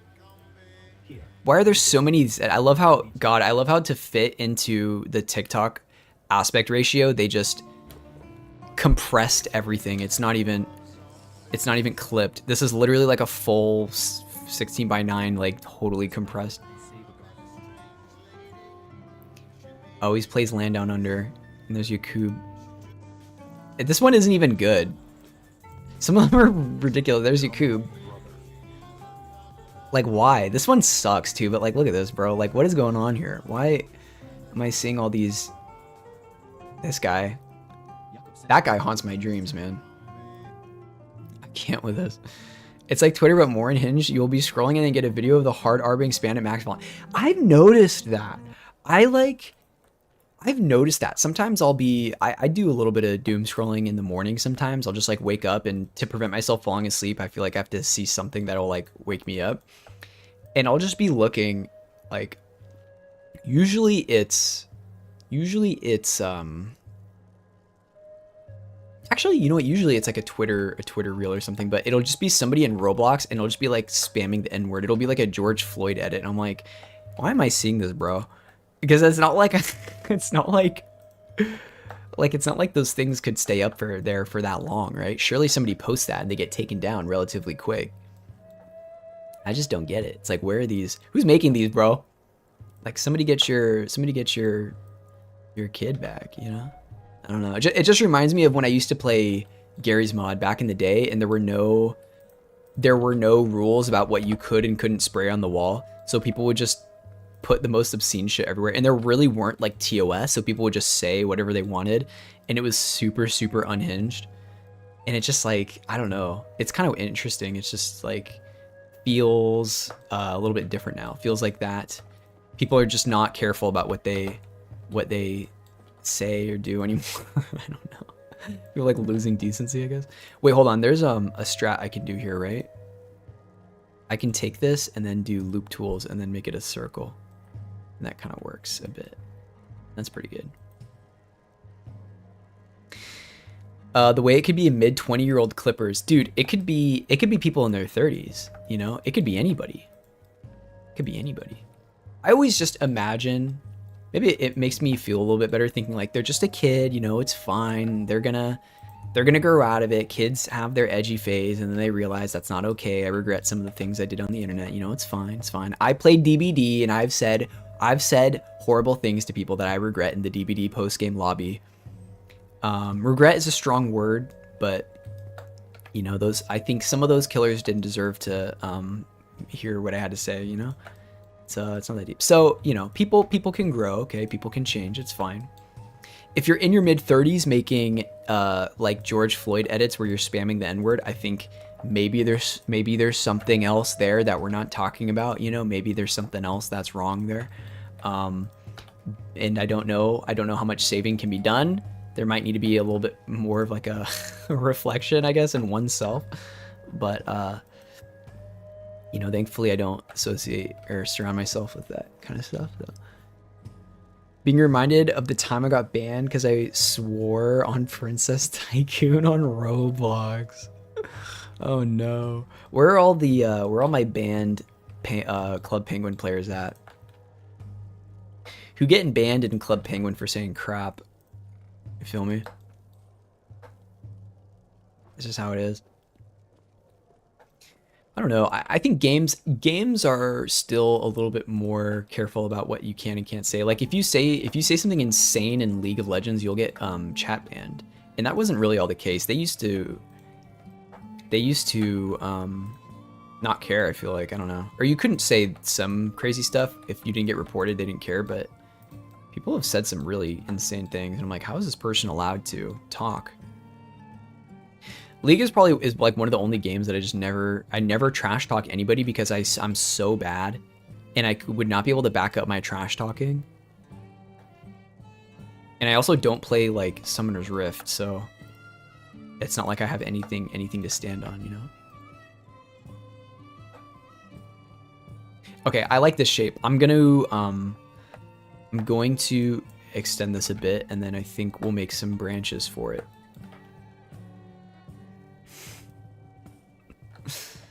Roblox is one of those games I really think I would have been addicted to like crack if I was maybe 4 years younger. Because I grew up with like PlayStation 1 and N64 games because not even because we had an N64, but because we would play them on well, we did have an N64, but we'd play them on GameCube, like the Zelda collection and stuff. And we also did have a PS1. But when I got into the internet at around maybe, I don't know how old I was, but that's when I started playing Gary's Mod. And then Gary's Mod was like, you can do anything you want in it. You know, there were it wasn't like one singular game like all these other games I've been playing. You could do literally anything. You could go on a sled build server and build sleds. You could go on Trouble in Terrorist Town and play Clue, basically. And I kind of was just like, this is objectively the best game of all time because you can do anything in it. It's like it's an infinite amount of games. And then that was before Roblox came out, or like really was a thing at all. So then when Roblox became a thing, I was already embedded in Gary's Mod. So it's not like I was gonna sit there and play Roblox. It also just didn't really appeal to me. But if I was younger, if I was like maybe born a couple years before, I think I probably would have been more interested in Roblox. Never played Club Penguin, but I was in Animal Jam in Moshi Monster Baby. Wait, Moshi Monster sounds familiar. Wait, Animal Jam.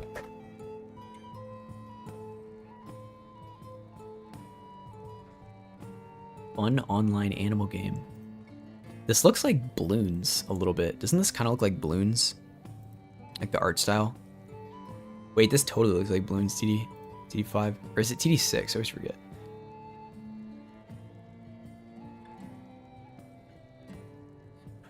Moshi Monsters. Oh, wait, I do remember this. God, the art style it reminds me of like Happy Tree Friends. I don't think I've never played either of these, but I've definitely seen this before. I haven't seen the other Animal Jam though.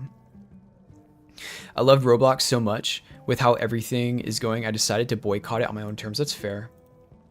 I didn't really know. Well, I mean, now it's even more stuff. Back when I first had a problem with Roblox, I guess, was when I realized like they basically just use unpaid child labor to like make all the games, all the experiences and things, and then the CEO made some very poor decisions with the language they were using around describing like the safety of the game, and I was like, what is happening here? So I don't know what they meant to say there. I didn't look too into it, so I don't have the strongest opinion on it, but the response was clearly not positive for Roblox.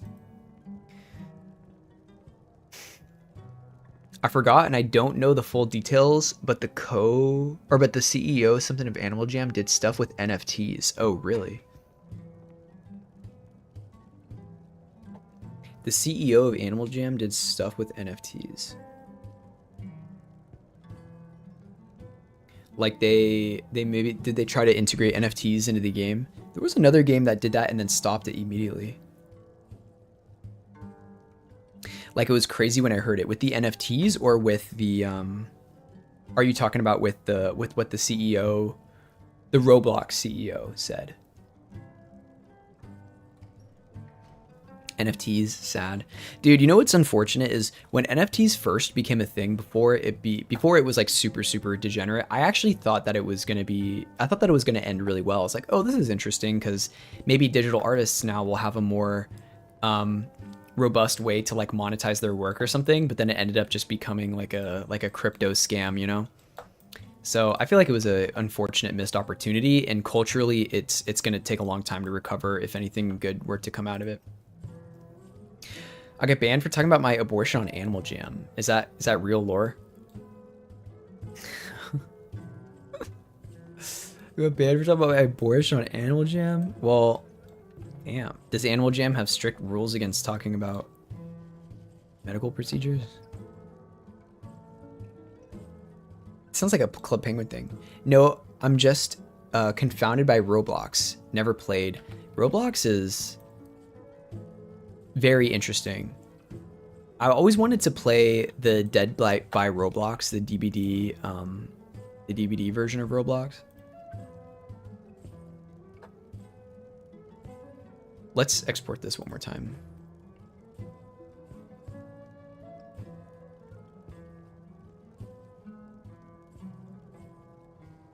I remember making an account to do NFTs because I wanted to grow digital arts without knowing crypto. Yeah, same. I did the same thing. My Twitter account was originally made during COVID because I had a buddy who was doing the crypto stuff, like NFTs wise. And he was like, yo, like artists, I know a bunch of artists making money with NFTs. Like you should try it out. I'm like, okay.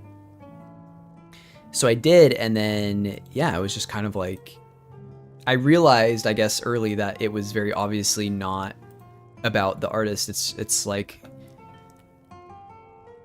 it was people who didn't really know anything about art trying to do what they think contemporary art investment is, where you have certain artists that have ascended and you can make their artworks worth a lot of money by just evaluating them at a very high price.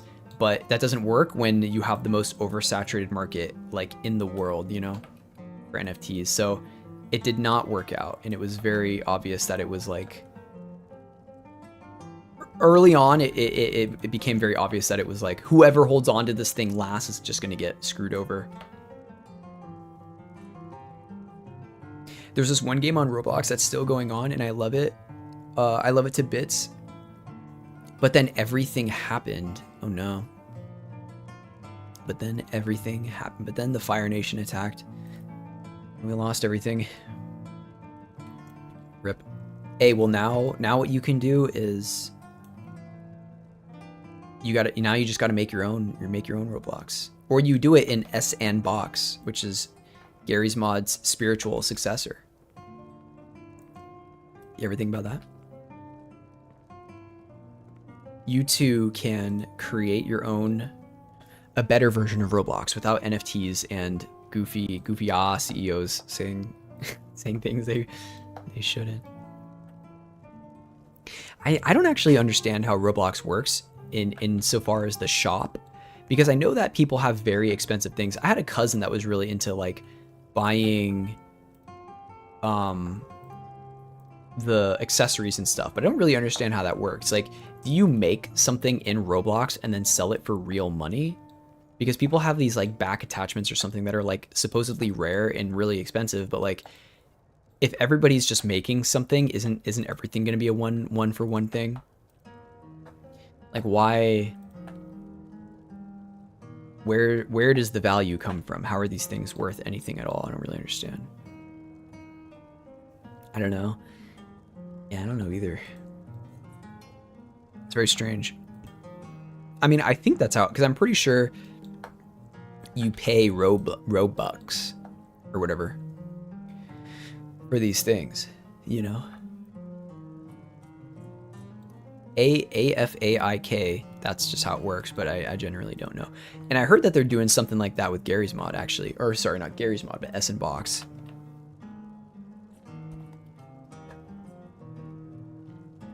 That apparently you can spend money. Get it now. I gotta get in on this. I have it on my wish list, but I haven't been able to play it yet because I didn't look into it. Workshop. I swear to God you can pay for stuff. Unlocked Hello World and turn. What is going on here?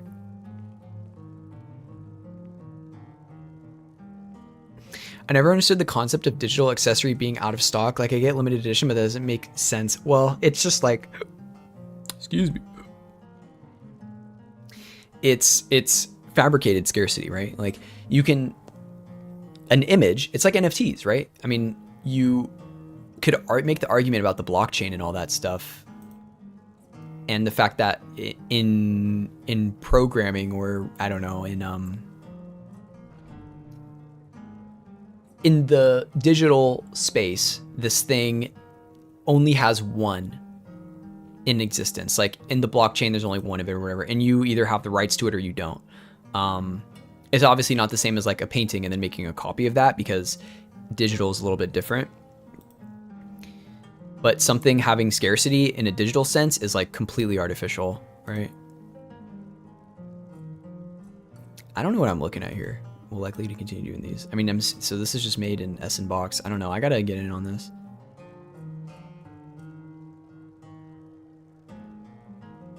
Maybe I'm tripping. I should ask. I forget who was telling me about it, but somebody was telling me that you had to pay for accessories or something in the Garry's Mod spiritual successor. But I don't know. NFTs, I thought that there was something that really good could happen there, but the problem was that too many, the people who had the loudest voices and the most money to move around and knew the least about art, or why expensive art is expensive, you know? And to them, everything was just like a labubu. It was like this thing has to be expensive because there is a limited amount of them, and it kind of ended there. There was nothing necessarily about the actual piece itself. In kind of a strange way, it sort of did end up being like a contemporary reflection on art, I guess, where we're sort of at a point where anybody can make whatever they want and then justify its artistic integrity, you know, as opposed to needing to be told that something is or isn't art. You can kind of just make that assertion for yourself and then move on with your life.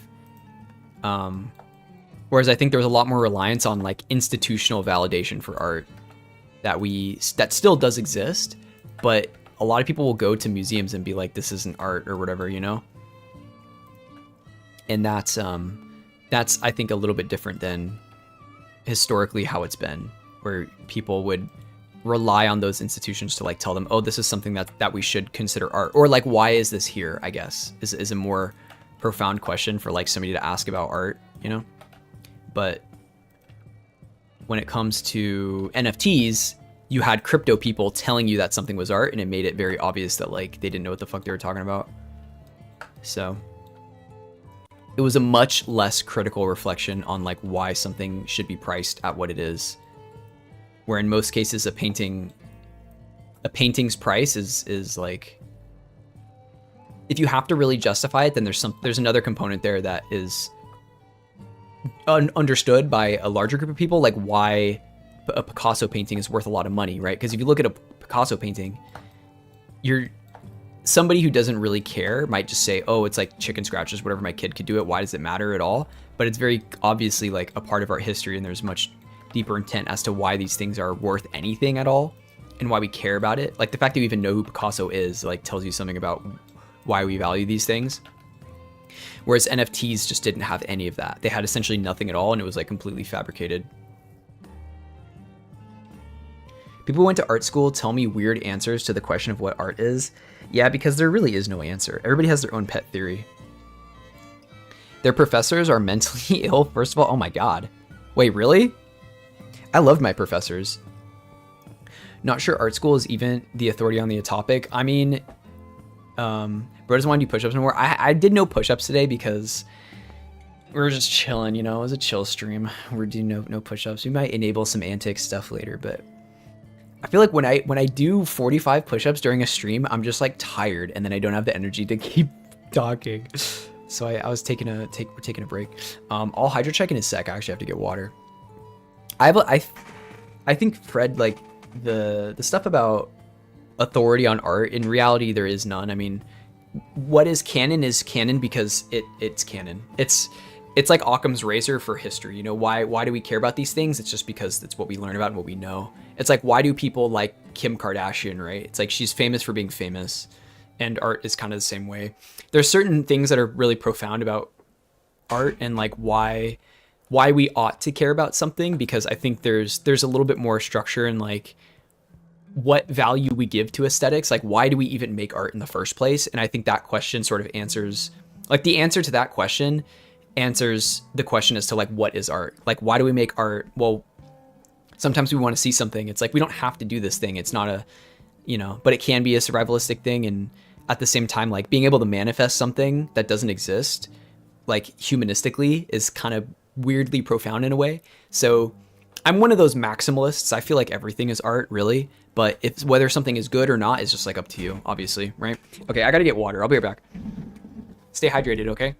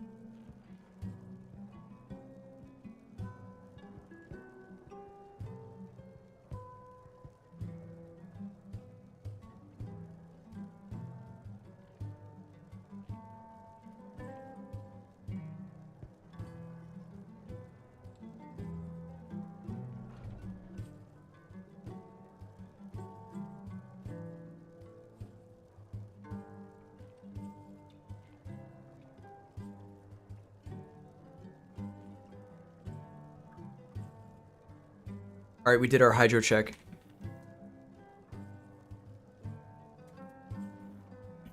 I love talking about that kind of stuff though, because it's kind of interesting to me. Oh my god. It's like the question as to what is art isn't really a question. It's more so about like what is good art, I guess. Right? Humans just love categories and categorizing things. And so if they can look at something and understand it, it makes them feel good. And if they cannot understand it, it can be really frustrating. It's sort of why like change is really abrasive to some people. Because when the world, like with ChatGPT and all that, a lot of people were really, and AI, I guess in general, like a lot of people are very reluctant to accept some of these changes. And it's a very like human, I don't know why, but it's just a very human thing to be like, oh, this is very different. And, you know, it's kind of scary, I guess. And people also have their own understanding of the world that's like all of a sudden being challenged. So I think if art changes the way you look at the world, then it's probably good. Assuming it changes it in a good way and not in like a fucked up traumatizing way or something. The big picture is interesting to me. The details are inconsequential and debate's not really. Yeah, there's no real debate to be had. I think like, well, okay, I say that, but would that not be something worth debating?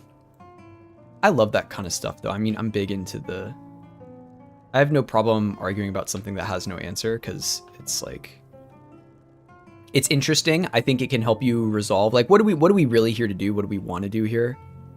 And I think for me, the answer to that question is like, I would like to understand how I feel about certain things more, and art is obviously one of those things that I wonder about quite a bit. It's like, what do I need to do to make, to resolve something creatively? Because that looks very different to a lot of people. And when it becomes an industry, like for 3D, I think I push back on that quite a bit, because making something that would be in the industry standard considered objectively bad, I think doesn't necessarily mean that it's like a bad piece of art or whatever. And that's like an important distinction that I would say. So when people say that something isn't art, I think I would challenge that like 9 times out of 10. You know, it's a little bit hard to make certain arguments like that, because then all of a sudden you've put a stake in it, right? You've essentially circled out what you think is or isn't art. It's kind of like when people, you'll see this a lot with like red pillars and stuff. When people basically say that, you know, oh, there's only two genders or whatever, or they do all this theory crafting about like what it means to be a man or a woman or all this stuff, and then they say that like they're against gender studies, but what they're literally doing is gender studies. It's kind of like the same as art. Like people will say, you know, that they know what art is and they don't need all this stuff, and that like, or it doesn't, none of it matters and doesn't do anything. But it's like you're literally doing that though. You're doing the art theory crafting, being the arbiter and telling people what art is and isn't. So I mean, like I said, I think it's just a categories thing. People love to put stuff in categories and then stick with it. They don't really like to change. And it can be difficult to work through like logical cognitive dissonance if you get proven wrong about, like, if your logic ends up being not consistent, it can be essentially impossible to like cope with that, because then you'll just get like frustrated. And so you see that a lot. Oh, what's up, Nathan? Sent you a gift in DMs, but opened the top then the bottom. Oh my god, Merry Christmas. Wait, can I show it on stream, or is it like is it like private, like a private gift kind of thing? Yeah, all right. If it's TOS, I'm gonna cry. I'm just saying that.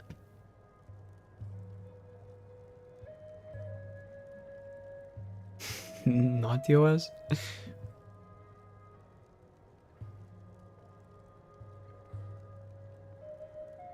Top then bottom. Aw. Thanks, Nathan. This is very cute. I like these paws. Thanks, Nathan.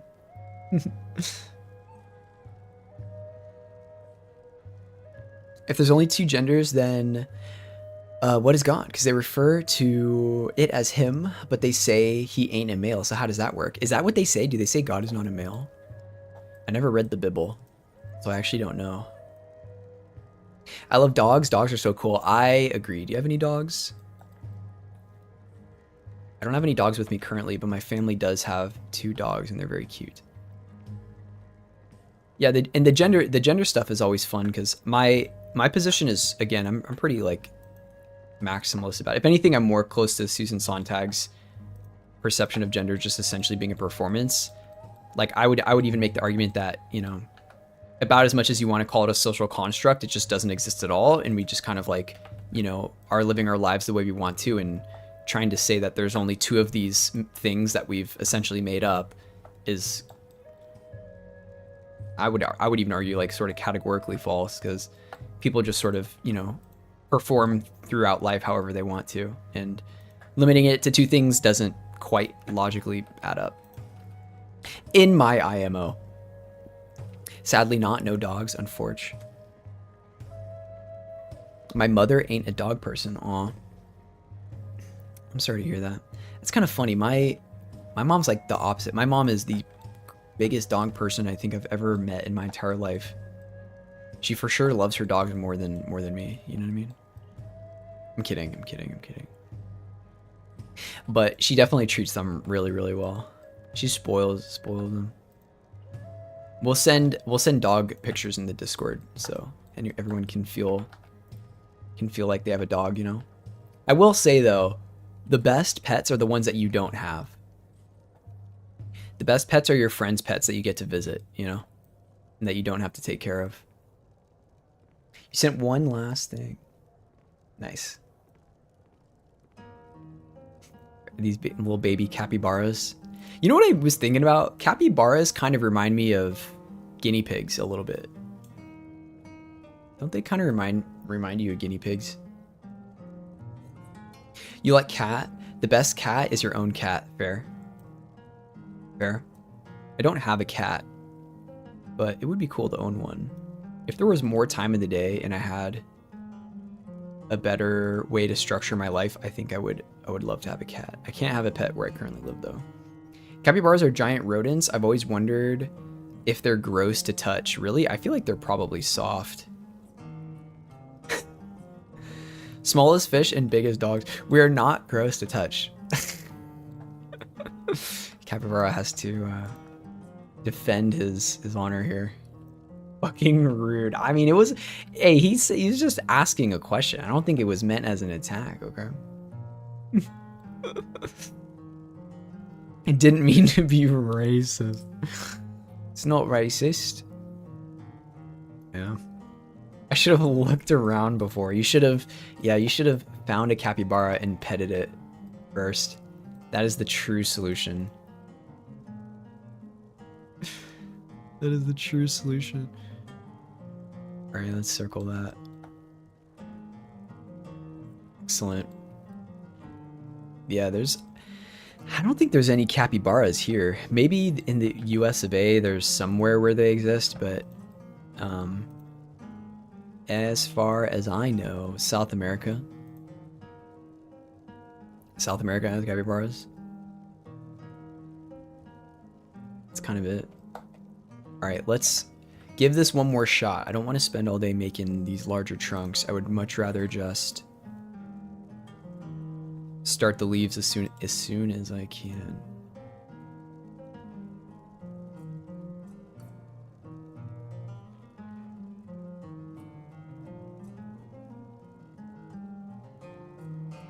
I think we'll keep it. We need to make leaves for this. Don't be too crazy. We're very chill and good to touch, and we're very nice. We're nice and soft. Okay, well, thank you, Nathan, for the clarification, because I wasn't sure. I mean, they look soft. They look like soft animals. I like that I said I wanted to start the leaves, and then I immediately go in and start messing around with this stuff. Let's just do that. All right. Let's think about this for 1 second here.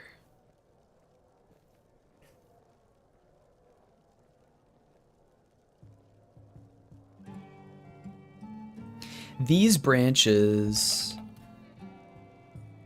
are way more linear in their dispersion of leaves. Way more linear than the way that I usually do it. So I reckon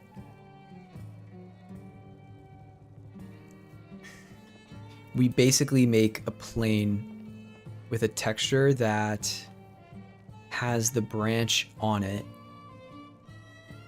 like this,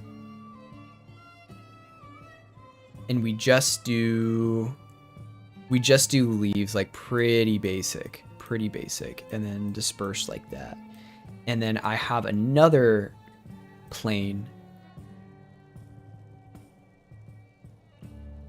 that contains well, is this gonna work? So if I might have to bend it, so like maybe one will be bent like this, so this will actually be the shape of the thing, and then we can have some leaves that just sort of go like that. So it actually follows the curve of this top plane. So when they intersect, it'll be like this.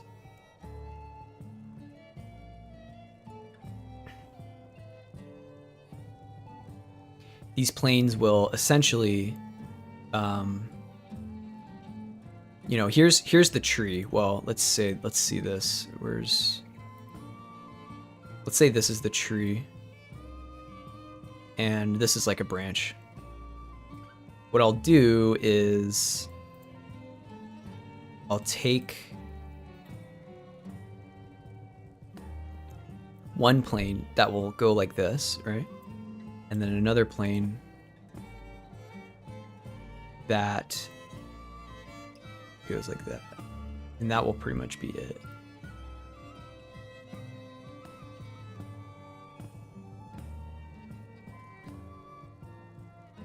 Unless I do it the other way. So the other way to do it would be like this. So the other way to do it would be if I took the horizontal plane was straight. Nah, that would be stupid.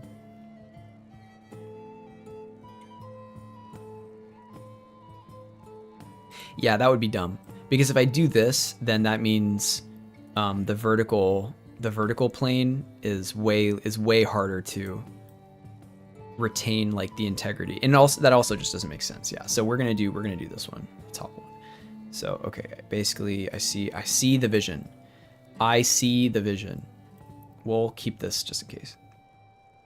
Need to add a capybara peeking out a window. Oh yeah, we have our own one here that's kind of close, but not quite. It's like that, peeking over the wall. Somewhat close, not quite the same. All right, how do I want to do this? You know what? I think I'm just going to steal some of these textures. I like what we did last time. So what I'm gonna say is we open our thing here. Corner.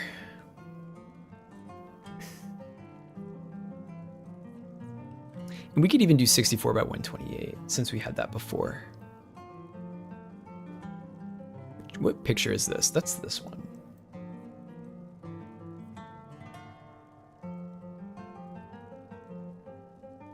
I don't even have GIMP open. Wait, hold on, open with. But anyway, the conversation about what is and isn't art just will go on forever because there's no answer to it, right? Everybody's got their own pet theory, which makes it fun to constantly argue about it. And I mean, I think it's also coming back more so because of AI, and so people are making the argument that AI art is not art. So that's the other thing. Well, it doesn't have to go on. I mean, nothing has to happen. It happens because people talk about it, right? The answer is you're all wrong and all right. Exactly. That is the true answer, and it's also the wrong answer, but it's also the right answer.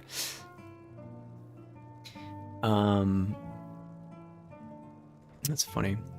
So, I mean, does it have to go on? I mean, does anything have to happen? Do I have to go to work in the morning? I mean, no, I don't, but I do. You know? It's like, why do we make art? Nobody has to make art, right? As long as people will be making art, we'll be having these conversations. I really like this bunch here. I'm just gonna take this. I'm gonna take it and I'm gonna eat it up. Well, you know what I'm gonna do? Actually, I'm gonna duplicate it and I'm gonna make it into a new layer, and then I'll steal. I will literally steal.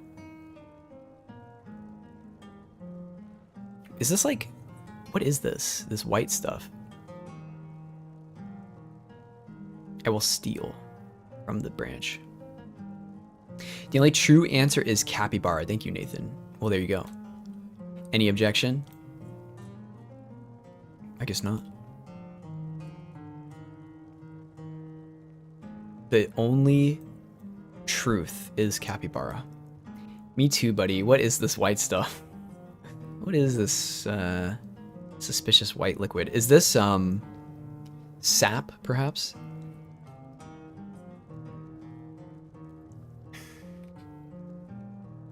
That's what Sophie said. About what? About what is the white stuff?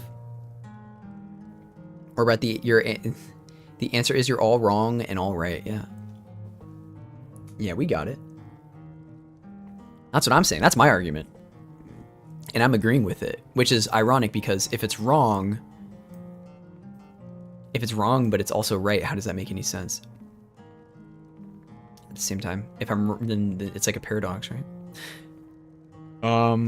Do I section these first is my question. Like, do I just make this smaller? Here's what I'll do, actually. We'll take this whole thing, and then I will crop to the selection, and then let me see how large this is. Let me merge everything down. Might as well just merge this too.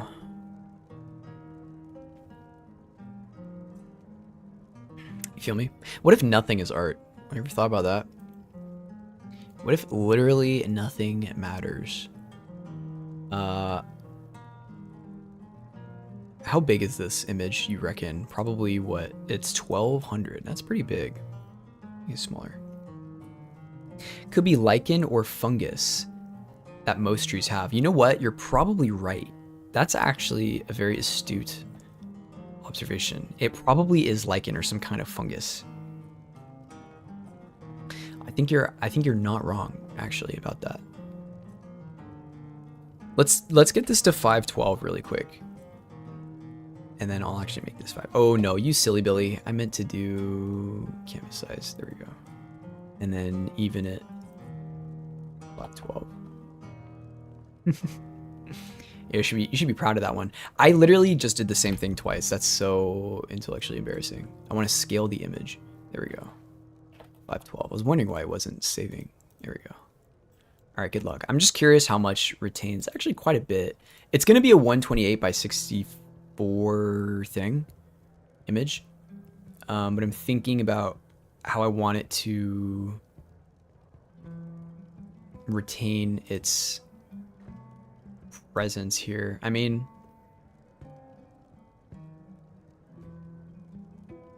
if I make this super small, we pretty much just lose everything, but that's sort of okay. Like, let's just make it a little bit bigger since we kind of have everything we're looking for. Or you know what? Actually, I have a plan. I have a plan. Plan? We don't need a plan. Just kidding, I do have one. All right. The layer should be set to the image size so that everything is in there.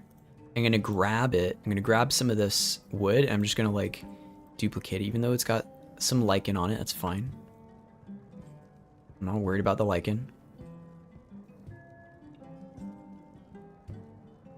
Shut up, fungus. You feel me? Where would we be without fungus?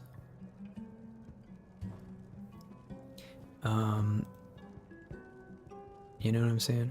But also, I feel really opinionated now more than I usually do, only because all I see is just people like rage bait about AI, and it's like it's so hard to avoid. And I genuinely don't care like about if you know what. There's no like I don't know. There's no real discussion to be had beyond what we will end up thinking is like an appropriate use for this kind of stuff, or what we'll consider looking good. Because if somebody makes something, you know, not good with AI, it's not like it's really that deep. We just call it dog ass and then move along. Like we just move on with our lives, you know. So people are like, oh, you can't accept this, you can't do whatever you want. But I don't know. People make real drawings that are totally terrible, and then people still love them, and it's like it has nothing to do really with that. It's just, do you like it or do you not like it? That's really what it is. Okay, I think it's time. Let's just 128 this. Oops, I just hit my mic. It means a more important discussion to be had, but it's for sticky, influential people. It's for sticky, influential people. What does that mean? And bots that love them.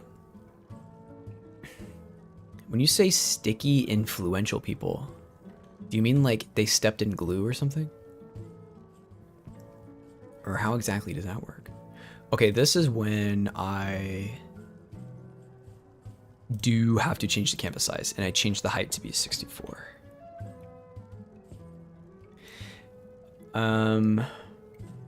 Creativity, I feel like, is one of those things that usually has more people power, right? So when it comes to what people will accept, I think they're going to listen to people that they think have creative clout, and not just in a, not in like a legacy kind of way, or in some sort of de facto standard way. They'll look at it for its sort of objective aesthetic quality, whatever that means to them. And then they'll say, I like what this person does and says, and so I trust their like vision or opinion or whatever. When it comes to large scale change, those types of people are important. Sticky people, that's like Malcolm Gladwell term. Like people who are persuasive and influential. Just like general, well, like general influential people. Well, who will that end up being? Because I feel like there's different worlds here, right? Everybody kind of has their own esoteric reality that they're living in right now. Like it doesn't really matter what your beliefs are in terms of, you know, art or politics or anything really. Like there's somebody out there who represents your beliefs probably, and there's some sort of like cultish ideology you could follow that would be in line with your fringe ideology. Like when it comes to like aesthetics, you know. Nobody else has any business making everyday people feel bad for political matters. Man, the amount of people I see trying to do that is why I don't engage with politics on the internet. On like an argumentative kind of thing, you know? It's too much. At most basic level, your popular friend is a sticky person. It's like Aiden Ross is a sticky person. Yeah, well, like actual influencer. I mean, I think I get what you're saying when you say influencers. I just wasn't sure. Sticky, I've never heard that adjective be used in that way before. Sticky. It's kind of funny. And I think I would broadly agree, because those people are they're just innately influential for other reasons that may or may not have to do with like art per se. But again, somebody like Asmongold, you know, we've talked about it, right? Whether or not you agree or disagree, it's like his I just copied this layer, I didn't mean to do that, but whatever, it's fine. The things that he say will inevitably drive people to have their beliefs about like AI or whatever, or art, I guess. I read. Nice. Hell yeah. Reading is something I should probably do more, but I'm like I have crippling ADHD that makes it really difficult for me sometimes to get through something that I'm not interested in, and it's like pulling teeth. So if I'm like not interested in what I'm reading, then it feels so inconsequential if I don't finish it. So I just like end up not worrying about it. It's a bad habit. All right. I think we just do one here. Like I'm thinking something like this, you know, where we drive it across. Oops. Make sure that I can actually see it, since this is essentially the color scheme that we want. But yeah, I mean, that's like, I think what you're saying though goes with just about most things that we end up culturally gravitating towards. You know, when somebody makes something cool, it's an influential person sort of just almost, you know, manipulating the timeline a little bit. And then the things that they'll do to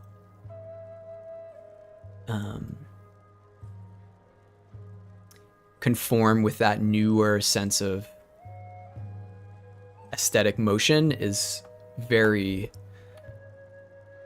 strong. Like they'll do it in a way that's powerful and kind of unrelenting and unapologetic, and also in a way they've almost proxied out their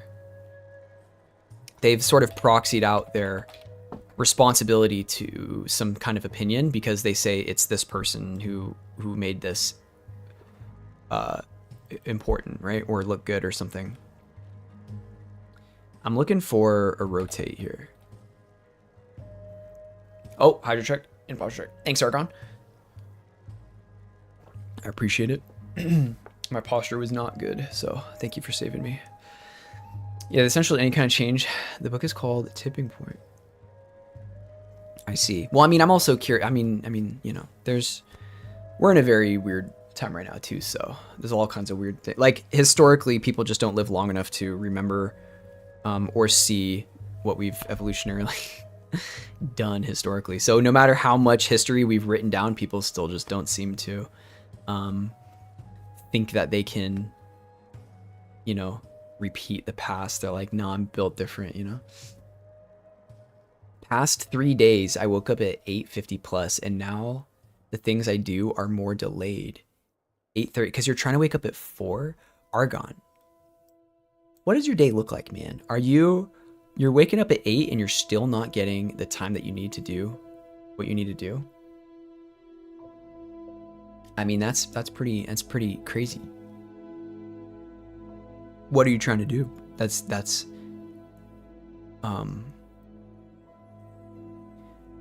not able to be done at that 8:30 plus schedule. Here's another unknown fact. Morning people are an oppressive class, and they have dominated the world. Not a joke. Yeah, I'm not surprised at all. I understand that I'm physiologically fucked when it comes to that kind of stuff. It takes me like the entire day to boot up. And morning people very clearly have like a much more successful trajectory, I guess. I'm not even trying to like woe is me it, but I definitely can see that if you're able to function properly in the morning, and also the biggest thing is sleep too. I think what's even more important is probably people's ability to sleep. Because if you can sleep effectively, that really is your superpower. And I feel like I always got to make up for lost time because it's very difficult for me to fall asleep. This should not be my brush. It should be on my clone stamp. Bisexual in this regard, I switch from nocturnal and morning every 2 to 3 weeks. See, I'm hard stuck night person. There's never in my life have I had like a good morning alignment. Pretty much every time I wake up in the morning, it's like I feel sick, you know? It almost doesn't even matter how much time I get to sleep. Like sometimes it does, but it's just something about waking up in the morning. It really just screws me. It's really weird, man. You know? It is a strange life. Okay, I think this is fine. Let's... Oops, don't crop to contents. I want to fit to the selection. I want to layer it to the image size. There we go. Southern Europeans are not morning people. Thank you, Genki. I feel heard, even though I'm not a Southern... Or, well, I guess I am technically Southern European. I'm Italian. But I'm more American than anything else, you know? Cripplingly culturally American. But I feel heard. Shout out Southern Europeans. You feel me? It's not having all that time just for work, but having time to allocate into work whenever there's anything other IRL comes up. So for me, that's better to have more time on hand than just a day where I did IRL things. Well, that's kind of similar, right? I mean, it's not the same thing.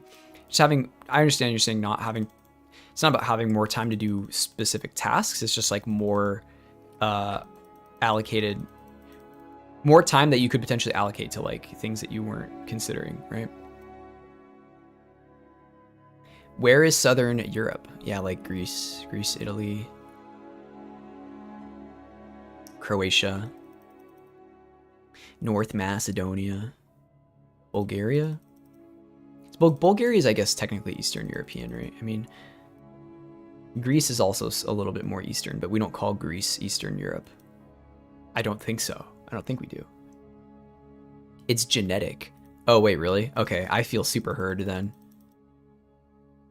Unfortunate, my life. Sicilians also share a lot of Greek DNA. Oh yeah, I believe it. I mean, we're right there. We're right next to each other. We are right there. So how could we not? Oh, these sort of tilt. These are really interesting. I think I'll do a couple different ones. Greek best baklava, true. Can we get a true? Can we please get W baklavas in chat? Mandatory. Andy Milanakis. Is he from Greece? Whenever I think of baklava, I think of Action Bronson. Because he's got that cookbook, Fuck That's Delicious. And on his show, I forget what he used to do this show. If it's made wrong, it's like eating obsidian. Oh no. Well, thankfully I haven't experienced that yet. I've not experienced the cursed. Hi over here. Hi Argon. See, look at that. I responded to the YouTube chat. Hope you're doing well, Argon, in YouTube chat over there. Last time I kept missing it in the main chat because my mixes were all messed up. I think I'll do maybe we have a little bit of leaf disbursement here. Sophie's bitten. I made wrong in what regard? Like it's overcooked? Or like not cooked enough or something? Is that just what happens? Like it's hard when you bite through like a glass obsidian shard. Jesus. That sounds awful. That sounds terrible. Oh damn, yeah, exactly, Argon. Look at that, you have a crown now and everything too. I don't like it dry. Yeah, baklava needs to be... There's a right way to make it, for sure. It's gotta have the moisture, you know? It's gotta be dank. It can't taste like obsidian. You know, what you're saying makes sense. I'm picking up what you're putting down, okay? I just haven't had obsidian-esque baklava. I should consider myself lucky, I suppose. I don't have family that makes baklava, though. Most of my immediate family is, like, more, I guess, American than anything else. I mean, we're not super culturally rooted, you know, in Italy or Spain. So most of the people here are just like culturally American, I guess. What's my family's heritage? So my mom's family is from Spain and Sicily. So my grandma is Spanish and my grandpa on my mom's side is Sicilian. And my dad's side is primarily Spanish, but they're all from New York. So if anything, they're more like New York than anything else. You know? Where's my... Oh, my thing here. Boom, boom, boom. I'm gonna turn this down a little bit. Yeah, but like we do some Italian things, you know. We have a lot of pasta, but my family doesn't speak Italian, so it's like I'm literally just like a white person, I guess, demographically specifically. Hold on, give me 1 second.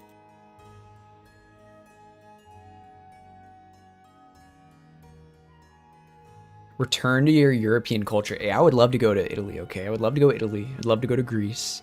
Anywhere in Europe. GeoGuessr has really made me want to explore the world, okay? And I love food too.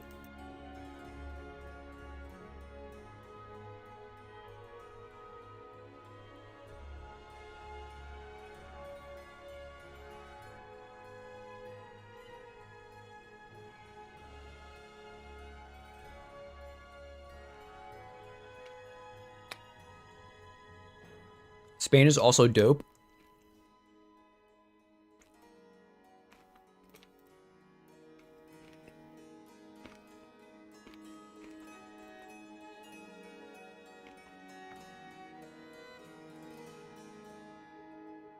Southern Europeans are tomato Europeans. Spain, Italy, Greece. I think it's more Southern Italy. So like my Sicilian family loves tomato sauce. I've heard that northern Italians are more into like the Alfredo type sauce, you know? Is that true?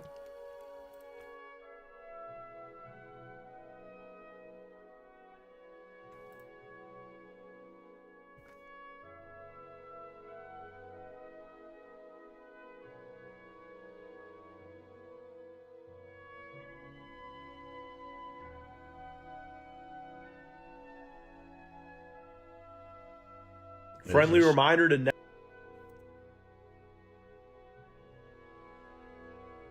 One Piece. It's for their own good. You may ruin a friendship or a relationship. My friend just sent me this. Once they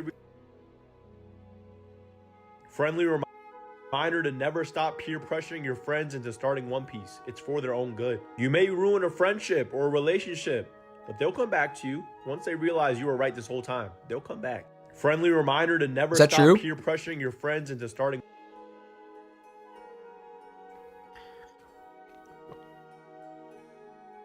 Past few years, I've been way into marsala cream pasta. That sounds so fire. I need to be a little bit more in touch and start making some dank pasta. I do love making pasta, but it's more so because it's easy and not because I have any level of cooking or culinary expertise.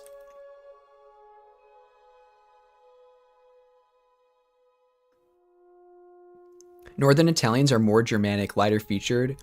They border on potato culture. Is that on gang?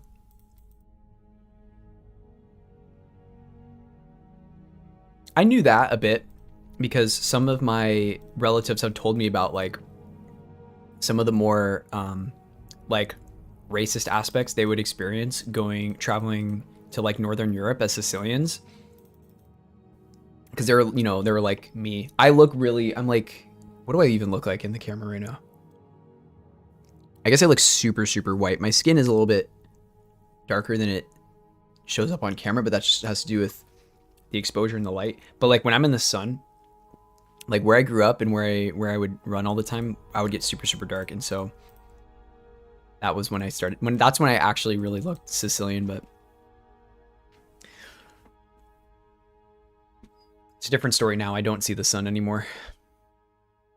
You look Southern tomato. Okay, thank you. A Southern tomato? Hell yeah. Hey, I'll take it. I used to not really like tomatoes. More specifically, I didn't really like tomatoes in sandwiches. Because I felt like all they really contributed to a sandwich was just making it wet. But now, I don't know what happened. I started to eat. I think I just stopped being picky. I used to be a picky eater when I was a kid, and then now I just eat anything. So we love tomatoes. But I also love sandwiches, and I will eat anything.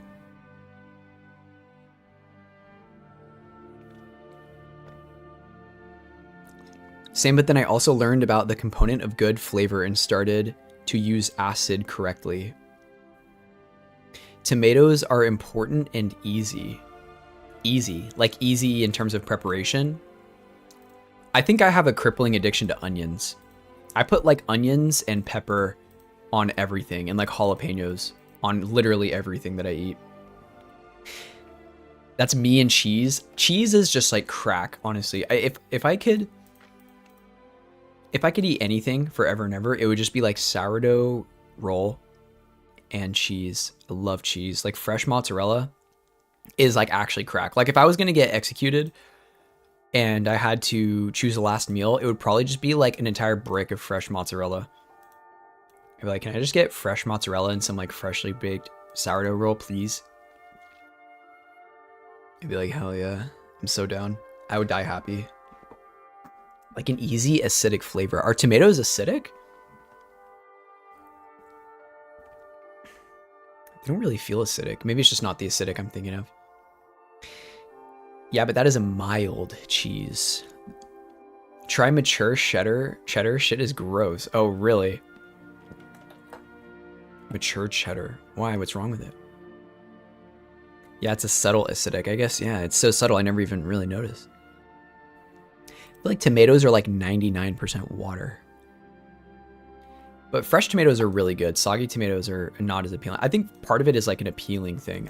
They don't feel super appealing to me sometimes. So it can be a bit tricky.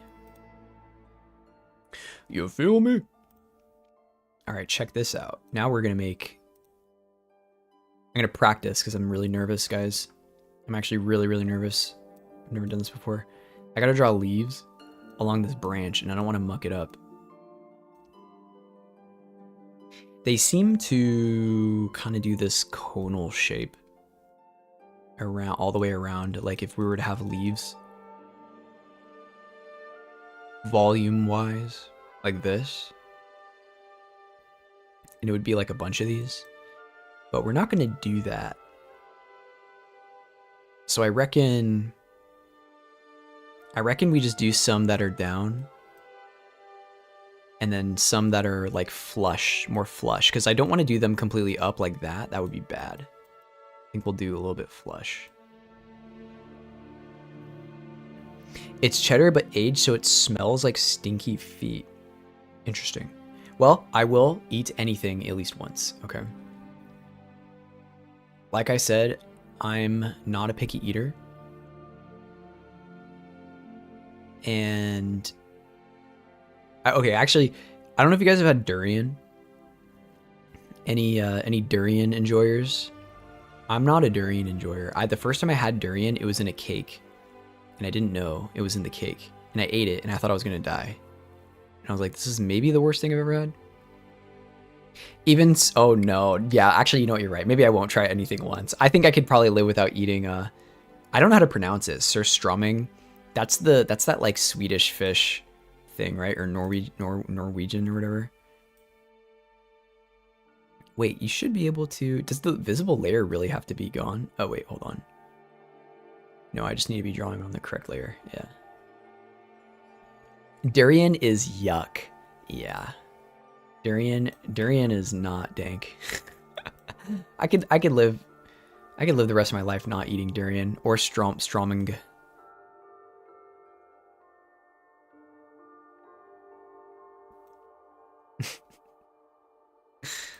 It's not dank.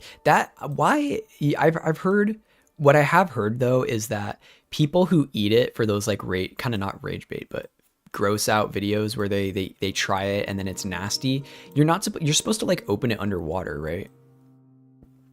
You're not supposed to just eat it, you know, out of the can, out in the open. Like, you're supposed to not let it spray everywhere. So I think people are eating it wrong, for one. And then two, you're supposed to put it on, like, you know, bread, I think, or something, right? You're not supposed to just eat it straight up, as far as I know. Durian tastes okay, but smells like a dumpster behind McDonald's in Louisiana August. Yeah, that's the thing. It's like I can't even get through to the taste because the flavor and the smell is too much for me. It's too much. Like, I simply cannot do it. I simply cannot. Too much. Filled with strawberries. Yeah, it's got to be the word. The way I've heard it be described as roadkill wrapped in sweaty gym socks, and I feel like that does describe it pretty well. I think that does describe it pretty well. It smells awful. It smells awful. But the thing about strömming or surströmming is like it sounds kind of dank. Like, it sounds dank in a vacuum because I like fish, and it's like it's type of, or is that the name of the fish, surströmming? It's like, or is that just what it's called when it's canned? Because isn't it like tuna or something? But it really doesn't sound that bad. It's just that the smell and I think the flavor are like horrible. And people open it in these rooms where like you're not supposed to be getting the juice everywhere. So they've like, you watch these videos and people freaking open the thing out in the open and they squirt it all over their shirt and stuff. And it's like, bro, you're cooked. It's not how you're supposed to do it. Just when it's canned. I don't know, dude. It's rotting fish in a tin with only salt as seasoning. Is it actually rotting fish? I feel like it just smells rotting. I don't know if it's actually rotting, but I don't know. It's pretty bad. Pretty bad, not gonna lie.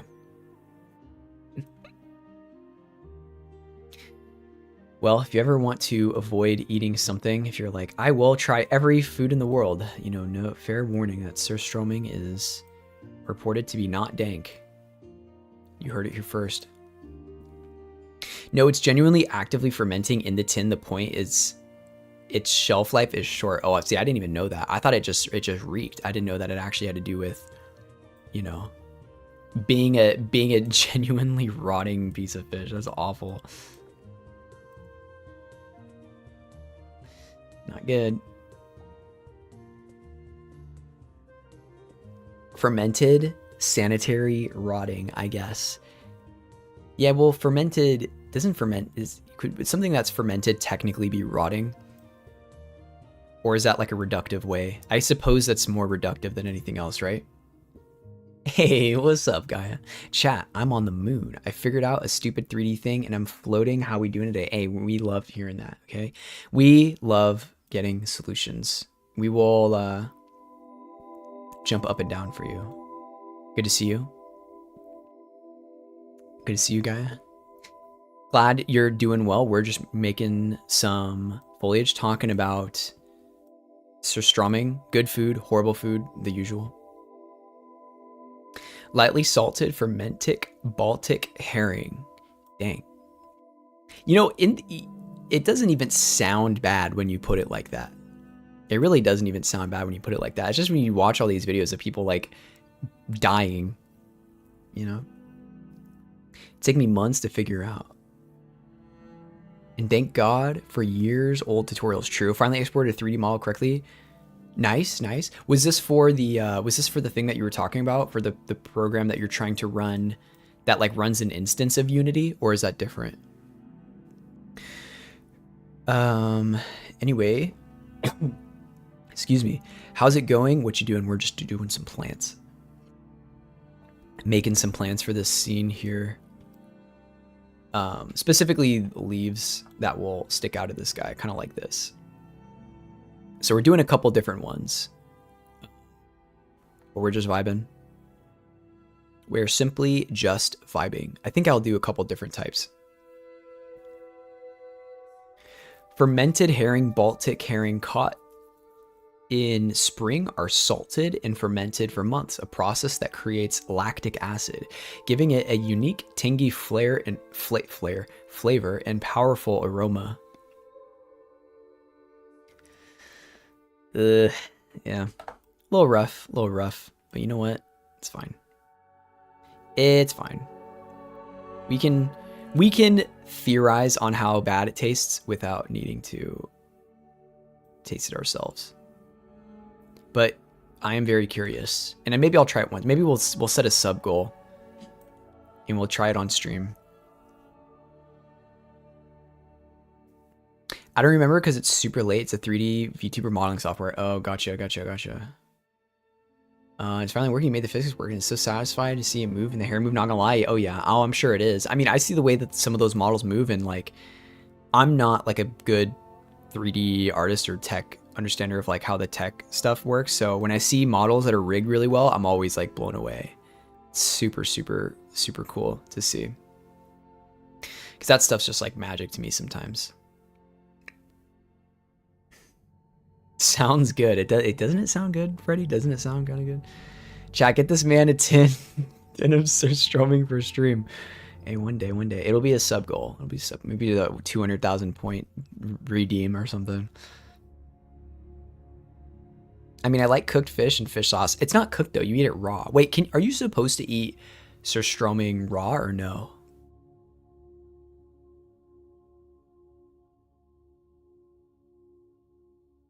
I feel like you're not. I feel like you're not supposed to eat it raw.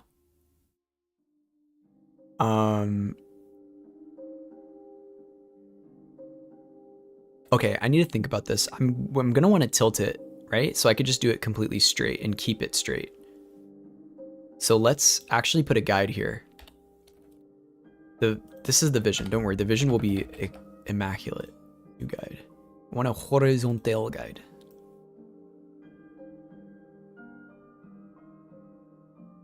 It makes me so happy. Physics is super satisfying to me in general. 2D and 3D models, physics are your favorite part. That's awesome. You might have to, or I might ask you to teach me some stuff then, because I've been really curious about some of the physics things that I want to accomplish in Blender, and then hopefully transfer those over. So I might have to ask you. That stuff goes way over my head. I have a friend who is a what's it called? Aerospace engineer, and I ask him all these dumb physics questions when I'm trying to use Niagara systems, and I feel really stupid, but at the very least, you know, he's nice and he doesn't treat me like a dumb animal, so we I get some information that way. But I'm very stupid, so stuff like that is really difficult for me, I will say. Yeah, raw. So, but can you cook it though? Like if you cook the surströmming, is it bad for you? Or does it become inedible, or like what's the dealio, Emilio? King Oscar sardines go off. What are King Oscar sardines? I've never had those before. I've never even heard of that. I used to have a lot of like raw tuna. I worked at like a restaurant, and they had what were they called? They were called tuna tostadas.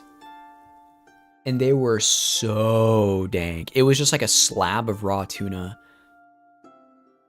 on like a, you know, fried tortilla, and oh my god, it was so dank. It was so dank. I love raw fish. I legit would cuss. It's super fun for it, but girl, I'm so bad at 3D physics. I know, or I only know the super basics of specific program I'm using. With live 2D though, I'm your girl. Fair. Okay, for sure. All right, I'll keep that in mind though. Live 2D.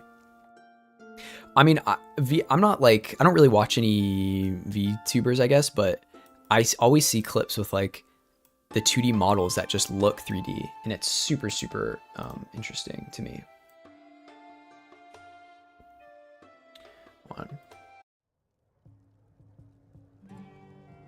I don't see why you can't cook it.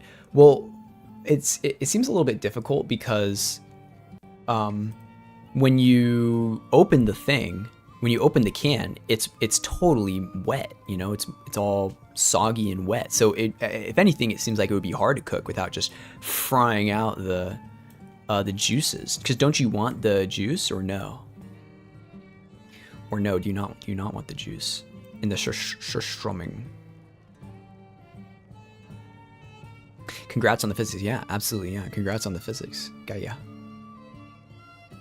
I freaking love making 2D models, and I hate the drawing part. Fair. I'm not a very good drawer.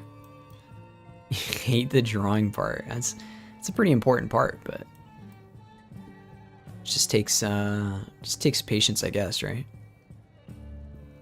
This takes a little while. A little blood, sweat, and tears. Never hurt anybody. I'm being ambitious. My characters are gonna be only wearing simulated cloth. Oh my god. Is that just for the purposes of rendering? Only wearing simulated cloth. Holy moly. Good luck. That's gonna be wild.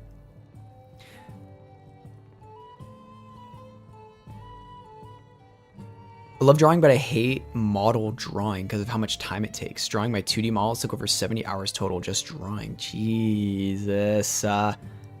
Well, then I hope you feel very accomplished. I mean, it sounds like you do. It sounds like you're over the moon about their physics success, as you previously stated. Also, I typed the way I speak, so let me know if I'm filling up your chat too much with singular messages. LMAO, I make walls. You're all good, you know? Do what you think feels right. Mostly tears. Yeah, true. Blood. Mostly blood. Mostly tears. Either or. Lots and lots of tears. I keep the liquid in skinless fish. Oh, you keep the liquid in skinless fish because it supposedly has the good stuff in it. Yeah, I mean, that's why like raw seafood tastes pretty dank, right? That's usually just how it goes. Right? Unless I'm wrong. I don't know. What happens if you have like dehydrated sushi or something? What is that like?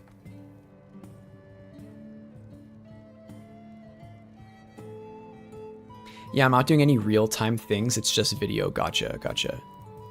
I mean, there was somebody, I'd seen a video about like physics solutions where friction had kind of been solved, I guess, but it seemed like it was going to be really computationally expensive. So amino acids and omega-3s or whatever. Oh, really? Well, you could also just get the supplement. The pro strat is you just get everything from supplements, but then you eat dehydrated fish or something, surely. No, that was the 3D model I just finished, but yes, the 2D was super satisfying. Gotcha. Finished it in September of 2024. Wow, Jesus, it's so far away now. I know. It's gonna be 2026. It's gonna be 1 AK, guys. Chat, it's gonna be 1 AK. That's crazy. That is crazy, chat. That is crazy. No kizzy. Or kizzy. Perhaps rather the lack thereof. I think you wash the fish. The surströmming? People just are eating it raw. Well, the thing is, like, they're eating it for a snack usually, right? In the videos where they eat it as like a gross out food thing, they just eat it raw and they get it everywhere, and you're not supposed to do that. Okay, this is also an unpopular opinion, but I like seeing floating leaves. Sometimes it looks pretty. I like canned fish with the skin and bone still on. Oh, with the bone. Oh, like, wait, which ones still have bones? I feel like canned tuna doesn't have bones. Or I guess maybe they do. They're just canned tuna. It's been a long time. Don't remind me. I know. It's hard not to think about it. Actually, wait, I want to do a Christmas thing. I feel like that'd be fun. Either play a Christmas game or make a Christmas related thing. I did, you know, I was working on this one map, but I never finished it. It's based on a place in Italy, actually. Alberbello. I never finished this, but this is my commitment to Christmas, I guess. I could just finish it for the purposes of Christmas. Even it only snows in one part. I gotta fix that, but also the sprint. I still have like my debug sprint on, so I'm super fast. Look at my little plants. Sardines. Ooh, sardines fire. I like fish sauce and shrimp paste. Ooh, fish sauce is so good. There's some Vietnamese fish crepes that are so dank. Or it's like they're like crepes and then you eat them with fish. I forget what it's called. Bonseo, I think that's what it's called. Super dank. Hey Joey. Hey Mo. How you doing? What's up, Mo? It's good to see you. I hope you are well. It is Saturday for me. We're vibing. Hope you're chilling. We're just chilling. Talking about food, making me hungry. What have you been up to? Mexican shrimp cocktail goes off. Oh my god, I haven't had one in so long. Kind of makes me want like a michelada or something too. Oh yeah, I forgot I did this statue so long ago. I didn't even do anything with it. Just made that statue and that was it. There's also there's one thing I want to show here. Whoops, it's in here. We got the dog. Got the dogs with me. Anyway. Okay, I'm so extremely tired, so good luck, Joey. I go to sleep now. All right, I appreciate you coming in here and vibing. Thank you for telling us about your success. It's always wonderful to hear when something goes well. You know, when things are not going well, it's it's tough. So make sure you know, relish in the success. I appreciate you being here. Thanks for vibing. Get some sleep, okay? Rest up. I'll hydro check to that. I like spilled water myself, you know, it's fine. But I appreciate you. I need to think for a second. I'm going to be making another one of these probably, right? Man, all this food talk, man. Making me hungry. I reckon we do a shorter branch. Like one that's a little bit more appropriately sized for this. Oops, hold on. So let's take this layer and then literally just duplicate it. And then I'll hide the rest. But I will do some insidious outlast type surgery or something here. Where I'm like literally, you know, moving it and then rotating it so that it goes straight like that. Wow, wonderful. Has anybody else had any 3D breakthroughs recently? I've been hung up on the water in that Unreal project for way too long now. It is cataclysmically bad. Just a 3D breakdown. No, dude. Dude, please, not like this. 3D breakdown. Then I'm in a 3D existential crisis. Now in 3D. Whatever happened to 3D movies? Did you guys ever watch like Spy Kids 3D? It's kind of a banger. I don't know about the 3D, but like when the guy knocks all the brains off the table, I really felt that. Wasn't that Machete? What's his name? Danny Trejo? Was it the same guy? I don't remember. 3D breakthroughs. Yeah, I think 3D pixel art I've been making. Oh yeah, have turned out good. Yeah, true. Hey, we have another one. An unironic 3D breakthrough, not to be confused with a 3D breakdown. Hell yeah, Genki. We saw that. That was really cool. In stylized games, unlit materials are your best friend. Unlit materials, really? What's the secret? Will the next Avatar be in 3D? Wait, I forgot that the first Avatar was 3D. 3D movies are kind of just like disorienting, you know? 3D movies, like, you put on the glasses and then you're like, okay, this is cool. And you put them in the bin. Do you think they recycle them? Do you think they recycle those glasses? And when I say recycle, I mean not throw away, like they literally just reuse them.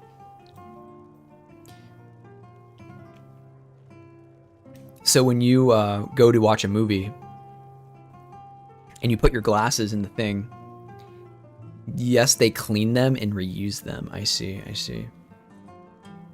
What if they, why do I feel like I had the Barbie movie in 3D? Am I tripping? The Barbie movie wasn't in 3D, right? Like, I'm not crazy, right? Or it wasn't. I don't think it was. For some reason, maybe I had a dream that like the Barbie movie was in 3D or something, but I don't know. Strange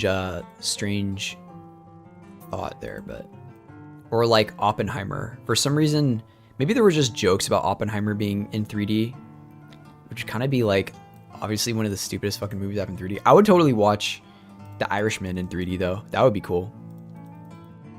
Or like Taxi Driver. That'd be fun.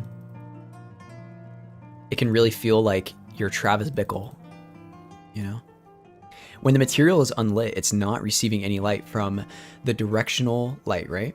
So the sharp edges on a mesh don't show up. My environment is literally all low poly and it all consists of flat planes connected to each other. When there is lighting, you can see how sharp those edges are. Oh. Interesting.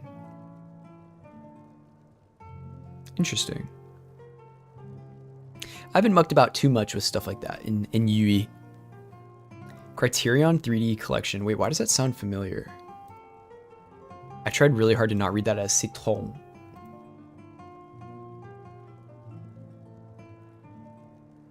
Anselm. Oh my god, Anselm Kiefer, my goat.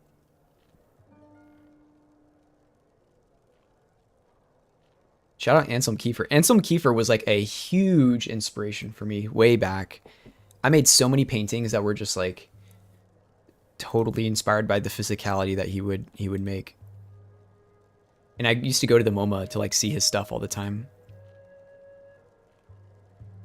I'm a big fan. Also, I'm like used to be obsessed with like World War II history and things.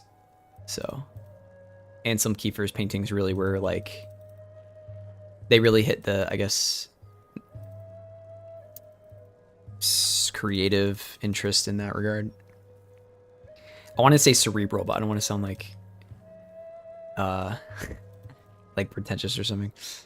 By getting rid of visible mesh edges, the edge that is shown is the illusion created by the pixel itself. I'm not gonna lie, I feel like I understand what you said at first, but now I'm having a hard time visualizing that. But that's how you did your edges in your thing, right? Like the ones that you showed, they're like that, but I just don't see the planes because they're unlit, right? You went to art school in New York? No, I went to art school. Well, I went to school, like I went to San Jose State in San Jose, but my program was an art program. So I live near SF. I'm talking about SF MoMA, not New York MoMA. I don't know if he has pieces in the New York MoMA. I'm not actually sure. but he has a couple pieces here in SF. The Bay Area. And he, I feel like there was something else. I don't think I ever saw him or anything like that, but.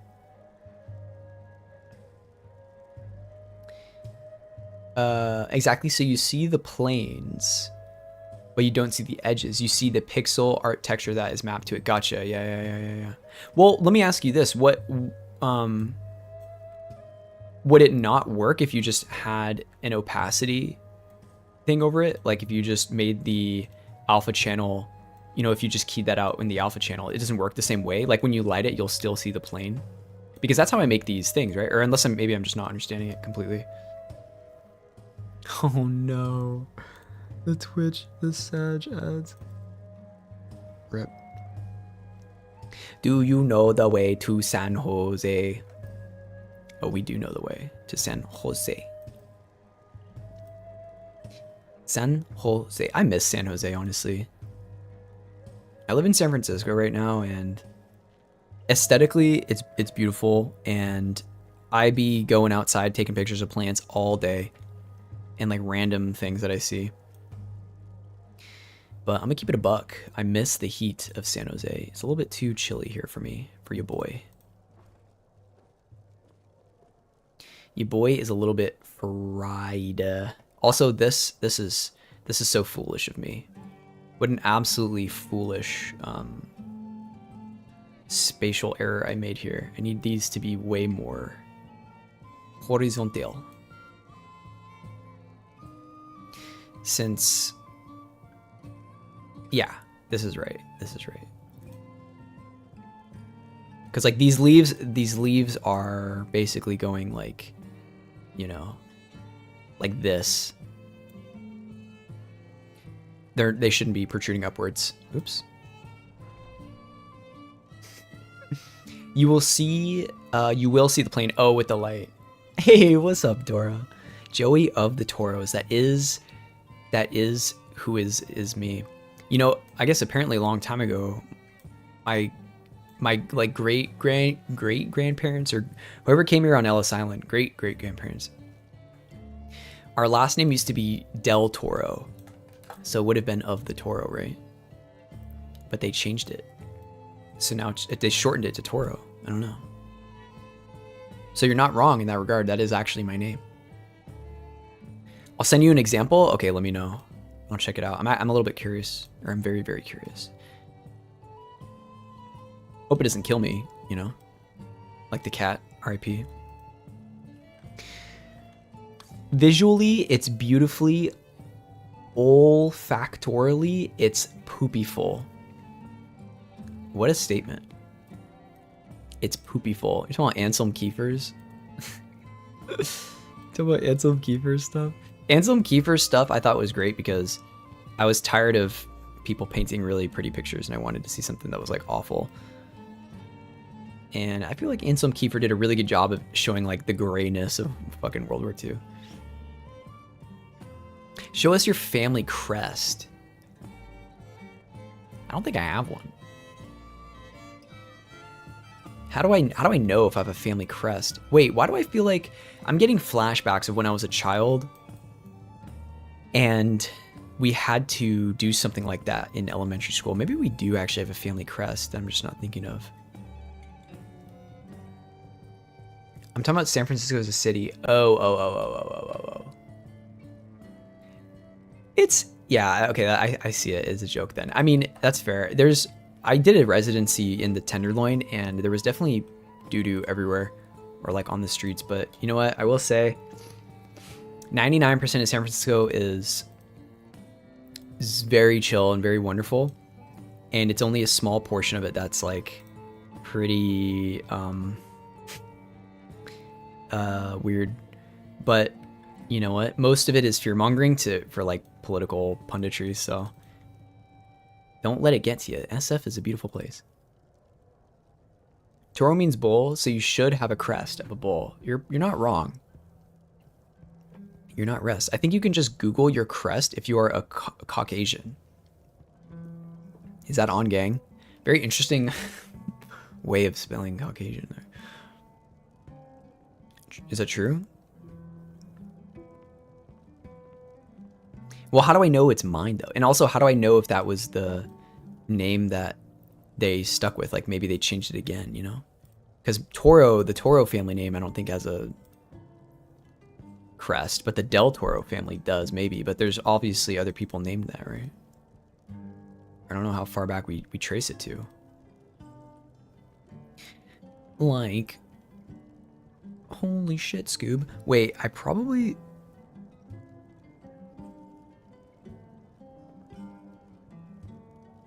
I think I do have to make this curved. Hold on. We got to do a little bit of surgery here. We're going to put this in the middle. I'm just going to keep it there, but I'm also going to take like half of this and then make it into a new layer, rotate it. No, you silly bastard. That's not what I wanted to do. I want to make it a new layer and then rotate it. There we go. Only I could move it too, but it's fine. Can't always get what you want. All right, that's fine. You sent? Okay, I'll check it in 1 second. I mean, SF is pretty small and the poop population density is a little high. Well, it's only a couple areas that are like that, I will say. It's small, like geographically, but are you kidding me? It's super populated. Cities always get that because it's such a high population density. Shit, I just realized this blend file is using 10 gigabytes of memory. Bro, that is like 80% of my memory. Or like 50%, I guess. 70, 60, maybe. So via that method, or via this method, the lighting is essentially baked. If that's the right way to explain it. Well, we're using baked light maps.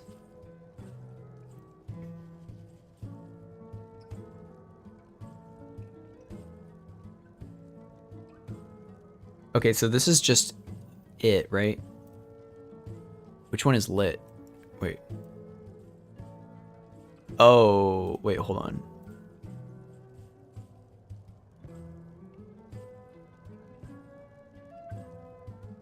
Is one of these with the plane? Because I don't see that. These are just... Are you saying these are planes? But the collision is different? Because this is what you're talking about. Like this side is lit, right? Which is what you don't want. And then so if you have them unlit, then you just keep the pixel art. I see. Interesting.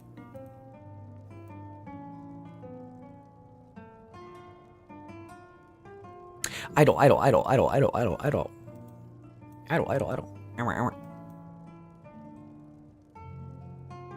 Interesting.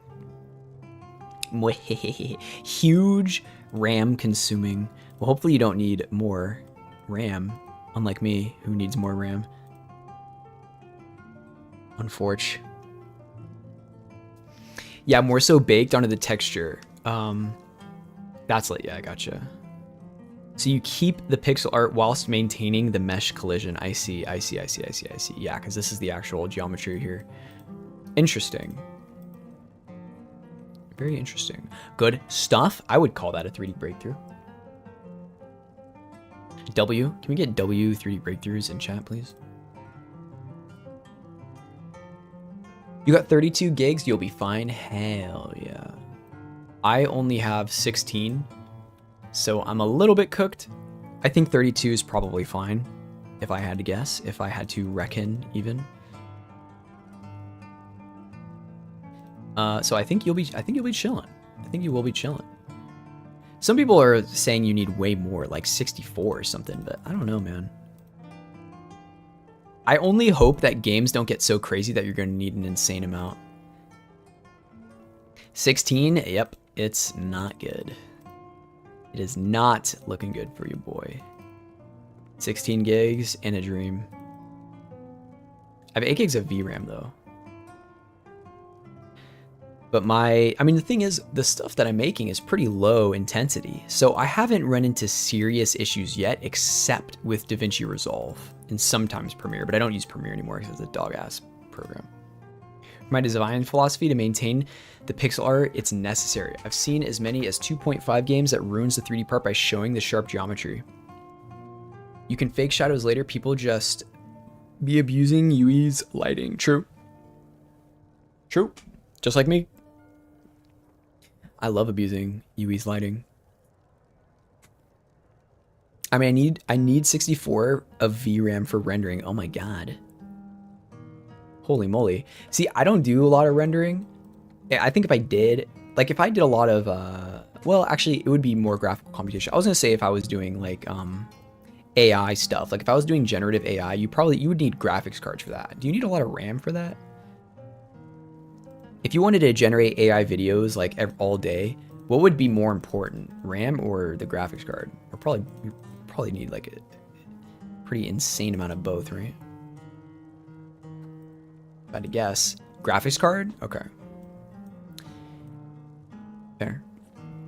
I have a 2060 Super, and it's gotten me this far. In my PC, I've never spent more than like $1,000 in total. In this, I was lucky enough to get this 2060 Super as an upgrade from my previous 650 Ti. Can you imagine that? I went from a 650 Ti to a 2060 Super. I was playing Garry's Mod on a 2060 Super for years, and then when I started trying to play BDO on like remastered settings, it's like it's over. It's not looking good. Because some model stuff can be more CPU dependent for like different models. That makes sense. That makes sense. That do be making sense. I'm from a GTX 770 2 gigs to a 3060 Ti. Oh my god. Okay, so okay. All right, I bow. I bend the knee. You've that is certainly quite the upgrade. I would love to have something better than a 2060 Super, but you know, not trying to make any big expense. I gotta save right now. I gotta save. Okay. It is a time to be saving. I think what I want to do is actually shape out the leaf over the branch as opposed to just exposing the branch itself. I think drawing the branch was a bit of a meme. Because in reality, these leaves will cover the branch, right? They're not going to be like sharing the vision, you know? You're not going to be able to see both. You will most likely be seeing the leaf underneath on top of the branch. RAM should be a human right. Can we get a true? Can we please get a he's right in chat? That's huge. Saving is overrated. Start a crippling smoking habit and then get into gambling. That's where the money is. True. Here's the thing, and somebody tell me if I'm wrong here, okay? If you bet everything, if you gamble, if you go to your nearest casino and you bet everything on black, the most you could lose is 100% of your money. But you could win more than 100%. You could win 200%, 300%, 400%. So if you think about it, you're always going to win if you gamble. Do not gamble. This is I'm kidding. I'm kidding. Except am I? I've gambled too much in BDO to make jokes about gambling. You could win over 1,000% of your money if you gamble. So why isn't everybody just always gambling all the time? You know what I mean? You know what's funny is like, I don't gamble ever in real life, but in video games, I'm like the worst gambler ever. When it comes to fake gambling or like gambling with fake money, I pretty much only ever put my odds on whatever is statistically the least likely thing to happen. So I used to watch a lot of like League of Legends Worlds and stuff, and on the channels like for LCK and like Riot's channel and stuff, I would get all these channel points and they would do the gambling. And I would always just bet on whoever had the worst odds. And there was a couple times where I would make so many points. I would just make like an insane amount of points back because the odds were so bad, but like most of the time I would just like lose everything. But it only takes one game. And then you're so back. You guys gamble responsibly, please. We're not on stake, so maybe these jokes don't hit as hard. Or not on a kick, I mean. If you keep doing it over and over again, you will be a millionaire in a matter of hours. True, exactly. See, Dora gets it. Dora sees the vision. You see the vision. Never stop. 99% of gamblers give up right before they hit big. Don't get it twisted. That's some real shit. But gambling with fake dollary dues is huge. There's for you Lethal Company enjoyers, there's a mod that adds a casino to the Lethal Company world. So when you go to the world, if you hadn't hit your quota, you can spend value from the things that you've obtained during your missions. You can spend those at the casino, and it's got everything. It's got blackjack, it's got roulette, it's got slot machines. Me and my friends downloaded that mod, and then we just stopped playing the game completely and would just gamble. It was so bad. It was like there was kind of no point in us playing the game because we would just gamble forever and ever and ever in the casino. It was so stupid. And so now when we play, we have to agree like, okay, we're not going to use the gambling casino mod because if we do, we're not going to play. Or if we do turn it on, we know what's going to happen. 99% of gamblers are my uncle. He's big, like really big, really. He has ties with every gamble ever. Every gambler. Every gambler knows your uncle. I probably know your uncle then if that's the case.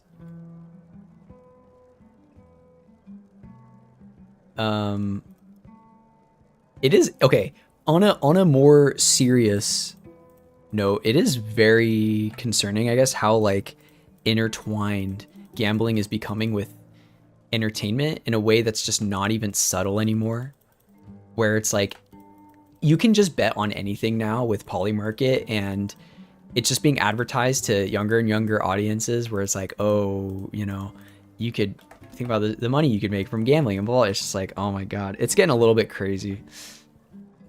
It's getting a little bit crazy, and it's a little bit like, I'm old enough to have learned from my gambling mistakes. Back in the day, before anybody was talking about loot crates or whatever, I spent so much money in Team Fortress 2 on crates because I was just like a dumb kid, and I was like, oh wow, I want to get an unusual hat or something. And I spent so much money, and then I realized like, why did I do that? And I even bought like the kits where you would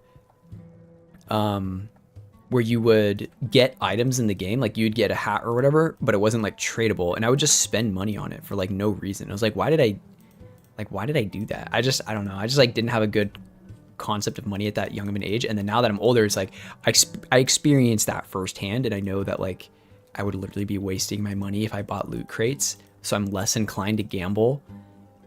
You know, I say that after I had a BDO bender where I basically gambled, but that's different. That's different. Oh, posture check. Thank you. Oh my God, my back cracked in like 500 places. Wow.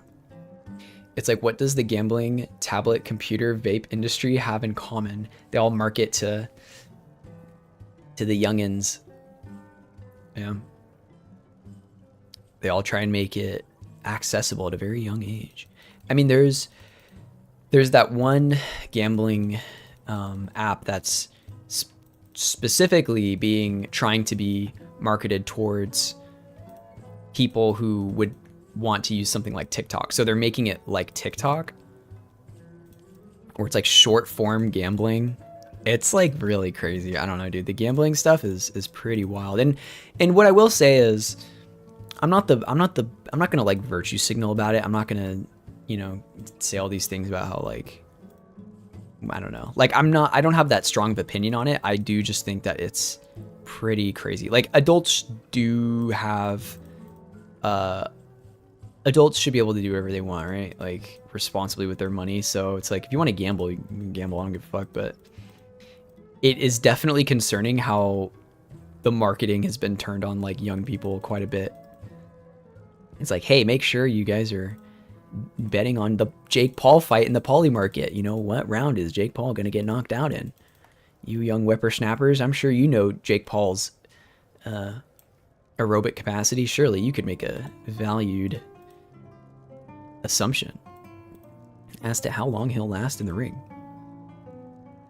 I don't know why Jake Paul agreed to that fight. I did watch a little bit of it, and I thought he was going to die. I don't know if any other human being in the world could get punched in the face that many times and not die. Like, I genuinely was thinking, like, dude, this looks like a Live League video or something. But I don't know. He made it.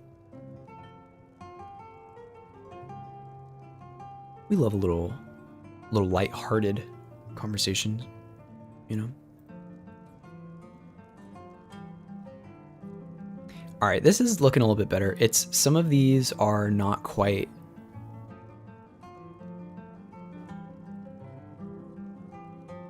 rounded out. They're a little bit like they're a little bit too even, I think.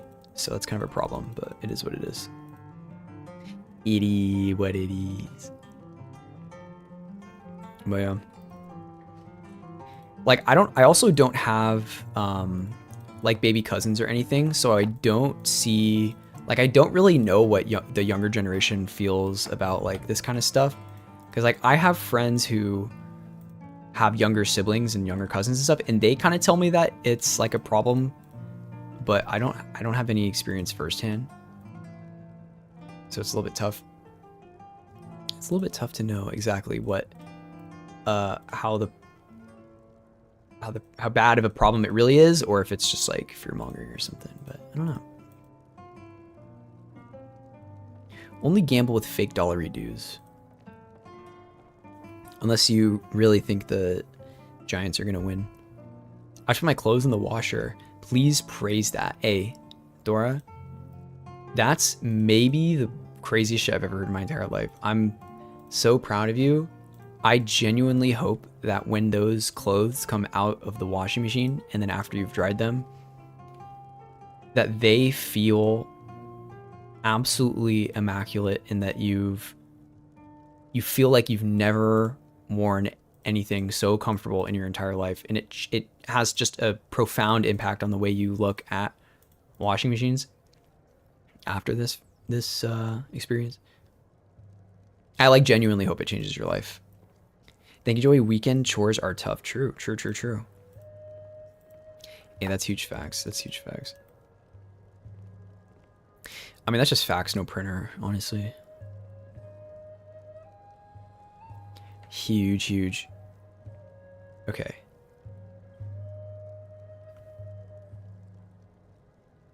Yeah, I think we like this. I know that this is going to be a bit tricky with how I want this one to be, since this is such a different type of bush. So I'm actually going to do like what I did to that one on this.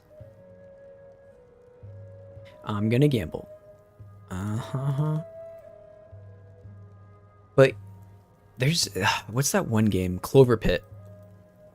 I don't know if you guys have seen Clover Pit, but Clover Pit is an indie game, if you will, that has kind of gambling as like the core mechanic. It looks pretty fun. I did see XQC play it a little bit. It seems like a game that was like absolutely made for him. And I forgot to get it when it was on sale, so I did do a little bit of a goofy goof. But I was able to buy Funky Heart, thankfully. So maybe we'll do a little bit of a Funky Heart. Maybe a Funky Heart gameplay or something. Why spend time cleaning this stupid table when I could be increasing my shareholder value at this very moment? Exactly. See, you get it. That's what we call priorities, okay? That's what we call priorities. Think about all of the margins you could hit. Ever think about that? Think about how you could improve efficiency and optimize your workflow.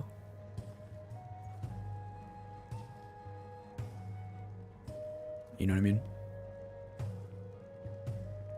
Making the rich richer, which is why I wake up every day. I've never been happier. I almost forgot this is what it's all about. Make the rich richer, please. We need to tax the rich less and tax the poor more. Every morning I wake up, and this is what it's what I live for, you know. Thank God. The little guy has enough, okay?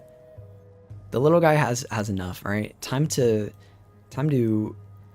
bend the knee and you know, bow down to the big corpo, okay? Because corporations are people too, right?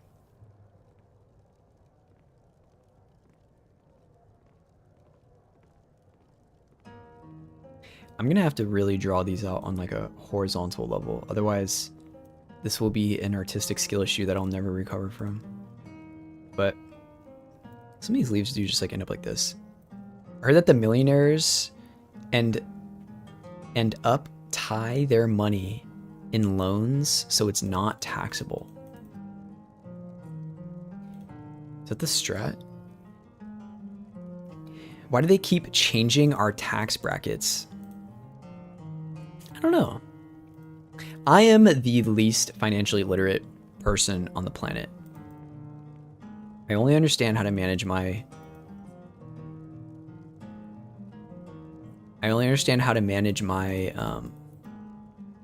money, but not on a very high level. Somebody just asked me if my power's out. Is my power out? No, why? My power's on, I'm live. This is all real, right? This isn't just a manifestation of my mental theater. You guys are real, right? Yeah, that's the strap. You need real valuable assets to do that. Well, that's what I imagine. I mean, I couldn't fathom what like you would actually do if you had billions or millions even, really, right? It's just it's totally, is inascertainable a word? Not ascertainable. Simply inconceivable. There we go. It's a good one. I learned that word from Guilty Spark. The Oracle from Halo. Did you see the Epstein leaks? Yeah, I did. We talked a little bit about it earlier with Avernict. Yeah, we did talk about the Epstein stuff. I guess they weren't leaks. Or wait, are you talking about something different? Are the leaks or the are there leaks that I haven't heard about, or are you talking about the release of all the files that were like redacted and stuff? Sorry, not leaks. Okay. Now there's black stuff covering it. Yeah, literally. The release. Yeah. We talked a little bit about it. I mean, I had looked at them the day before or yesterday, and we didn't really, you know, I was wondering, I was like, should I do this on stream or something? But it's one of those things. I think we'll be seeing. There's so much. Like I looked at it a little bit, and the ones that people really want to talk about will surface. And then that's when I think I'll engage a little bit more. But currently it's like, you know, so much of it is redacted. It's kind of a farce. I mean, my government don't care about me, Sag. But it's okay. You know, we ball. Muck it, we ball. What did you think? Also, I feel like the biggest thing about this is, it's not like this is going to change anything. I mean, we talked about this too with Freddy, and it's like, you know, all this is just, it's all theater, man. It's all political theater. I don't know. It's a meme. We'll see what happens. Nothing feels real.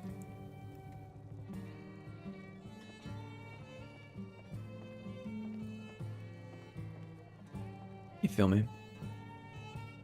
Did you check them out though? Because I mean, they redacted so much of it. There was quite a bit there. It's not like the entire thing was black, but there was a substantial amount that were completely redacted. Yeah. It might as well be entertainment unless one of y'all sticky, icky person. Okay, guys. You know what? We can change the world. Okay. Oh, we can change the world. I mean, in this regard, how much cultural influence is it going to take for anything to move all this? Like, unless somebody becomes president and then does the benevolent dictator strat, you know, which is not, that would be anti-liberal, illiberal even.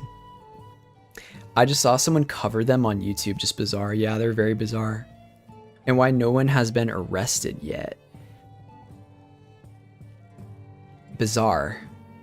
Bizarre, Joey? JoJo? Oh, JoJo's Bizarre Adventure? No, dude. Everything is a JoJo reference. Me when I'm buying fruit at the bazaar. Is this a JoJo's reference? I love hearing Trump sing about ICE in the Oval Office on TikTok. Bro, I hate my country, bro. What is happening right now? Just kidding. I love America, guys. I keep getting ICE ads on Twitch. Do you guys get ICE ads on Twitch? Just like everywhere. I see freaking Christy Gnome. And like, please, please, bro. Please defend our country, bro. Please, bro. Like, what is going on? Is this real? I see a lot of AI videos of Trump in the Oval Office talking about or whatever. There was that one video where he was with Ronaldo, right? And they were playing a little bit of footy. But that was not real. Completely real? Oh no. I didn't see him sing about it. Sometimes I watch those press conferences that he does, and then other times I'm just like, why am I doing this? Pretty sure I got the link. All right, we'll check it out. Unfortunately, we'll check it out. I have to check it out. Is Mossad agent under Joey's bed? True. I am, guys. I'm just, you know, I'm following orders, all right? The menorah speaks to me, okay? I don't know.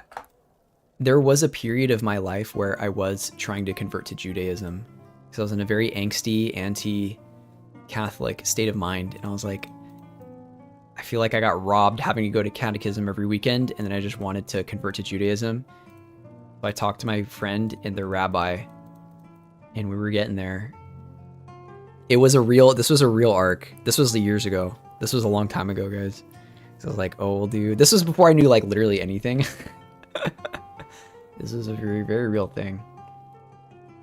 It was more of like, I would imagine it was some more of a, like, I was just very I was like very, like, angsty. Give him food. I gotta feed my Mossad agent. 1 sec. Here you go, buddy. Kabbalah is interesting, though. Quantum physics is in the lore. Really? A Kabbalah. Ooh. They claiming it after. Do they get interest? Wait, claiming what? I'm about to eat a mouthful of trail mix really quick.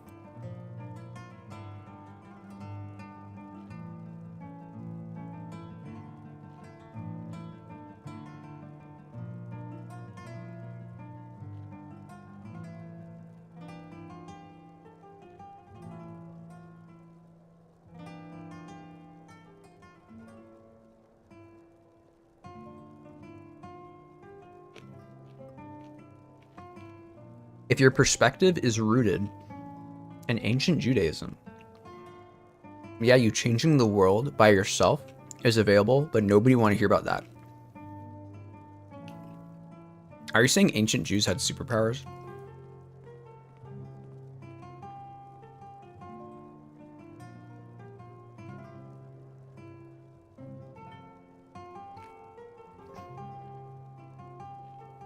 Now you're not sure if it's real?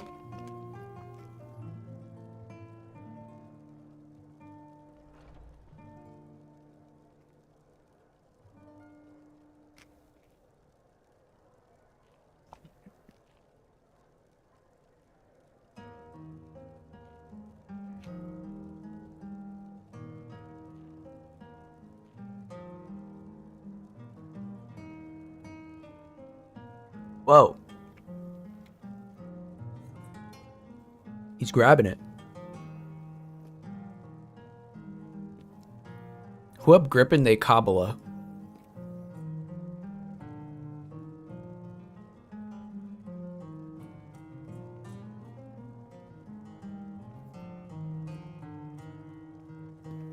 some sort of food before googling it. Second guessing yourself. Let me see the video.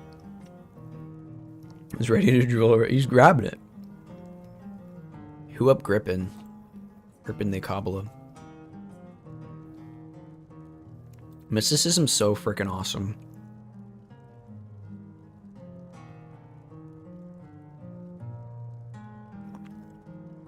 Oh wow. I definitely cannot read Hebrew. But you know what? Someone out there's got it. Glorp. Glorp mentioned.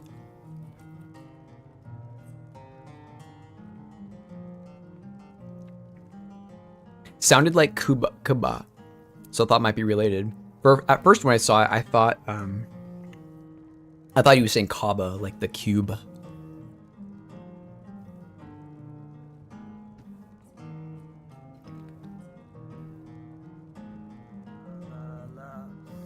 We love ICE and we support them. Fa la la la la la la la. This has to be AI, dude. Where is that? This audio is from? Deport 'em. Fa la la la la la la la la. That has to be AI. We love Jesus Christ. support 'em. Fa la la la la. All right, I can't fucking listen to this. Oh my god, these comments.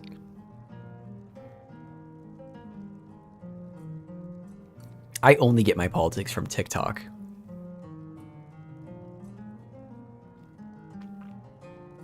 This was 2 days ago. I'm surprised I didn't hear this. How does one convert to Judaism? Well, it's a process of speaking with a rabbi and then reading a bit of the Torah. And then there's kind of like a, there is sort of a, I don't know what you would call it, like a tradition or some sort of known thing where you'll get denied the first 2 times you ask if you can convert to Judaism. And then the 3rd time they'll like say yes. It's kind of like a weird thing. But I mean, it's more of like a secular cultural practice thing. Like you become like a culturally practicing Jew, and a converted Jew can go on their birthright to Israel.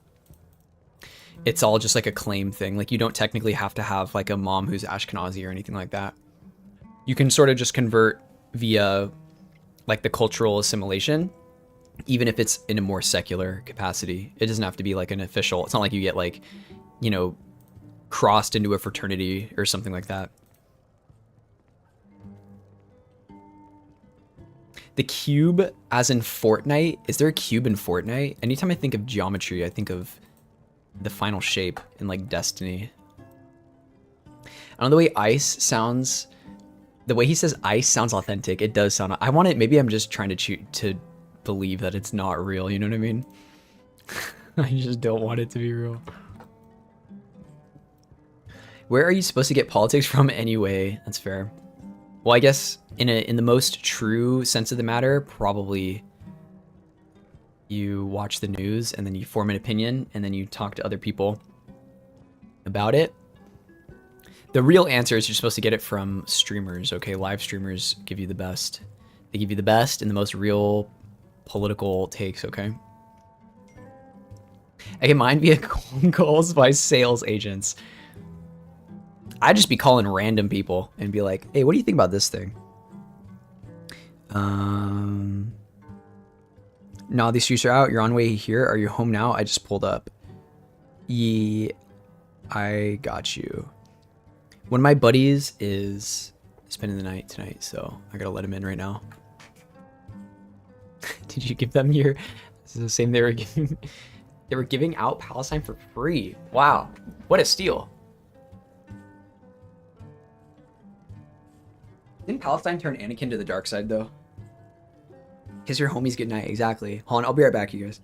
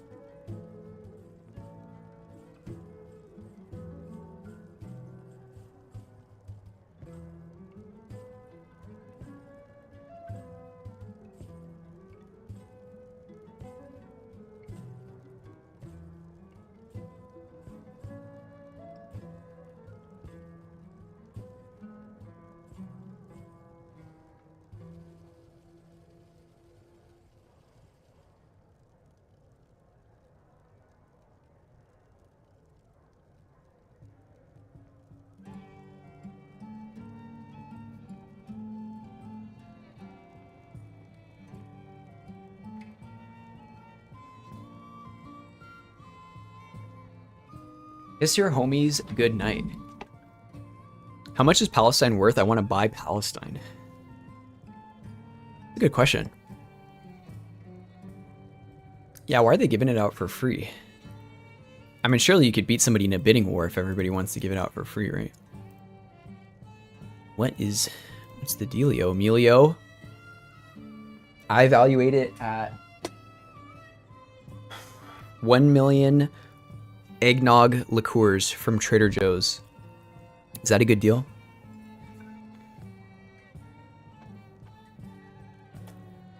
What are you guys doing for Christmas? I'm gonna go home.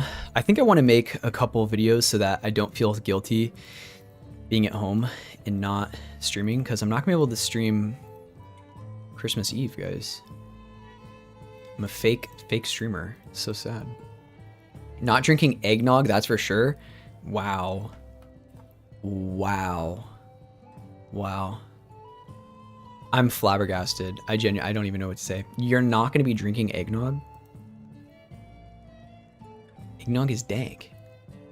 Family dinner. I'm meeting my Japanese cousins for the first time. Oh, that's exciting. Oh, wow. Japanese cousins. Have you been to Japan before? Is this, you've never had have you ever had communication with them, or is this just gonna be the first time you've seen them face to face? Can't believe Doris said not drinking eggnog. That's for sure. Like, damn. Like, okay, shit. Like, shit, man. That's crazy. You're going in January. Oh, wow. Oh my god. Oh my god. I'm jealous. You're gonna have to send pictures. I've never had communication with them. My dad just called and said they were coming to LA. Oh, wow. Wowie, wowie, wowie. Well, that's exciting. We love that. We love that for you. Did they say why, or they're just like, you know what? It's time we show the cuz some love, you know?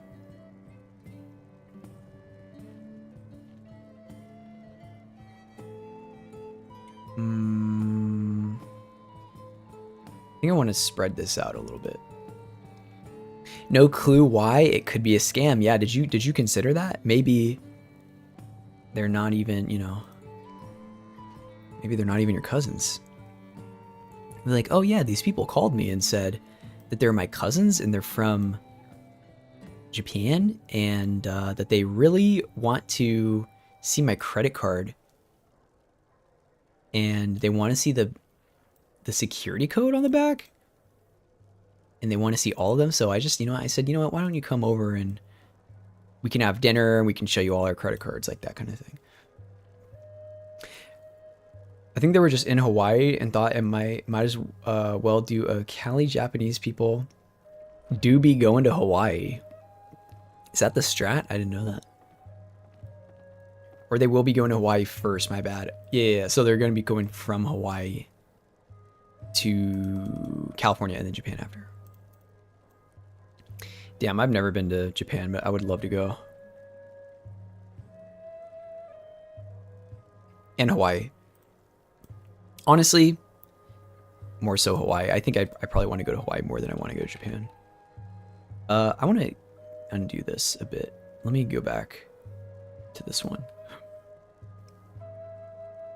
Have you ever been to Hawaii? It's Japanese as hell. I've not been to Hawaii. Yeah, I have not been to Hawaii, unfortunately. I would love to go. I bet I would love the weather too.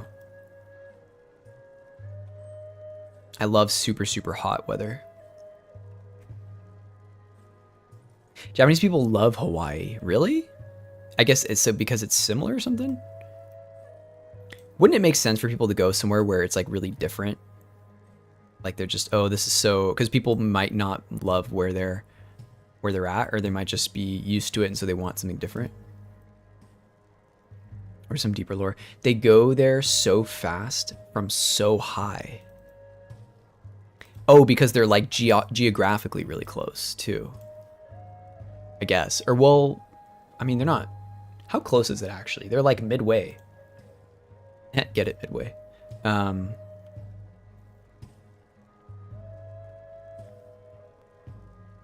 would I even look at this?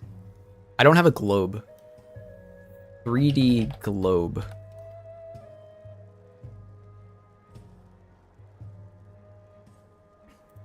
Like, they're not super close. Ooh.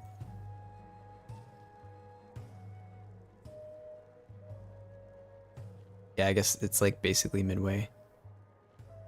I mean, they're...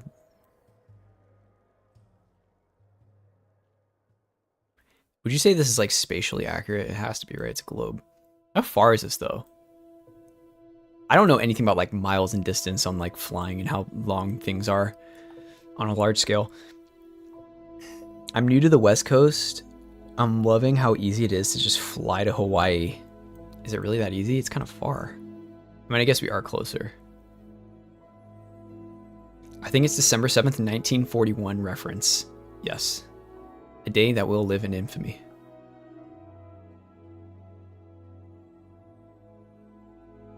Oh, they got here so fast from Ohio. Well, my bad, I guess. Thank you, Fred. Oh, I actually didn't get the joke. Okay. I see. I should, you know what? I should have picked up on that. I take everything too seriously. You know what? It is what it is. It is what it is. That's, you know what? I can't even defend myself at that point. That's just, you know, it's fine. It's fine. My guard is just never up. That's just how it goes. My bad, I guess. Thank you, Fred. What was it even? I don't even know if it's fair to say if it was a bad joke or not, because if anything, it was just a skill issue on my part. You know what I mean? Interacting in stream is basically explaining your jokes to Joey. Hey, but it's hard, okay? You, reading, when it comes to reading stuff that people say, the context is completely gone. I have no idea when people are being sarcastic unless it's, even if it's very obvious, it's still gonna be really difficult for me. So, you know what? It is what it is, okay? If it was in person, maybe I pick up on that kind of stuff, right? You know, maybe I pick up on that kind of stuff. I've stopped and accepted that. I'm not gonna be a weirdo. Well, that's fair. I mean, you can say whatever you want, but I'll probably take it seriously before I understand if it's a joke. Social interactions are hard, okay? It's hard. Doing 3D and reading.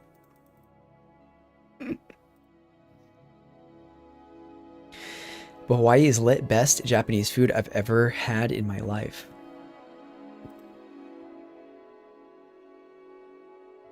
Is that a joke? It's the eggnog's fault, not yours. Well, I haven't had any eggnog yet, so who am I gonna blame for this? That eggnog is unopened. I'm gonna eat it. I'm gonna drink it with my family on Christmas. I'm kind of afraid I'm gonna be the only one. And that's gonna be a little bit embarrassing. I don't want my parents to think I'm like an alcoholic or something. Like, why the fuck did you bring eggnog liqueur to Christmas? Like, they'll understand, right? It's your Mossad agent's fault. True. True. Yeah, Eli's gonna get he's gonna get a whooping tonight. He should have made me less autistic, okay? I should have been able to understand social cues. He keeps hitting me with these beams, these bright lights, and they keep messing up with my temporal reality. It's mucked up. Did you just name him? He has a name, actually. I did not name him. His mother named him. His parents named him.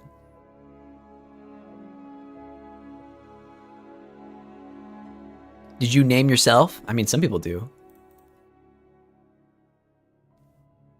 You know, it's fine. Where does anybody's name really come from, you know?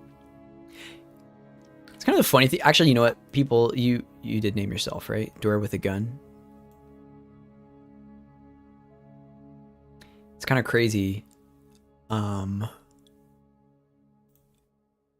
don't want to choose a name for myself.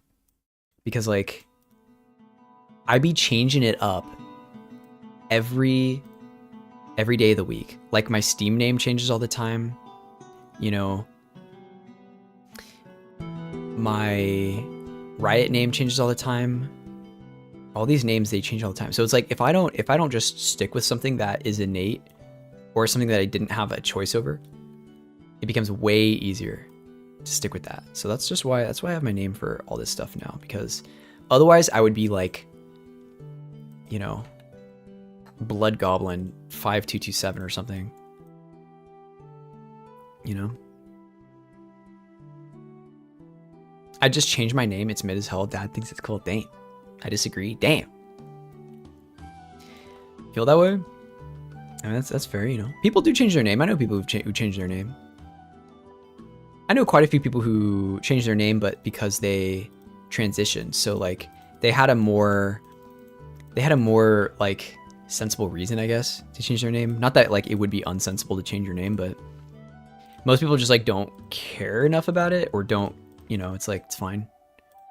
But if you're transitioning, and then like you probably want a name that suits what you've transitioned to, right? I disagree. Nobody picks Frederick. What? What about Frederick? Or no, that's Cedric. What about Frederick Douglass? Frederick is a hard ass name. You kidding me? I was gonna say Cedric Diggory, but that's Cedric and not Frederick. But you have Frederick Douglass, dude. You kidding me? The GOAT. You can't tell me that's not hard though, right? I mean,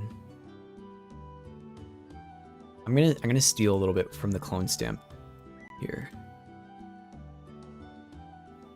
I thought it was named after Frederick Douglass. My mom said, "The Sound of Music." Frederick.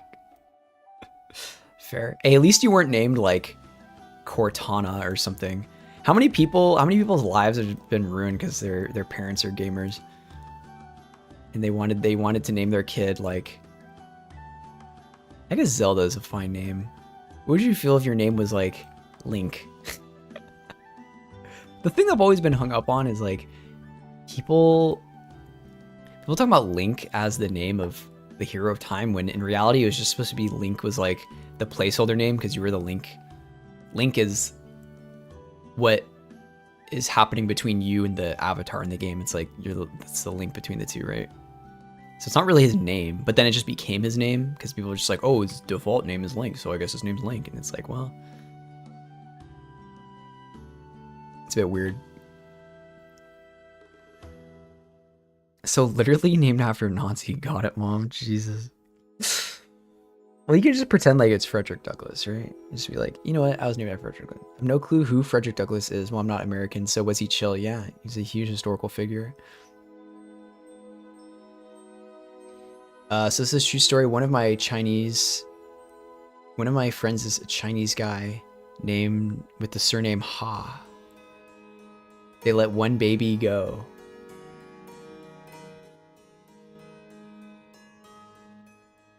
This music got loud. They let one baby go to term, and they named him Kame. They intentionally had another, and its name, it's a girl named Kameha. End of story. That's actually insane. That's actually insane. But it's three different people though, right? So Kame, Ha. Jesus. It's not a joke either. Well, you know what? I hope those kids love Dragon Ball Z, because they're gonna be thinking about it for the rest of their life. Unless they change their name, I guess. I wonder if part of it is like people don't want to change their name because it's like, is it insulting to your parents, I guess, if you change your name? Unless your name is literally like Ass Blaster or something. You have some like horrible name. Although people be naming their kids weird shit. Like, didn't Frank Zappa name his kid Moon Unit?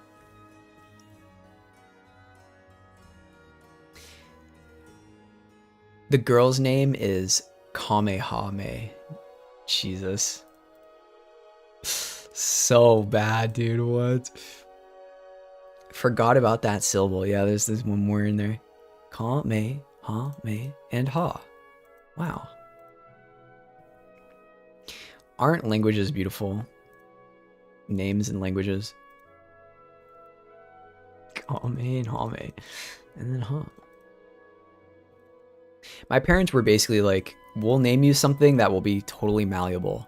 So whatever you end up doing, there's probably going to be, like, it'll probably be a fine name for however you turn out, right? It's like Joseph is biblical, and there's athletes named Joseph, and yeah, I'm pretty sure I was named after Joe Namath and Joe Montana. So some people call me Joe, some people call me JT. Honestly, at this point, I'm okay with people calling me whatever they want. If they want to call me Joey, they can call me Joey's, like my quote unquote preferred name. But people sometimes want to call me JT. Sometimes there's multiple Joeys. There's a lot of Joeys. So sometimes people just call me JT. You know, just fine. Or Joey T. Or Joeet. Joeet was like my username for the longest time. And honestly, I probably would have kept that for a while, but if I didn't get into art, I felt like with art, I just wanted to keep everything my name so people wouldn't have a hard time looking me up or whatever. I know a Kill Devin Davis. His first name is Devin, or Kill, I mean. Kill is spelled K-Y-L. The final blend file size is 3.5 gigs. Oh, hell yeah. Wait, how'd you cut it down? You just like removed all the unnecessary stuff? Hey, good stuff. Whew, yeah. Your computer is thanking you. Sounds like Celtic shenanigans. True. Yeah, that would be like Celtic, right? Kill, Cain, maybe Cain or something.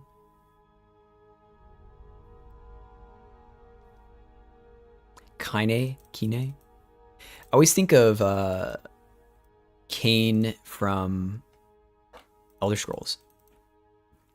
Cain Shrine. There's a raid in ESO called Cain's something. I forget what it's called. But I always like think of that. Or like fucking League of Legends. Purge some stuff? Hell yeah. Make those file sizes small. Your computer will thank you. Computer will thank you later. Or it'll thank you right now. Save space, you know. Share a map, upload something on a cloud. Okay, tech question. Since things just like exist in cloud servers and stuff, what happens? Is it a possibility or reality that like we would just run out of cloud space at some point? We can't build more servers, or like some of these servers go down and we're just cooked or something? Like what happens if that's the case? I feel like we're so reliant on cloud storage for stuff that there has to be some sort of safeguard for that, right? Or like have people been able to hack into cloud services?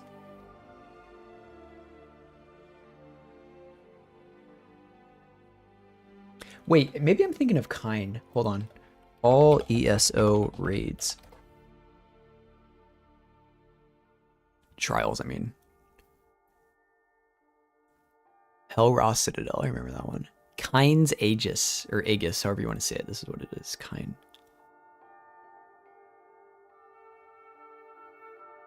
Shout out Kine. Shout out ESO. Asylum Sanctorium. No numerical values are just slightly greater for vet, perfected version. Are Asylum weapons vet only? Yes, they are. That is insane. 7-Zip managed to get it to only 250 schmegmabytes. Wow. I can easily send that over Discord. Yeah, true. 250? Can you? Is it, if it's nitroed, right? It has to be just under 500. Dude, the 10 megabyte limit for non-nitro is so lame. It's so lame, dude. Like, actually, it's just so rough.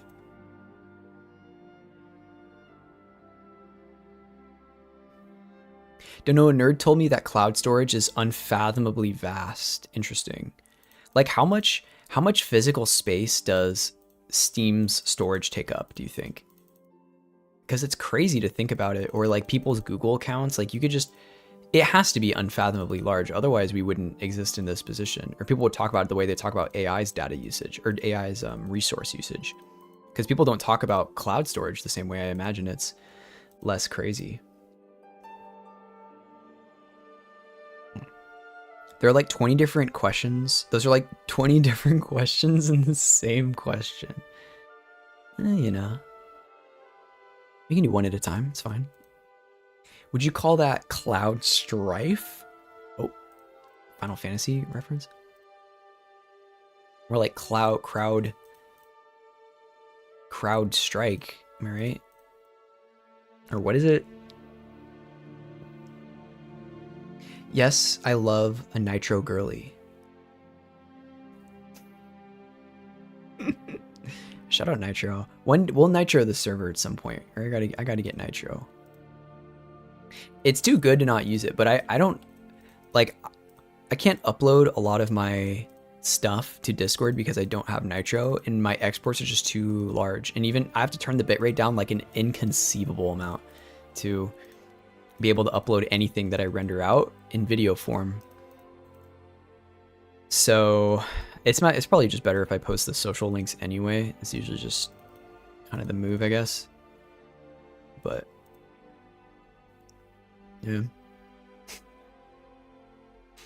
We love Nitro. Also, I think by definition, cloud storage is never going to be confined to a physical location, right? If that's what you're asking. Wait, but doesn't it have to exist on a physical server? Or no? Is that not how it works? It does? So they need like a place, right? Because isn't that what the servers are for? Like, I'm assuming Steam just has some kind of monolith that they keep all their servers in, right? Surely. Let's brighten up some of this stuff here. What is this? Wait.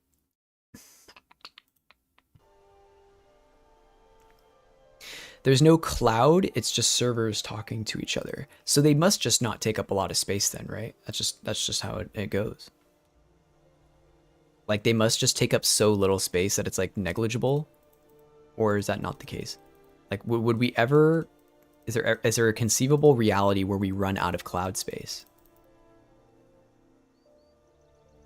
Because don't people need to migrate servers sometimes? Going to try packaging my UE project for iPad. Wish me luck. Oh my god, good luck. Good luck, Genki. Wish you best of luck. Those iPad kids are going to be very happy. And I will be too. I think there's enough cloud data storage available that they just pay for cloud service. Wait, what do you mean by that? I think there's enough cloud data storage available that they just pay for cloud service. I see. So there's enough servers out there that they just don't need to construct new servers. They just pay for the service to use those servers.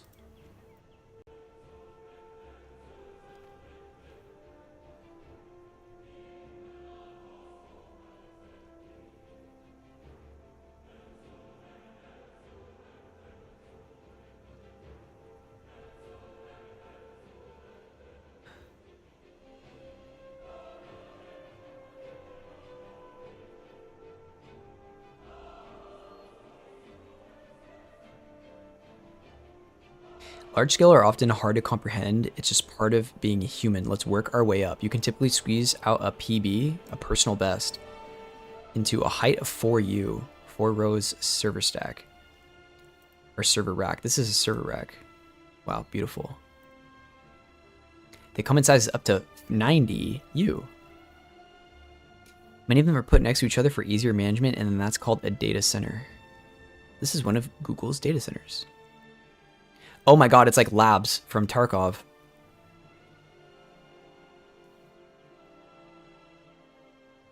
So yes, you absolutely have your own little 1 terabyte storage somewhere. Not necessarily in one place or in one HDD. And depending on provisioning, you only actually use it all. Or you only once you actually use it all, but that's just semantics. Oh. 1 terabyte is chump change, not even a rounding error.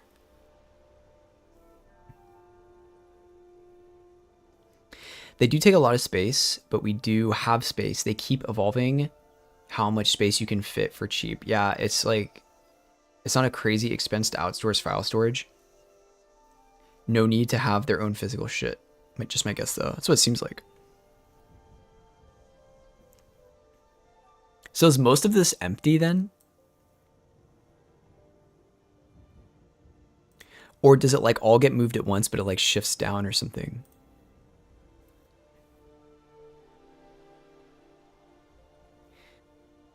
To add one technical detail to what was said, these cloud services typically distinguish between cold storage and hot storage. Cold storage is slower to access and has worse performance overall. Still good enough for your everyday use case, though, and could provide the data much faster than what your download bandwidth is, but is really, really cheap on a large scale. Hot storage is a bit more expensive, but suits use cases where high performance is needed. 99% of data in Google Drive is probably data that is not needed every day. Backups, archived documents, and such. These information is probably stored in cold storage. However, if a file suddenly gets accessed a lot, example, you share a file from Google Drive that gets downloaded by thousands of users. It will be moved to the hot storage. Mind you, this all happens in the background without you noticing anything about it. Well, now I'm noticing. This strategy allows companies to have huge amounts of cheap storage and still provide efficiency response to you in times. So what are in these things? Large scale storage, you can typically squeeze 1 PB. What is a PB? In a height of a U. So each of these things are like, what are these things in the server racks? Like what are the actual servers?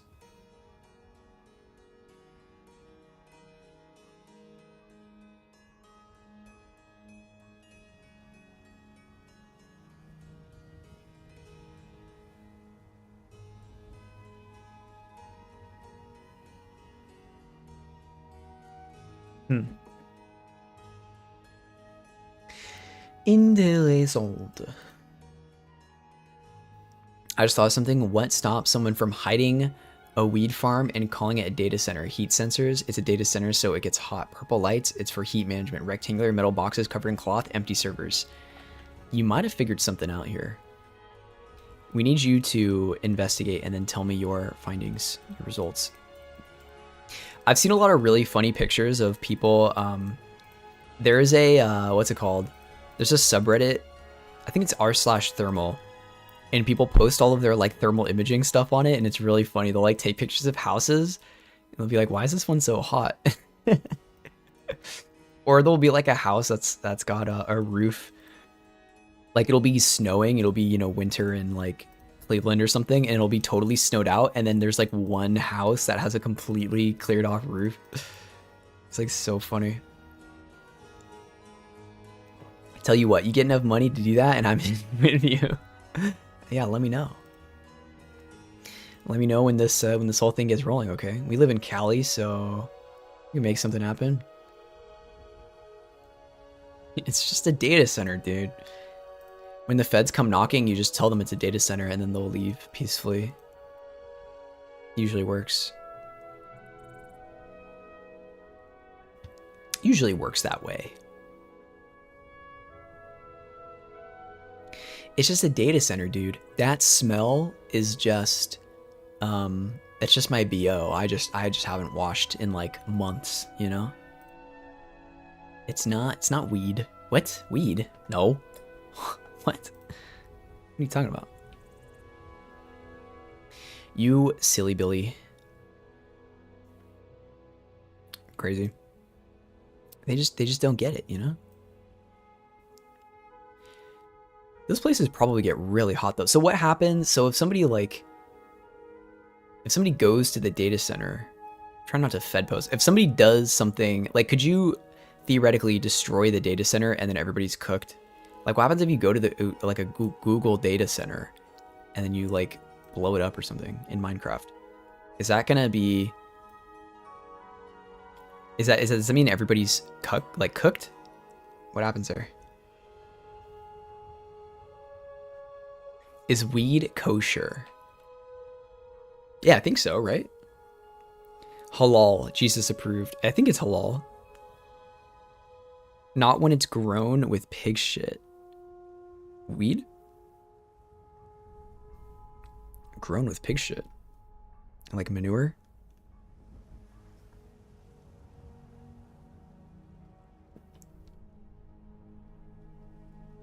That's a bummer. I'm still curious about those data centers. Like what the storage is actually, like how much storage actually takes up what amount. Gotta ask my shawarma guy next time, fair. Shawarma sounds so dank. Could really go for some like beef lamb gyro right now. Wait, have you guys seen the Dagestan people? That sounds like weirdly anthropological. I mean, like, have you seen the Dagestan people dancing on TikTok? They at like weddings. Hold on. Let's see. Whoa. Is this TikTok? Wait. This guy. This guy. I've been like addicted to this. I wanna do this with like the boys, you know what I mean? Yes, I love those. This is sick, dude. This is just like everything I want in life, you know? We got meat, we got dancing, we got shoulder shrugging, we got muscles. The music is so good too. I love the beard too. This guy's got such a good lineup. This dance is crazy.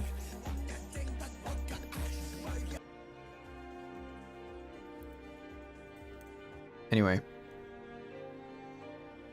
All those religious food restrictions are basically OMG, it touched pig, it touched it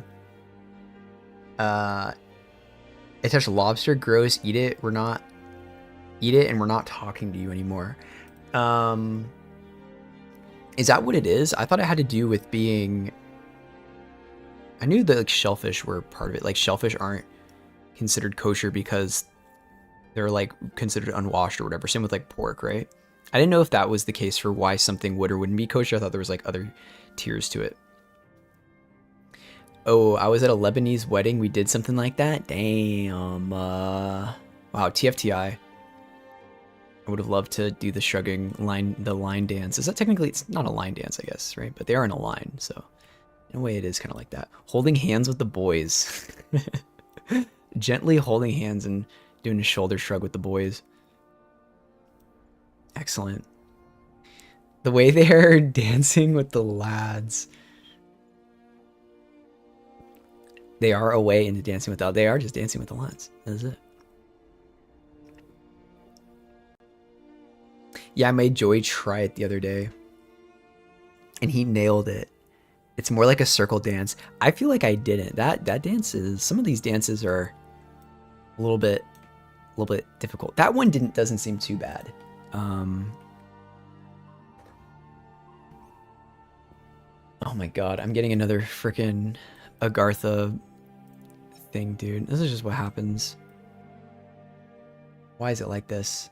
It's more like a circle dance. Yeah, that's fair. That's fair. I gotta find the OG one. Some of these videos, man. This one. This is the first one I ever saw. Like, all that it is, are they in a circle? You have to imagine that they're in a circle full the way around.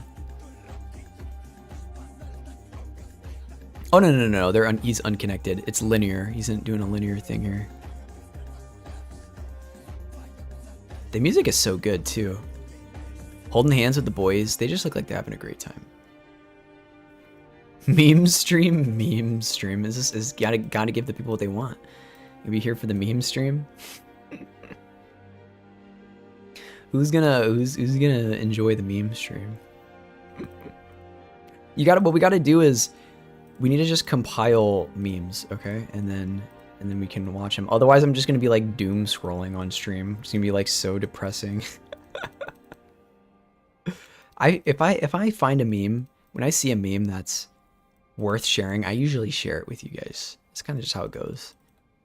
Like that, you know? I'll show it to Aaron, one of our mods, and then And then I'm like, you guys have to see this. I saw this, now you have to see it in a loving way, not in like a torturing, hazing way. Also, people who like see some horrible stuff and then they share it, they're like, I saw this, so you have to see it. That should be like illegal, honestly. That's like horrible. Like, ain't nobody want to see that. I've been like traumatized too many times as a young age because people would just repost the most heinous shit. I'm like, you know, I could have gone my entire life without seeing something like this. You know what I mean? I must go sleeps. I'm heckin' EP. 6 a.m. Much love. It was a pleasure meeting you, and all I hope to see you next stream. I appreciate you so much. Yeah, thanks for coming in. You know, it was wonderful talking about the Halo modding stuff. I'm a big fan. You got me interested in that. And thanks for vibing. Yeah. And thanks again for the follow and everything. You know, I hope you sleep well, and I'll see you when I see you. Okay. Stay safe. Be careful. Did you see they released the Epstein files? I did. Also, hi, hello. I did. We didn't really dive too into it because most of it is redacted.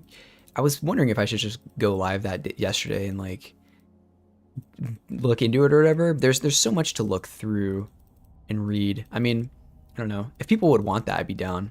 But because I am interested, but at the same time, part of me is like, I kind of want to just see what people will be bringing up and then how that will play into where we go from here, because they redacted so much of it, right?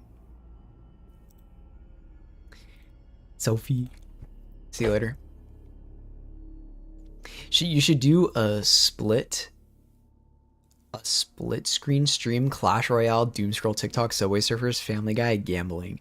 Do you remember? This was a long time ago. We did we had redeems for like Minecraft parkour and Subway Surfers. So I had like a vertical TikTok on either side of like 15 minutes of uninterrupted Minecraft parkour and Subway Surfer. It was like a total meme, but yeah, we could do something like that. I don't know if people find that completely obnoxious. I was talking to a mate about the Aussie internet ban, and we are like, maybe it's not a bad thing because shit we're exposed to as kids on the internet. Yeah, I think there certainly needs to be, and I will continue to say this until I'm proven wrong, but like, I think maybe 20, 30, 40, however many years from now, we're going to look back at the internet and think like, this was the Wild West, and it's a little bit crazy what we allowed people to just see and say on the internet, especially at such a young age, because it really is very unfiltered and unfeathered. And I know social media companies kind of sometimes try to make it a little bit less crazy for kids, but like, I don't know. I think the social media ban for people under the age of 16 probably isn't a bad thing, honestly. Like, I don't know how much value you're really getting out of TikTok as a 16-year-old. Maybe I'm wrong about that. I don't know. I feel like you could pull off the ASMR horror video essay voice while reading it. Oh my god. You think so? Okay, maybe we'll add that then. Maybe we'll do that. Maybe we'll do that tomorrow. I'm a dip sleep too. Good night, people. All right, good night, Dora. Thanks for vibing. I appreciate it. Yeah, we'll probably go till about 10:30, and then I think we'll boogie. But I appreciate you being here, Dora. Thank you for the conversations and the vibes. Next time we'll do an ASMR. We'll put the ASMR tag in here, and then we'll read the fucking Epstein files. And then I said to Donald Trump, would you get a look at that island? Isn't it beautiful? Tremendous island. Leaf. You like the leaves? We spent a little bit too much time reinventing the wheel here, but we've got a couple branches that we're going to be using to fill out this tree that we made. So, how are you doing, Helix? By the way, it's good to see you. Hope you're well. You know the vibes. You know the vibes. Man, I would love to do a meme stream, Genki. I would love to do a meme stream. Part of the thing about this too is like, I would love to do really structured streams. Sometimes I just don't know if people are going to be as into it, so it's a little bit hard. It's like, I kind of have a good default setting where I can go live and start working on something, and then if I think that people will be interested in some kind of event or something, we could run it. But at the end of the day, like, it's much more fun to be interacting like with you guys on things, right? That's kind of the whole point of like going live. So we'll be singing together because we are. Hey, we are. Oh, we are. We will be singing together. It will be beautiful. It will be absolutely beautiful. We are Charlie. Stop. We are Charlie. That song is so bad. That song is so... Wait, did you guys see... Wait, hold on. I gotta show you guys something. I forgot to share this.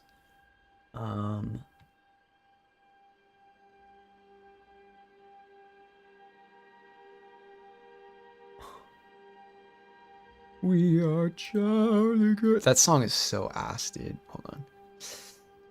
Not that. That's not what I want to show. That song is ass, but that's not what I want to show. Wait, where'd it go? Oh, it's here.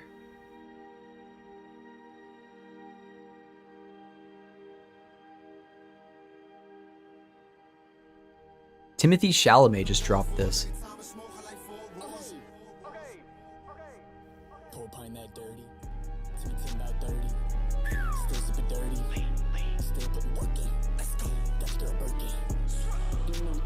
Where did this come from?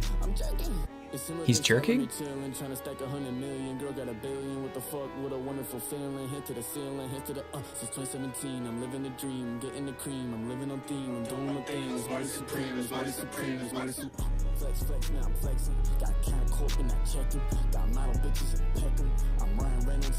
He pecks them. Did he say he's having fun sexting? It's fair.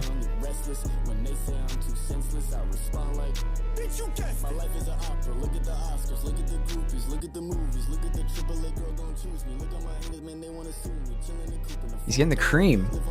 91 million views. He has a sword drawn.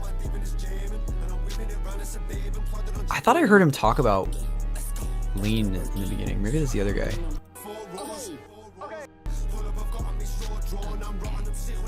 Who is this? Is this Skepta or something? I don't know who this is. No, it's definitely not Skepta, right? He said pour a pint in that dirty. Do you think Timothy Chalamet has really ever had Lean before? Honest. I've not heard this song, no. Super banger. It's honestly not bad. I'm not... fucking stop. This song, it's honestly not bad. It's not bad. I'm not like... I wouldn't be... It probably wouldn't end up in the playlist, but it's not though. It's not... It's... You know what? It's fine. As far as like things that Timothy Chalamet could have dropped, it's fine. Low-key Dopey's getting the cream. Yeah, where's he getting this cream from? Cream of the crop. Excuse me. Timothy Chalamet had Lean? Oh, absolutely. You think so? Lean is like no joke, bruh. Lean is... Rappers be talking about Lean, and I would say most rappers that rap about Lean do not actually drink Lean. Lean is like heroin, bro. Lean is very dangerous. Like if you're really consuming that much Lean, you're gonna be like, you're gonna be finding out why, you know, Lil Wayne had to stop. It's some serious shit. So I don't know. Could be wrong. I'm not wrong. Super banger at the Charlie Kirk. The Charlie Kirk song is not a banger, bro. That shit is so ass. Are you kidding me? It's like, we are Charlie Kirk, we will carry the flame. Like, the lyrics aren't even... I mean, the lyrics are ass, but if it were put behind a different beat, maybe if it was like behind a Michigan beat with a bell or something, you know, and it was really fast, or maybe if it was a night... Is there a Nightcore version of it? Let's see. We are Charlie Kirk Nightcore. What was a Nightcore version? There's a couple one. Conga line gets me every time.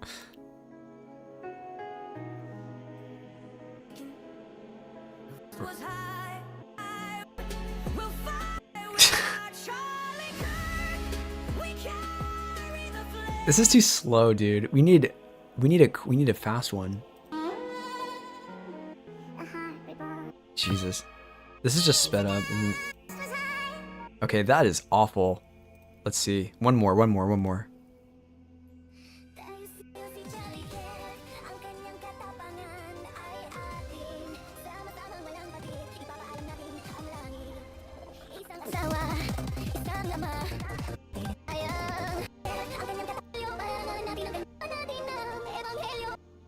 Jesus Christ. Wait, hold on. I think if I just speed this one up, it'll be closer to what I'm looking for.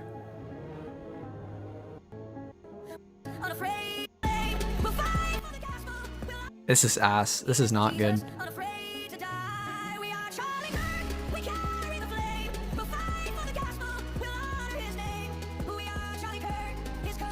No, I meant to close it. God. Joey on the lean. There's a 100% Nightcrawler. Look up Alvin remix. Thank you, r/music. What is this, bro? What is this? Horizontal TikToks. Diddy. Oh my god, Stranger Things.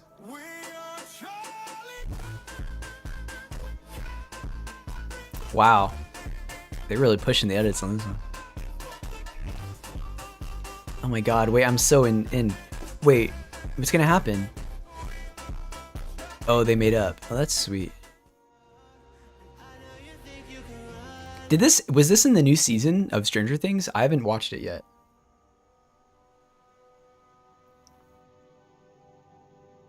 I'm tuning winning to it. This one, this is the classic. This is the classic. We are Charlie Kirk, aren't we? Oh my god, no, why is my graphic card exploding or something? Oh my god, okay, here. This is it. Third time's the charm.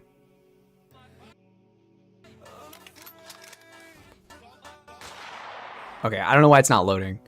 Or is it broken? Is my browser broken? I think my browser's broken. With or without gang violence. I was this close to arguing with him about multiculturalism, and then he ended the event. I was really annoyed.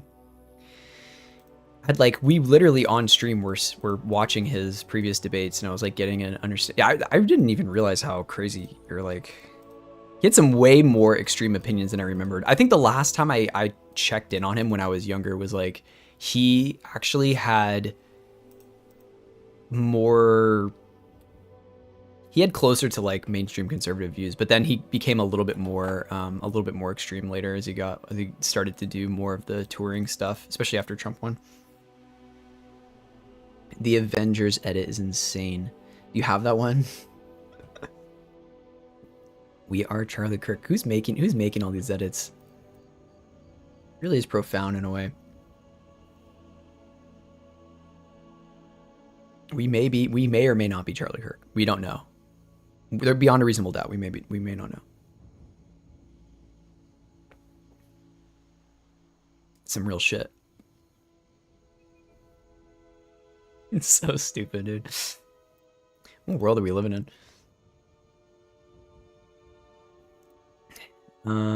Where's my thing here? Oh, did I close? I closed the window. Wait.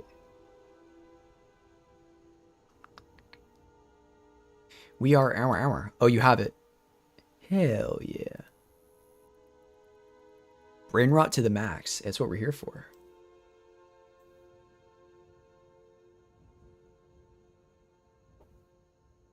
This one. Do you copy? Charlie, it's Jeff. Can you hear me? On your left. Jesus. God. Diddy. Wait, who was that? Who was everybody in there? Dun dun dun. Oh, it's just Diddy.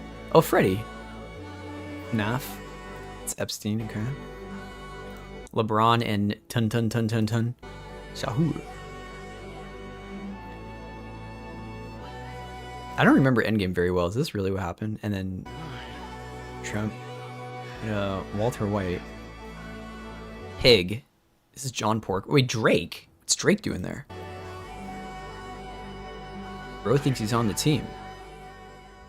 I am Heisenberg. Wow. Beautiful. Brain rot to the max. There's definitely some real brain rot in there. Why, dude? It's what a world we're living in. It's a real cornucopia. It's the real director's cut. Yeah, it makes sense. Who directed that one? Is it Abrams or something? Or is it Disney Boardroom? They definitely made some real decisions, some real good decisions for that, I think. Sad they didn't get it to release officially. Yeah, I wonder why. I wonder why. There maybe there was some like rights issues. They didn't have the rights to use Epstein's likeness because I think he was dead at the time. So, yeah. If I IRC correctly. Not gonna lie, the Jubilee baits with the timer high key make me lose brain cells. Those are the worst ones, dude. The Jubilee debates, like, there's so many things that are wrong with those. One is that the format is just super bad and unproductive because it's like every single person there does not give a shit about the conversation. They just want to go up. So everybody just raises their flag immediately and then they're always going to get out. So it's like you're never going to have anybody in the stand who really does much. I mean, there's a couple that are okay, but some of them are just like really dumb. And it's like, you didn't really accomplish a whole lot here. One of my friends was on Jubilee for who has the biggest boobs. Oh, interesting. I was thinking of the Surrounded one, not the other ones. I didn't know that they did ones like that. Who has the biggest? Well, wouldn't you be able to just like know? Why do they have to? Where's the Jubilee content? Or is it just kind of like an excuse to do the contest? Also, not a joke, spoiler, she had the biggest. Oh wow, good for her. I feel bad for her back though. I hope her spine is okay. I hope. I don't know, dude. I don't know what Jubilee is. Oh, you're memeing? Jubilee is a YouTube channel that hosts, they host all kinds of things. They host like debates. No, it's a true story, I promise, but I don't watch it.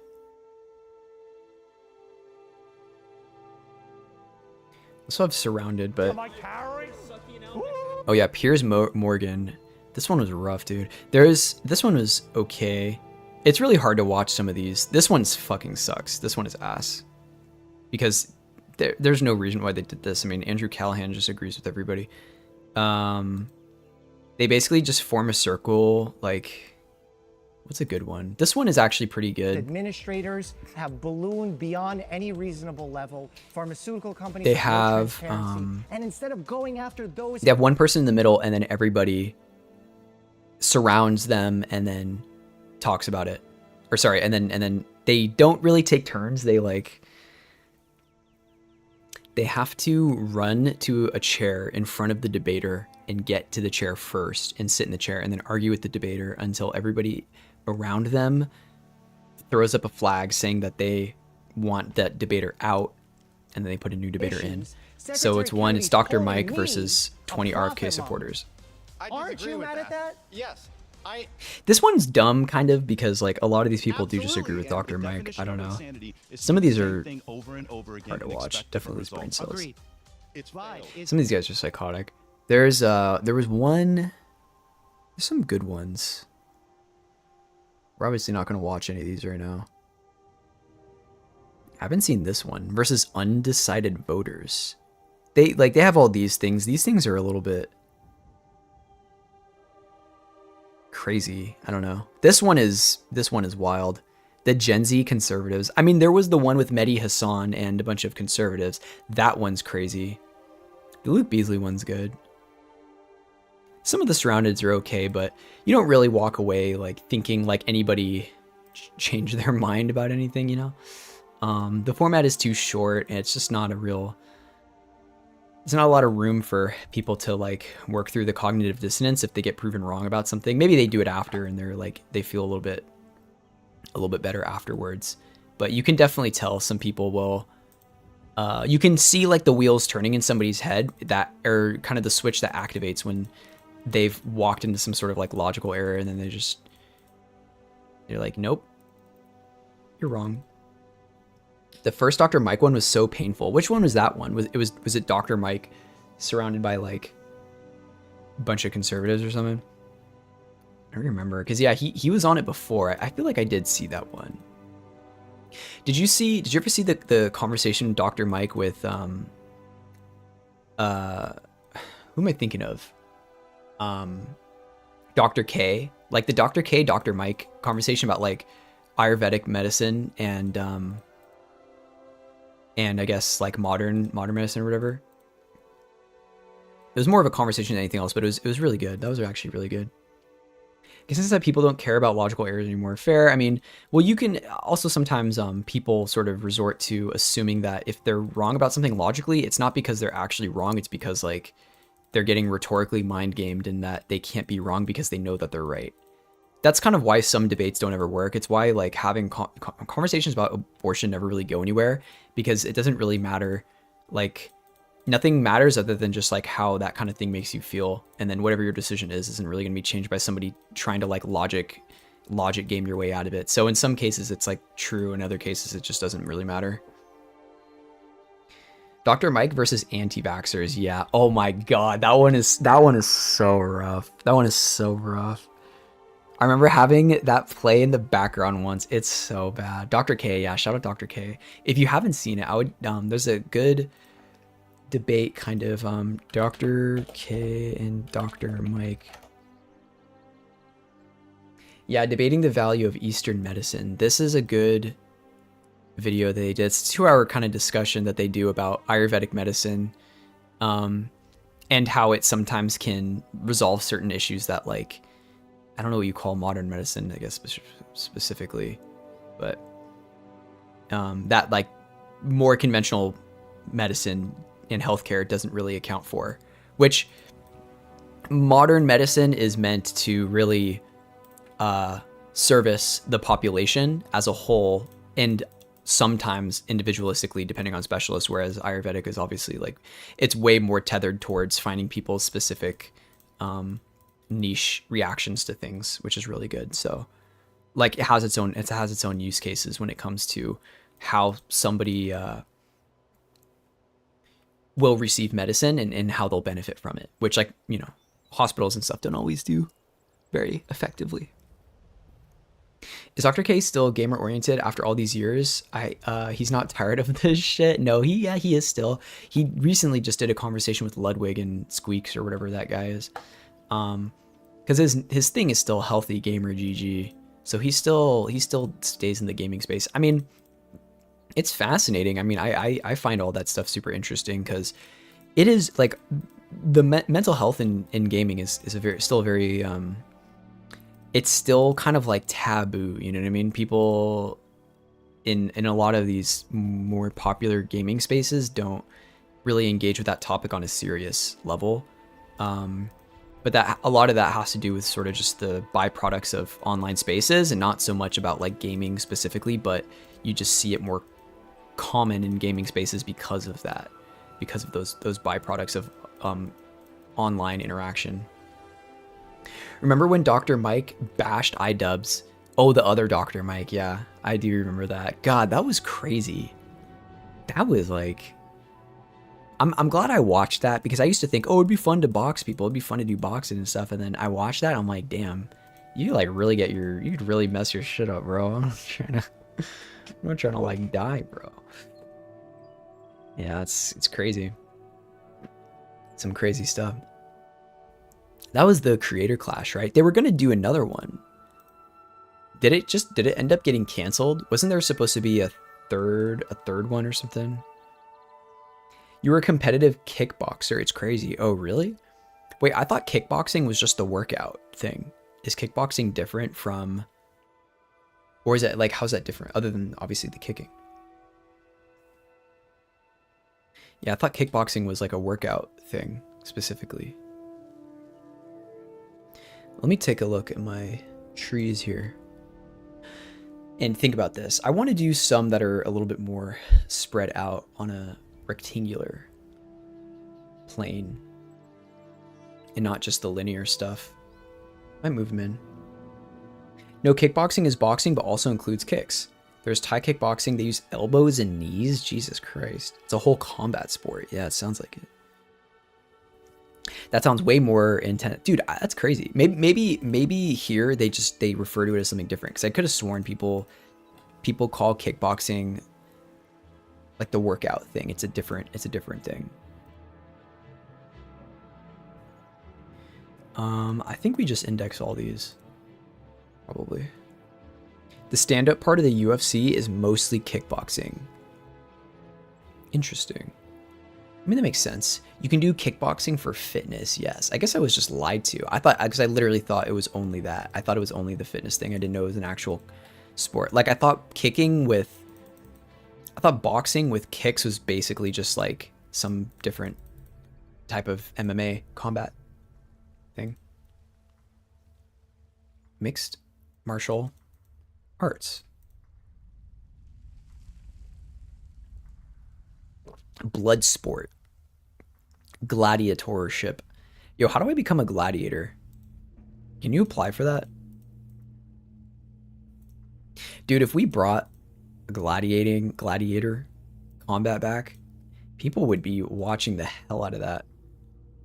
Is it illegal to do that? You probably can't sanction sports where somebody dies, right? It's probably illegal. It's probably not allowed, if I had to guess. Israel Adesanya had like 80 kickboxing fights before UFC. Oh, so they were cracked. Interesting. Well, shout out to all the kickboxers who are not doing the workout or just the workout, but they're also kicking while boxing. Bro, getting kicked in the face is not fun. Like, watching these fights from the outside is always kind of funny, because it's like, if you've never been punched in the face before, it doesn't hit you the same way when you watch people fight. I don't know how to explain it, but just knowing what it feels like to be punched in the face and then watching people fight, it's like, oof. I don't know, you feel it a little bit more. It's a little bit different when you separate yourself from it. I guess if you're like young and you've never been like punched in the face or something. MMA used to be illegal. Getting kicked in the eye is not fun. Yeah, thankfully I've not experienced that before. Tell us your punch in the face story. Well, I did boxing for a little bit when I was in college. And so I've had my bell rung. But we didn't do it too crazy. Like, we did gloves and everything. I've never been like physically or like raw punched in the face, I haven't experienced that, but I've definitely like had my bell rung, like punch. So, but yeah, no, I've never been in like a street fight or anything like that. Everything was all organized, but it was more so training than anything else. You know the vibes. So when I see somebody get kicked in the face, thankfully I've not experienced that. Punch in the face, yes. Kicked in the face, no.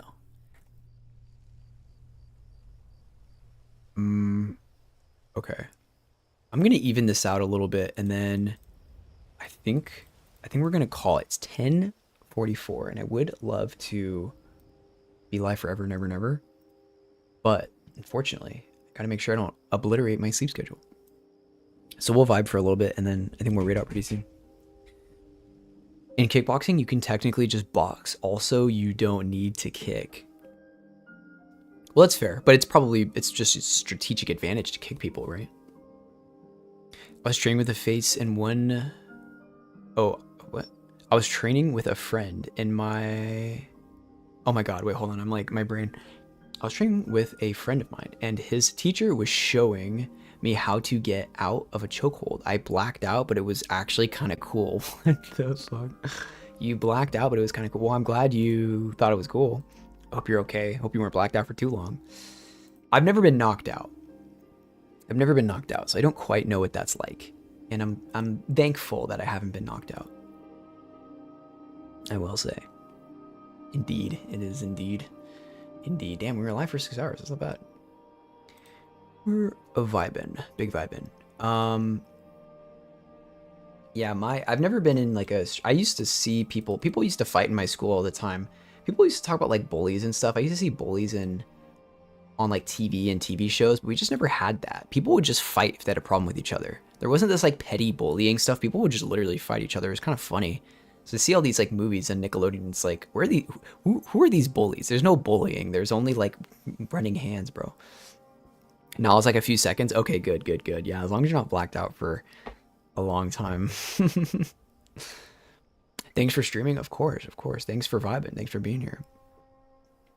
It's always fun to you know, talk to you guys. That's why I love doing this. We're gonna raid Claymore Dev. He's actually on the Minecraft server, which we haven't played in a while, but he does some good Blender and software stuff.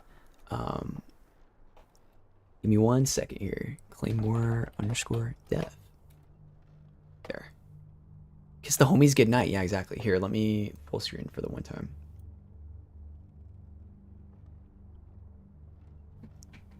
GN Stram, kiss the homies goodnight. Good night.